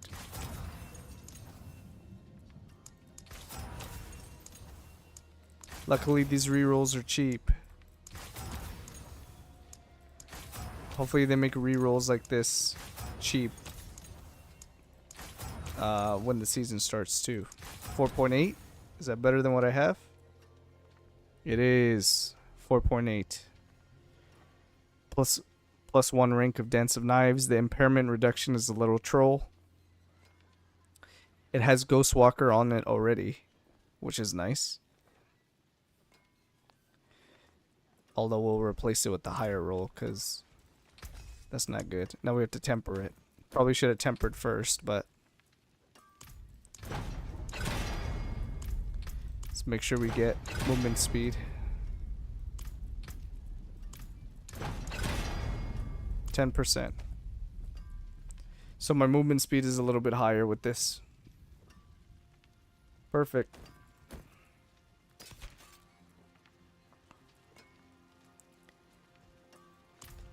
Where's the jeweler now? There is power in these stones. The And will sock be it. envious, my friend.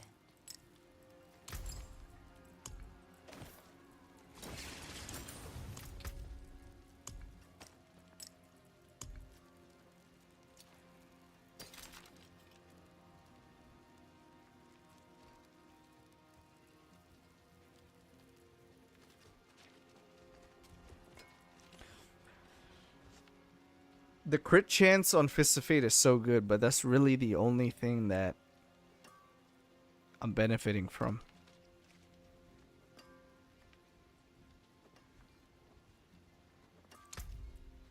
What's my crit chance at right now? 23.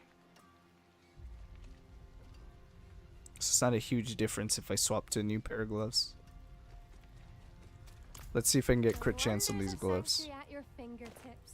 How may I help you?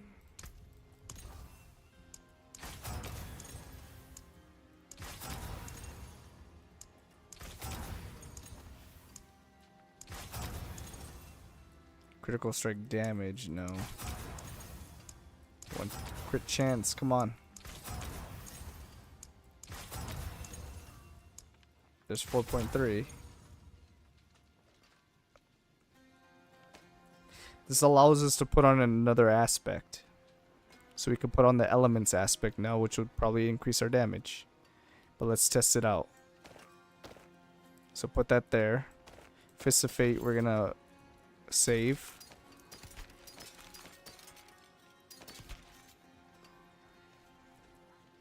And there we go.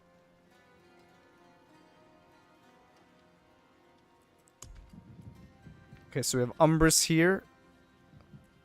Want to take the thorns off and put armor or cooldown reduction, whatever I get first. Hey, Liam's back. What's up, man?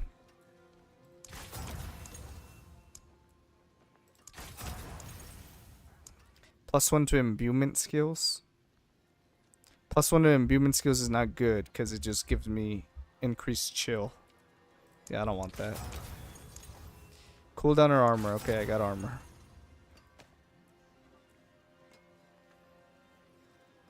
Then on chest, Let's take off +1 to smoke grenade. Paragon board is going to be interesting for this build. Yeah, it's going to be very interesting. This gives us more damage on the smoke grenade itself and cooldown reduction. Our cooldown reduction is already pretty good and everything. We don't care about a rank to smoke grenade. Let's give me some life, please. There, 13 life. That's a max roll. We'll take it. Pants. Let's take off life per second and take something defensive.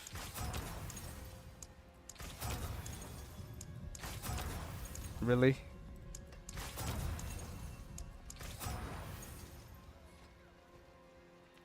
I can get armor or dodge chance, really?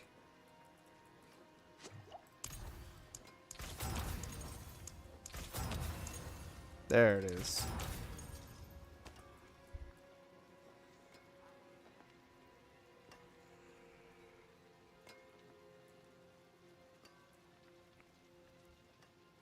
Okay, boots are good. Cheats. Ghost Walker. Let's put an upgraded Ghost Walker on here. There's a max. We have cheats there. We have Umbrus here. Here we're going to put Disobedience. Get our armor up. Here on the gloves, we're going to put the plus rank.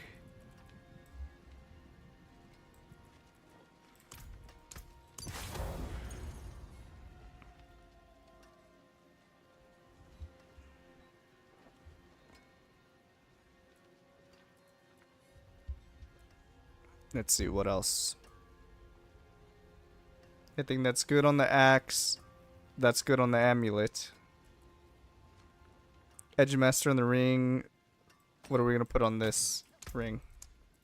We don't need anything resource. There you go, momentum. Stolen vigor.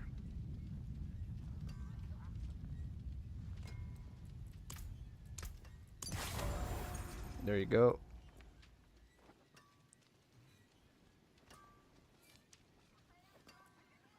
Then on the daggers, what do we want? We want star shards.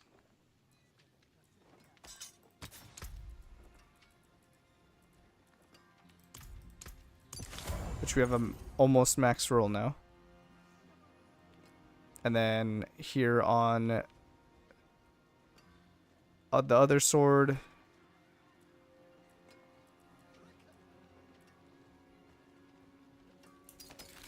we could put elements.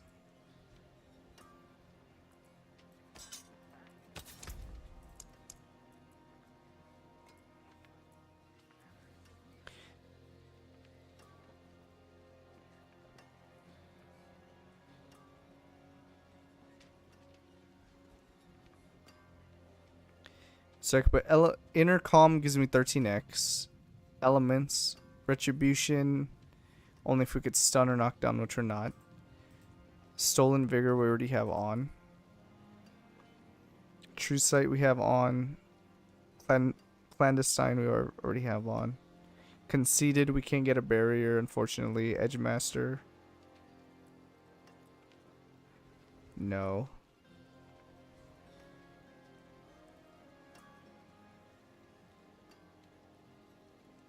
Yeah, it's gotta be elements.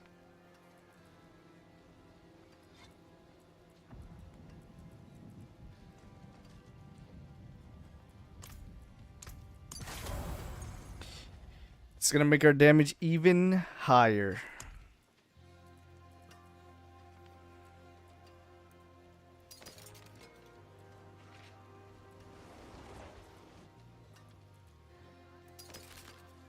My magics await your return.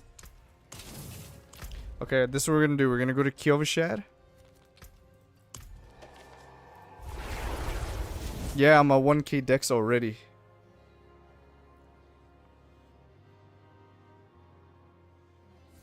Your game crashed, Liam? What happened?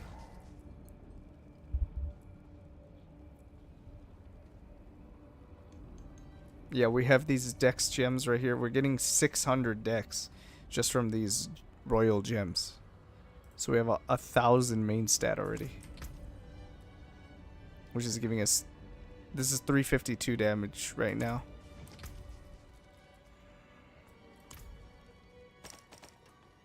What the hell? I picked up some random ruby fragments.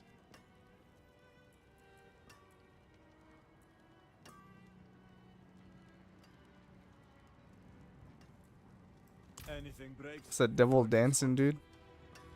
What are you talking about? Me? I'm the devil dancer. I'm dancing. What are you talking about out here?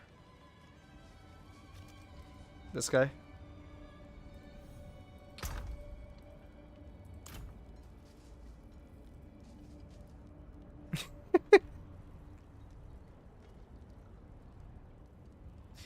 I can't do anything yet. Vendor of cheats. It says I can't do that, so I don't know.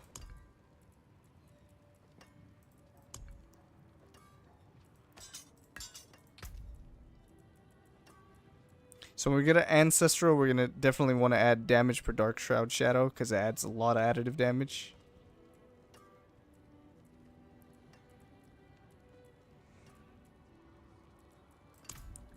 But I think the best thing to temper now is just chance for them to cast twice. There you go. We got a minimum roll, unfortunately.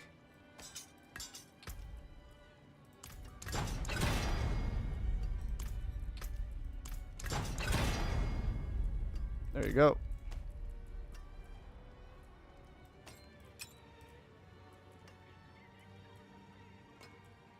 These rings, I could put damage per Dark Shroud Shadow. What about gloves?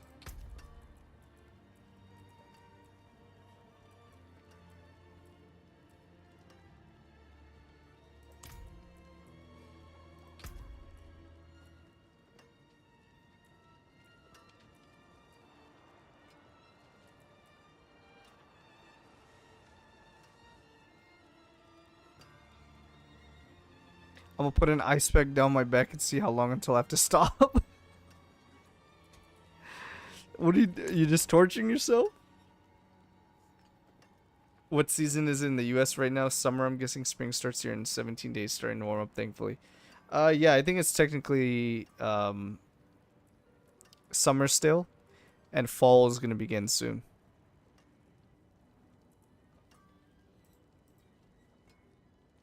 Or autumn, as a lot of people say, not fall. Autumn.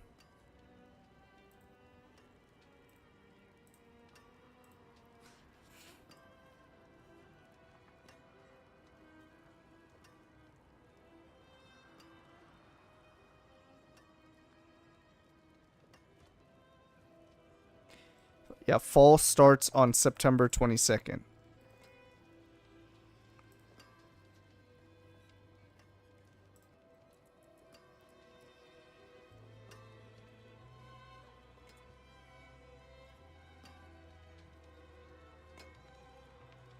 It burns?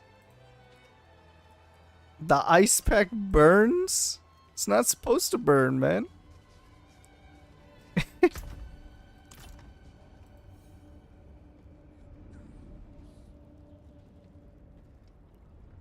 Dude is getting down. Can I slash dance? No, I can't, unfortunately.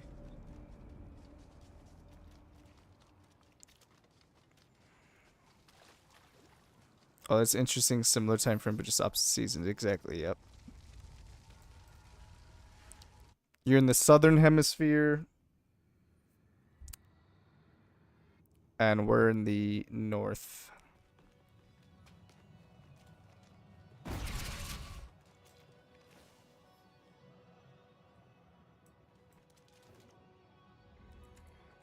So I'm pretty sure we're going to stack critical strike damage on all our gear where possible.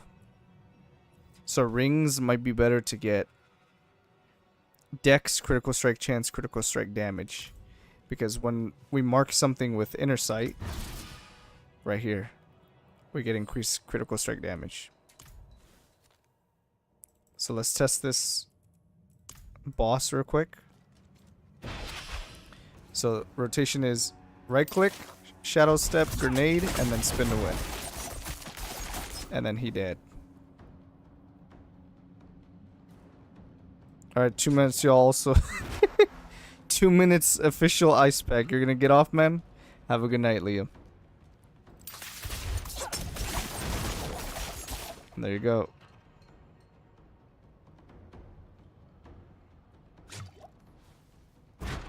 Technically, if we wanted to optimize damage, we could wait for the cold to come up. There's cold.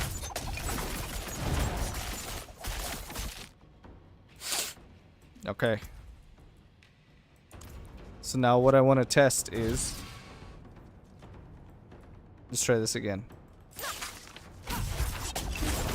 What numbers am I seeing? I saw some 6k, maybe 8k.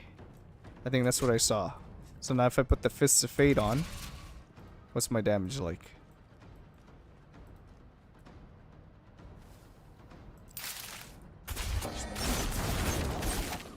I think Fists of Fate is better.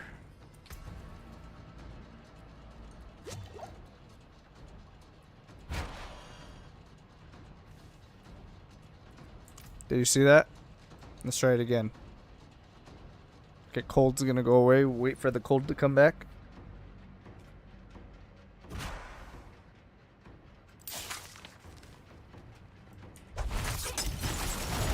He dies like instantly when I use Fists of Fate.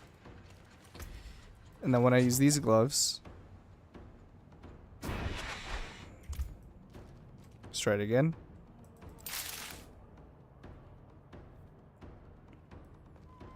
The boss dies really fast with Fists of Fate. Now if I tried it with this guy... Well, he died fast pretty... He died pretty fast there too. I'm confused now. Let's try it again.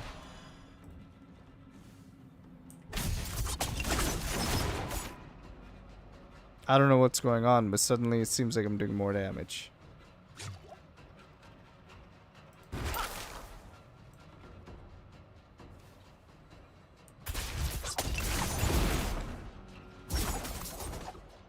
Okay, he got melted there. I put the Fists of Fate on.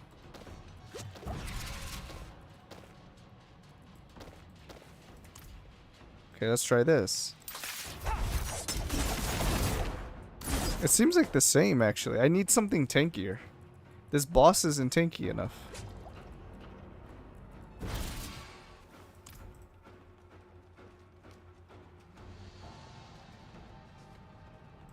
I'm not level 50 yet, so I can't even increase difficulty.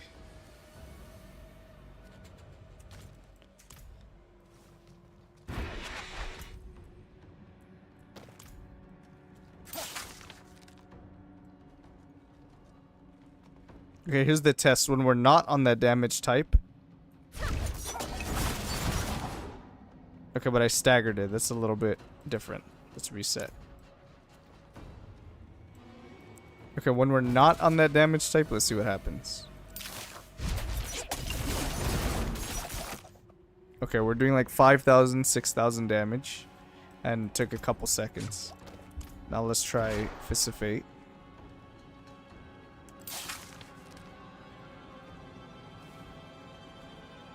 I'm on cold again. Hold on.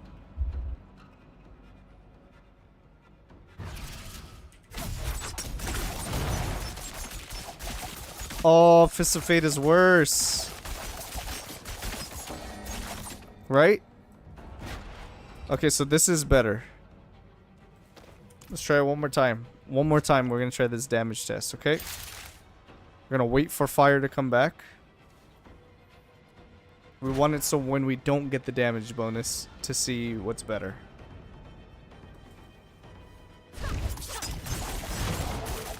Okay, I only took a couple seconds to kill.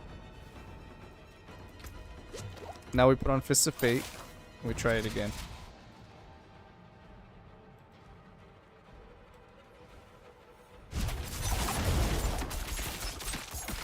That one only took a couple seconds too, but it was a longer couple of seconds. I think these gloves are now better.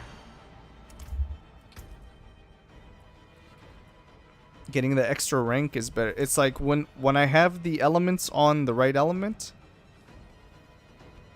I do a lot of damage regardless of what gloves I have, so that's why it was hard to tell. Yeah, it was only slight. It was only slight there, but then the time before it was a greater difference. But either way, the non-Fists of Fate gloves were better. Is what it seemed like. So let's keep doing a few nightmare dungeons. And then we'll start calling it a stream we'll see, in a few minutes. Pop another elixir and let's do this.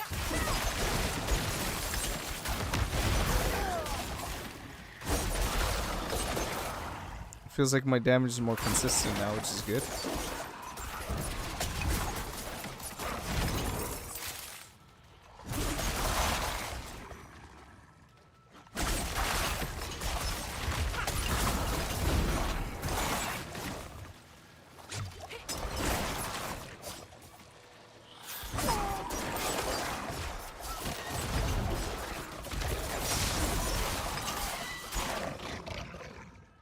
Look out for that video on my build guide tomorrow, David.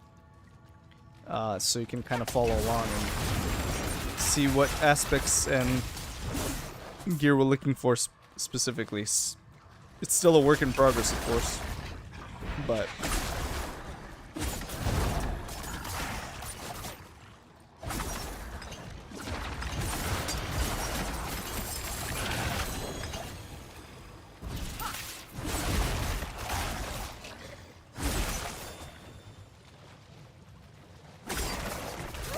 so far is blasting. And you were playing the same build, right? You're just following me along? Yep, I was for sure rotating. I'm gonna try a whirlwind on PTR later tonight and go back to rogue tomorrow anyways. Okay. Sounds good. You're like me then, man. You enjoy some whirlwind spin to win action. You also like rogue too, right? That's how I am. Guess what build I like to play in PoE? I like to play Cyclone. And what is Cyclone? It's just it's Whirlwind, but their version of it.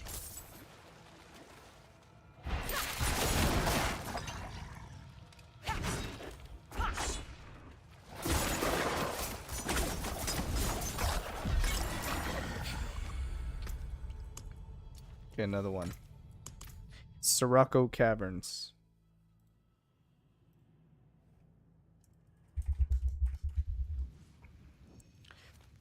That would be on Marauder, right? You could play Cyclone on... The thing about PoE is the skills don't stick to a class.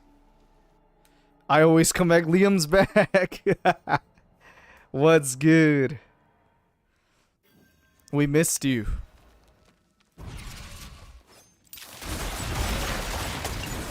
Yeah, the skills in PoE aren't binded to a class. Any class can very much pick any skill, so long as you meet the stats for it. So yeah, Marauder did play Cyclone, but it was the duelist that played Cyclone most of the time. Long time no see, Liam. You haven't been here in a while, man. What happened to you? I was getting worried.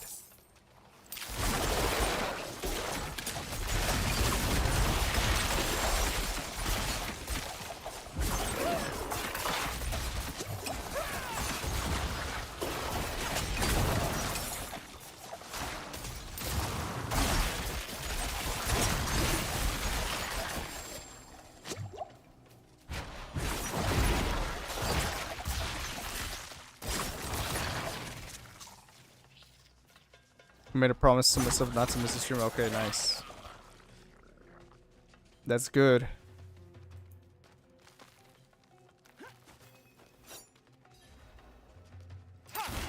The stream is not the same without you, Liam. You gotta make sure you make it.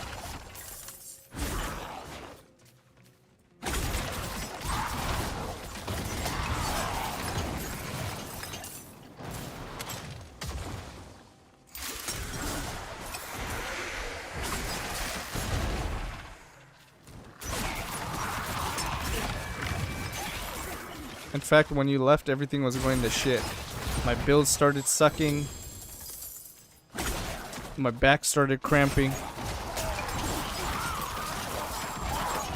Suddenly got hot in here and uncomfortable. Can't believe on us again, man.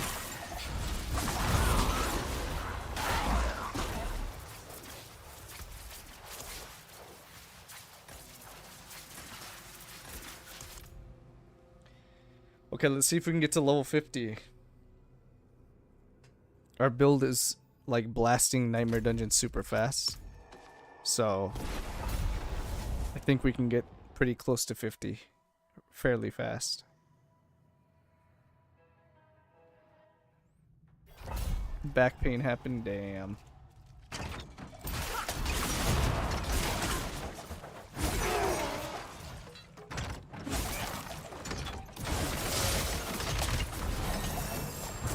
There it is, 46.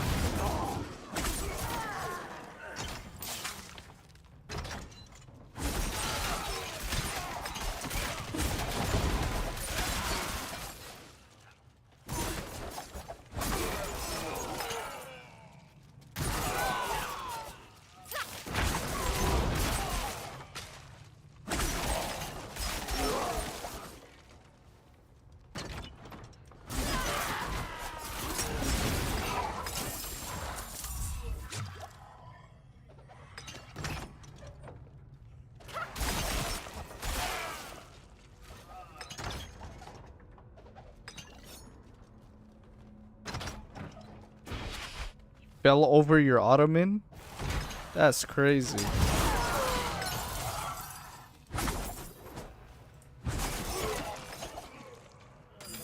Back injuries aren't fun. I got tackled badly in a rugby tackle years ago. I was laid up in bed for days. Damn, son. Rugby is rough. I won't last on my own. Is there no end? But I was always pretty skinny as a kid, only about 52 kg. That's crazy. I'm fat right now, but when I was skinny a few years back, the lowest I ever got to was, what was it, 55 kg about?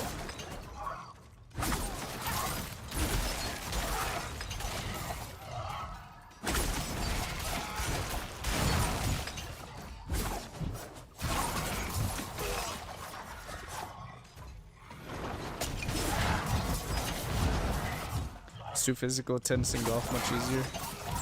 I always liked basketball when I was young. And the only golf I like now is mini golf. I love mini golf. It's one of my favorite things to do.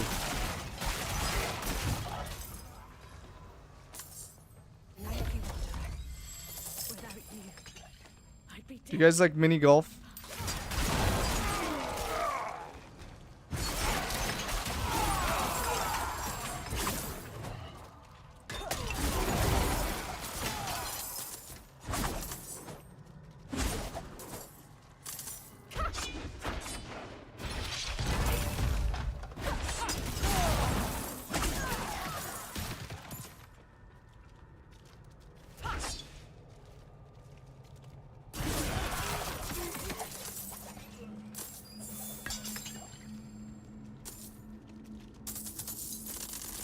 Only played it once in a tourist town here. It was quite fun. Yeah, mini golf is my favorite. When I'm not like gaming, I love playing mini golf. If there's a mini golf tournament or like a professional league or something, I would want to try out for it. There probably is like a mini golf league or something. I have to look it up.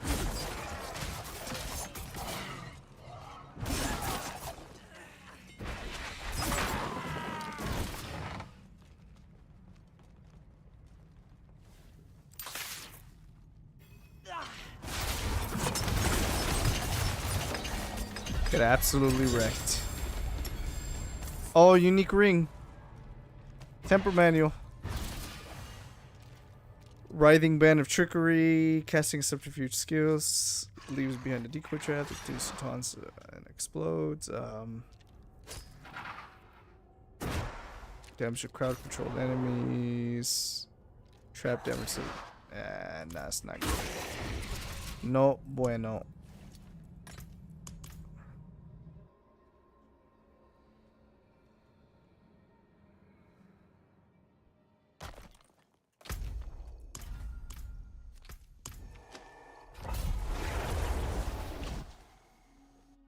World bosses take so long that I don't even see the point of doing them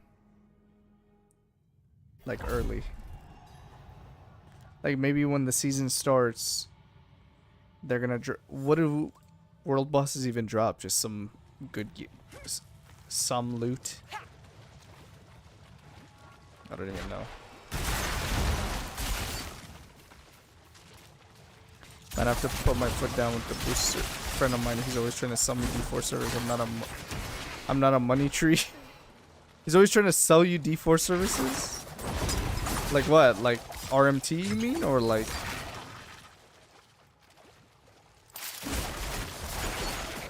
Yeah, people have gone from war buses to too fast to say no short now. Yeah.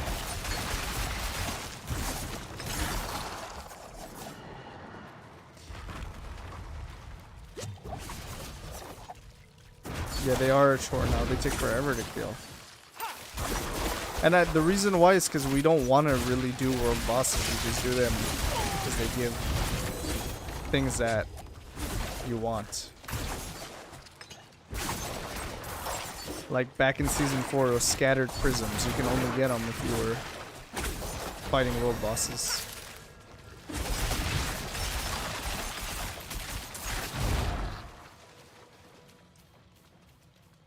Like power leveling, doing renown grind, stuff like that. Oh, okay. Like he's offering to power level you or help you out with stuff if you pay him.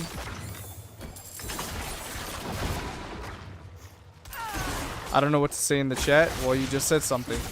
That was the best thing you could have said.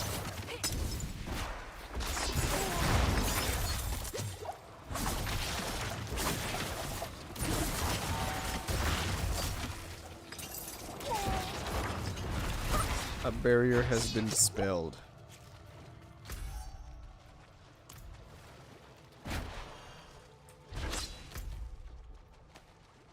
It was there, right?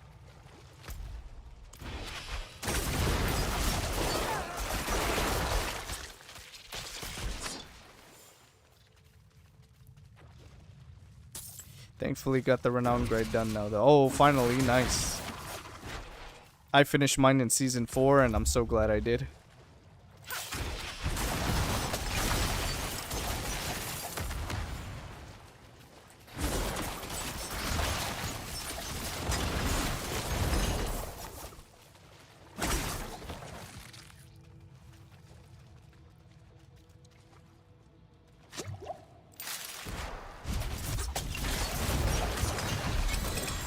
Bosses are absolutely getting melted with this build.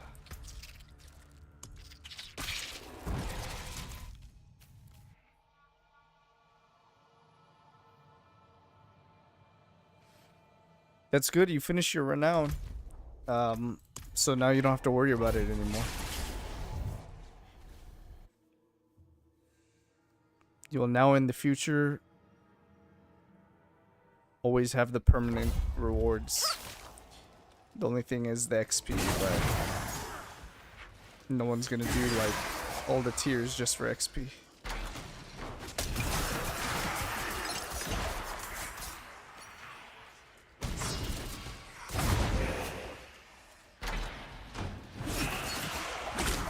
They paid, but yeah, I can understand because it's a job for him. It's how he makes a living, but he has other rich people. Wait, your friend makes a living by doing like Diablo IV services? Like power leveling and stuff? Wow. But he has other rich people who can help him. Told me he was making a full Ancestry Flurry Rogue build for somebody. That's insane. People really will pay for that?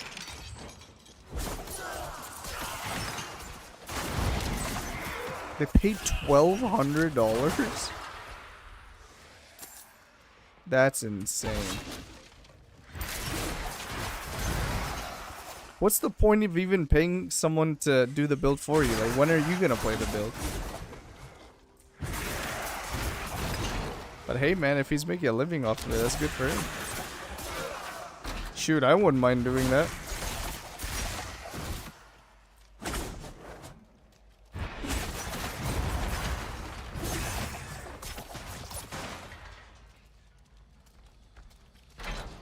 Tyrael's might will go crazy with this build. Yeah, it would. We're definitely gonna get a Tyrael's might. We're gonna get a Harlequin crest for sure.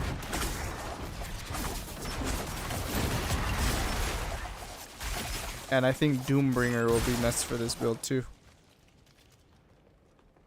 Yeah, from level to 100. That's crazy.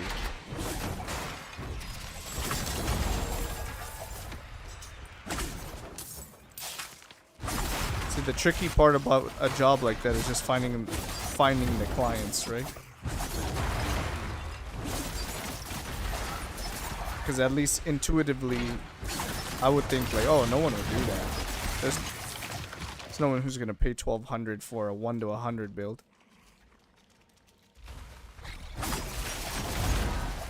Yeah, pretty much, yeah.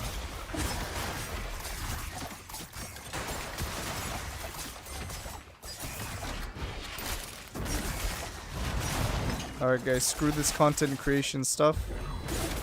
I'm going into Diablo IV paid services.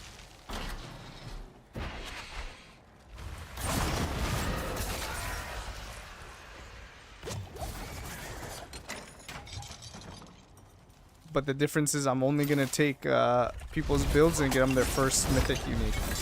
Or all the mythic uniques they need. So they have to have their build complete already. And then I'm going to farm all their mythics. Just doing boss rotations.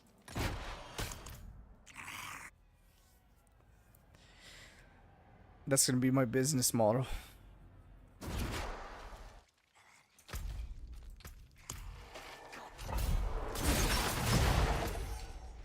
Yeah, you're absolutely right, Liam. When I get Tyrael's, this is going to be insane.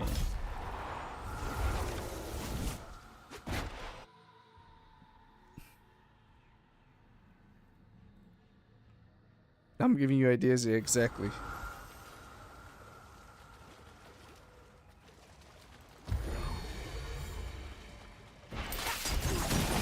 In fact, let's just make this my last stream. I don't need to stream anymore. I'm just gonna do these services.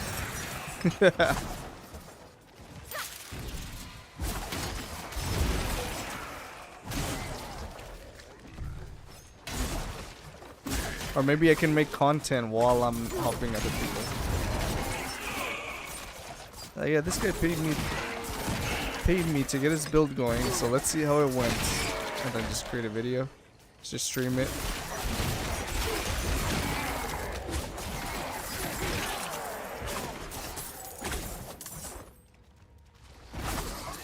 You don't even have to go to town, Liam.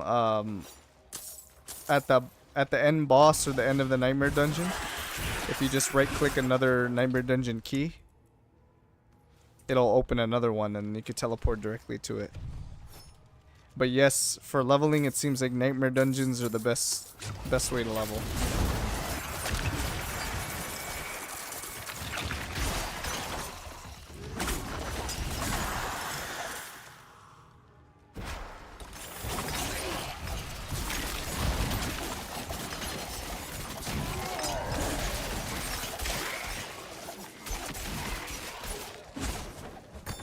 One of those companies offered me a job for it too, but another booster friend told me the company didn't pay their booster, so I told them to get lost.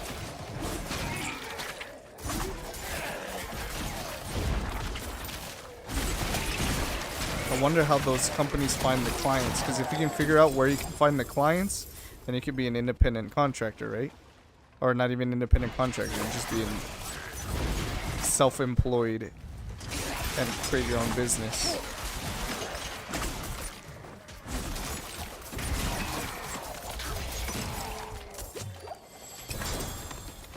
Didn't even care if I only had level 100 characters on tour. I had none on the season.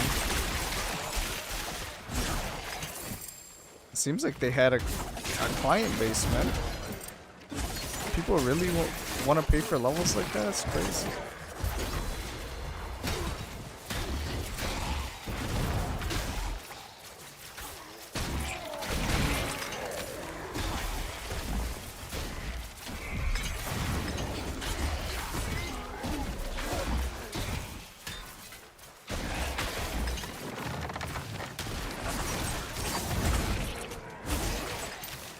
There's more mobs, so I'm gonna kill them before I go to the next dungeon.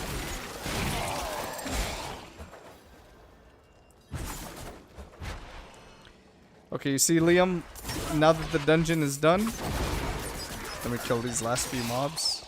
Now that dungeon's done, I just go to my Nightmare Dungeons tab, right click a new one, start it, and then it automatically teleports me out. And then then you open your map, and it usually will pan you to where the Nightmare Dungeon is, and you just go to the next one.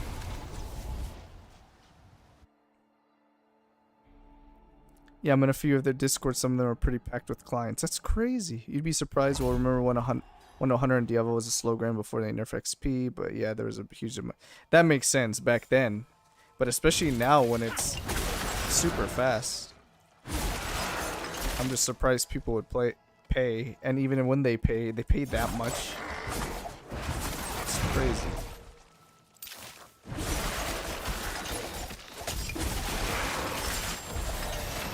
Level 48, we're getting close.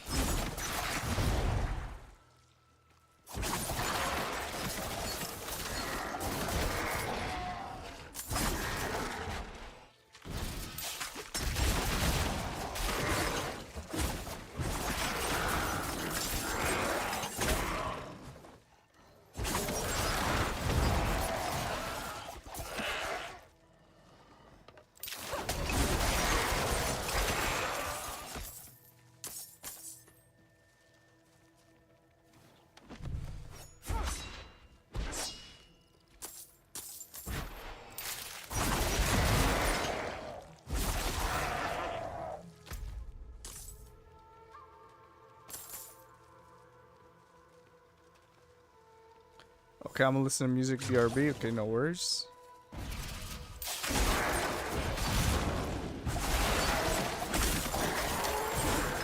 I thought about putting music on my streams, but it's not YouTube friendly, of course, so.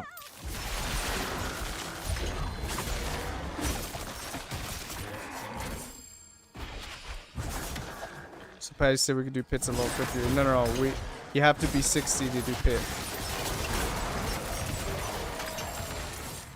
I double checked it. Yeah, we have to be level 60.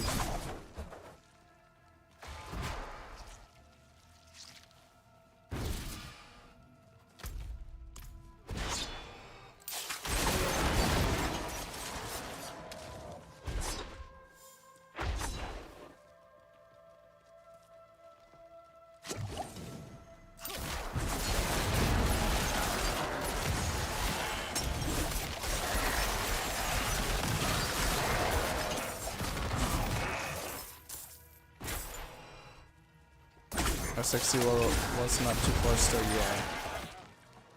And then you'll have to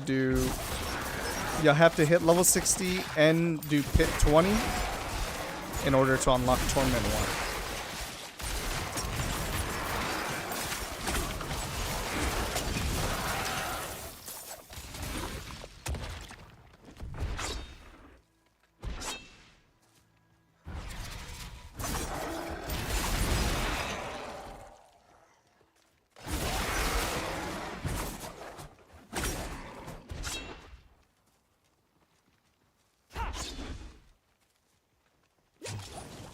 Good old champion's demise. Took the last of the warriors. Okay, let's go.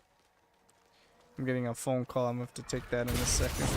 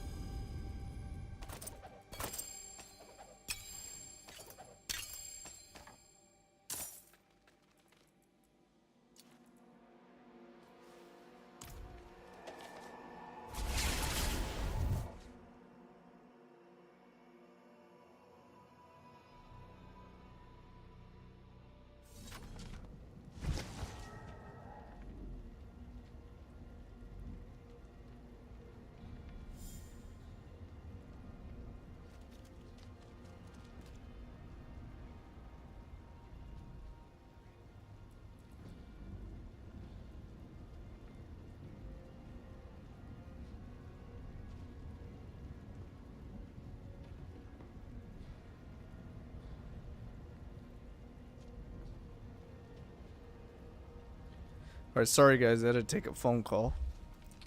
But everything is good. Damn, both of you guys are into metal? Dope. I like metal too.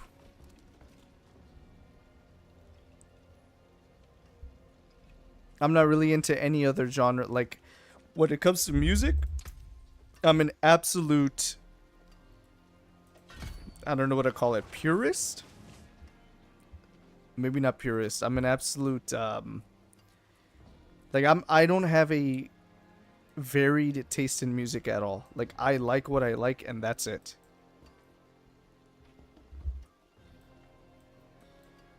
It's very rare I like anything out of my genre, and specifically, when people ask me what kind of music I like, I don't even say rock or metal or anything like that either, because it's kind of a lie. It's not that I like metal, it's like I like very few bands. Like, I only like 3, 4, maybe 5 bands, and that's all I listen to all the time.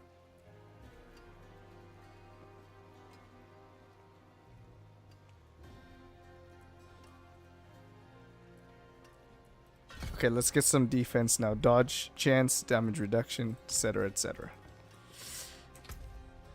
But yeah, those bands are cool. You like some old school metal bands. Metallica's good. Disturbed is good. Motorhead's great.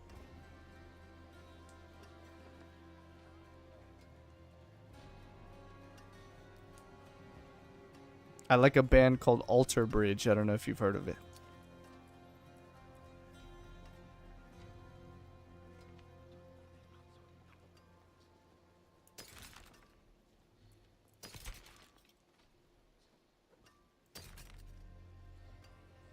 Oh, Dark Shroud ranks. Dark Shroud ranks are gonna be the best. So we're gonna hold on to that. I think we want to use bows actually for the critical strike damage. Oh yeah, they're pretty good. Only heard few of their songs on radio though. Alter Bridge is my second favorite band ever. Their guitarist Mark Tremonti also has a solo band where he's the singer and lead guitarist, and it's called his last name Tremonti, and that's my #1 favorite band. I also love Slipknot, and when I was young I grew up listening to 3 Days Grace and Breaking Benjamin, so those are like 2 good bands of mine as well that I enjoy. And one band that I found in my late teens, early 20s was Bullet for My Valentine. Other than those bands, I hardly ever listen to any other rock or metal. Like, I stick to that music and that's it. And then don't even get me started on other genres. I usually don't even... Oh, bro, I love 3 Days Grace too. Awesome. 3 Days Grace is awesome. I love 3 Days Grace.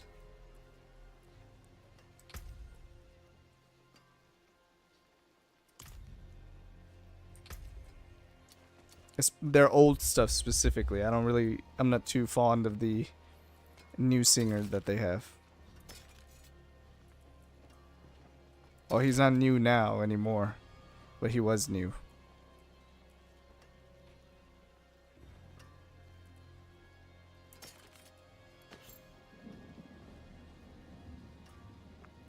I started listening to them in late 20s.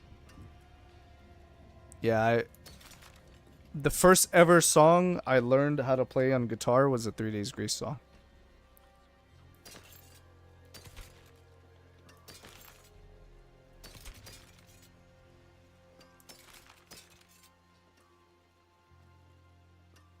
Yeah, I agree with that. Old singer was better for sure. Yeah, way better. Like, not even close.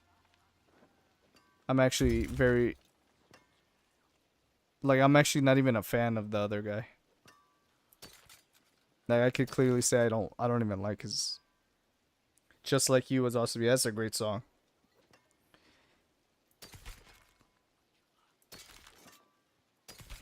Now, if I showed you my Spotify playlist, you would see that that's all I have. Those bands that I listed.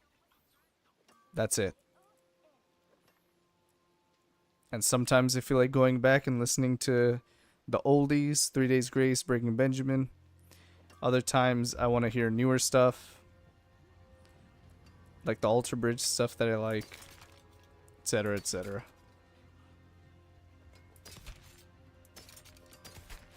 Yeah, the riff is awesome. Pretty easy song to play on guitar. I learned that one too. Hey, we got Cold Clip. We don't need Cold Clip because we're not doing basic attacks. Cold Clip, potentially we could use it. Because we're doing, you deal 7x increased damage to enemies who are chilled or frozen. And we're going to chill enemies all the time. But I don't think there's anything it would replace. So maybe we don't use Cold Clip then.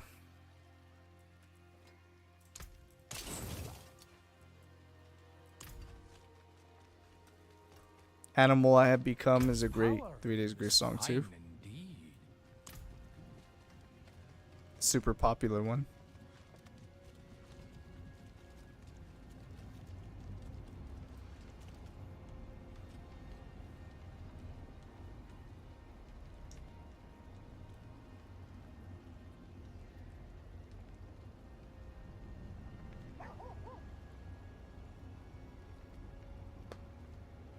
Okay, guys, I went way over. I was supposed to stop playing at 10 p.m., but now it's 10:23 p.m. local time. So, I think we're gonna stop it there. We got over 1,000 dexterity. We're level 48. We're close to 50. I think tomorrow I can get this bad boy to level 60. Yeah, Time of Dying, that's a good song too. That's the spirit. Give it a go. But yeah, guys, thanks again for sticking around, man. We have to work tomorrow morning, so we're gonna have to get off. You'll be streaming tomorrow, most likely, yeah. I think I'm gonna be streaming every single day this week. I don't have a set schedule yet, but most weekdays around 5 p.m. my local time is when I go live. So same time I went live today is likely when I go live pretty much every weekday, and it's gonna be almost every weekday. So I should be on tomorrow. No problem, you're welcome, bro. Catch you tomorrow. You too, Liam. Take care, guys. Yep, take care, guys. Thanks again for all the support. Make sure you hit that like on my videos. If you can, please. It helps me a lot. Reach out to other people. It's always nice to have a bigger community in these stream chats, so that's the best way to get my content out there. So thanks, guys. Appreciate it. Hope you're enjoying the rogue build you've been following along so far.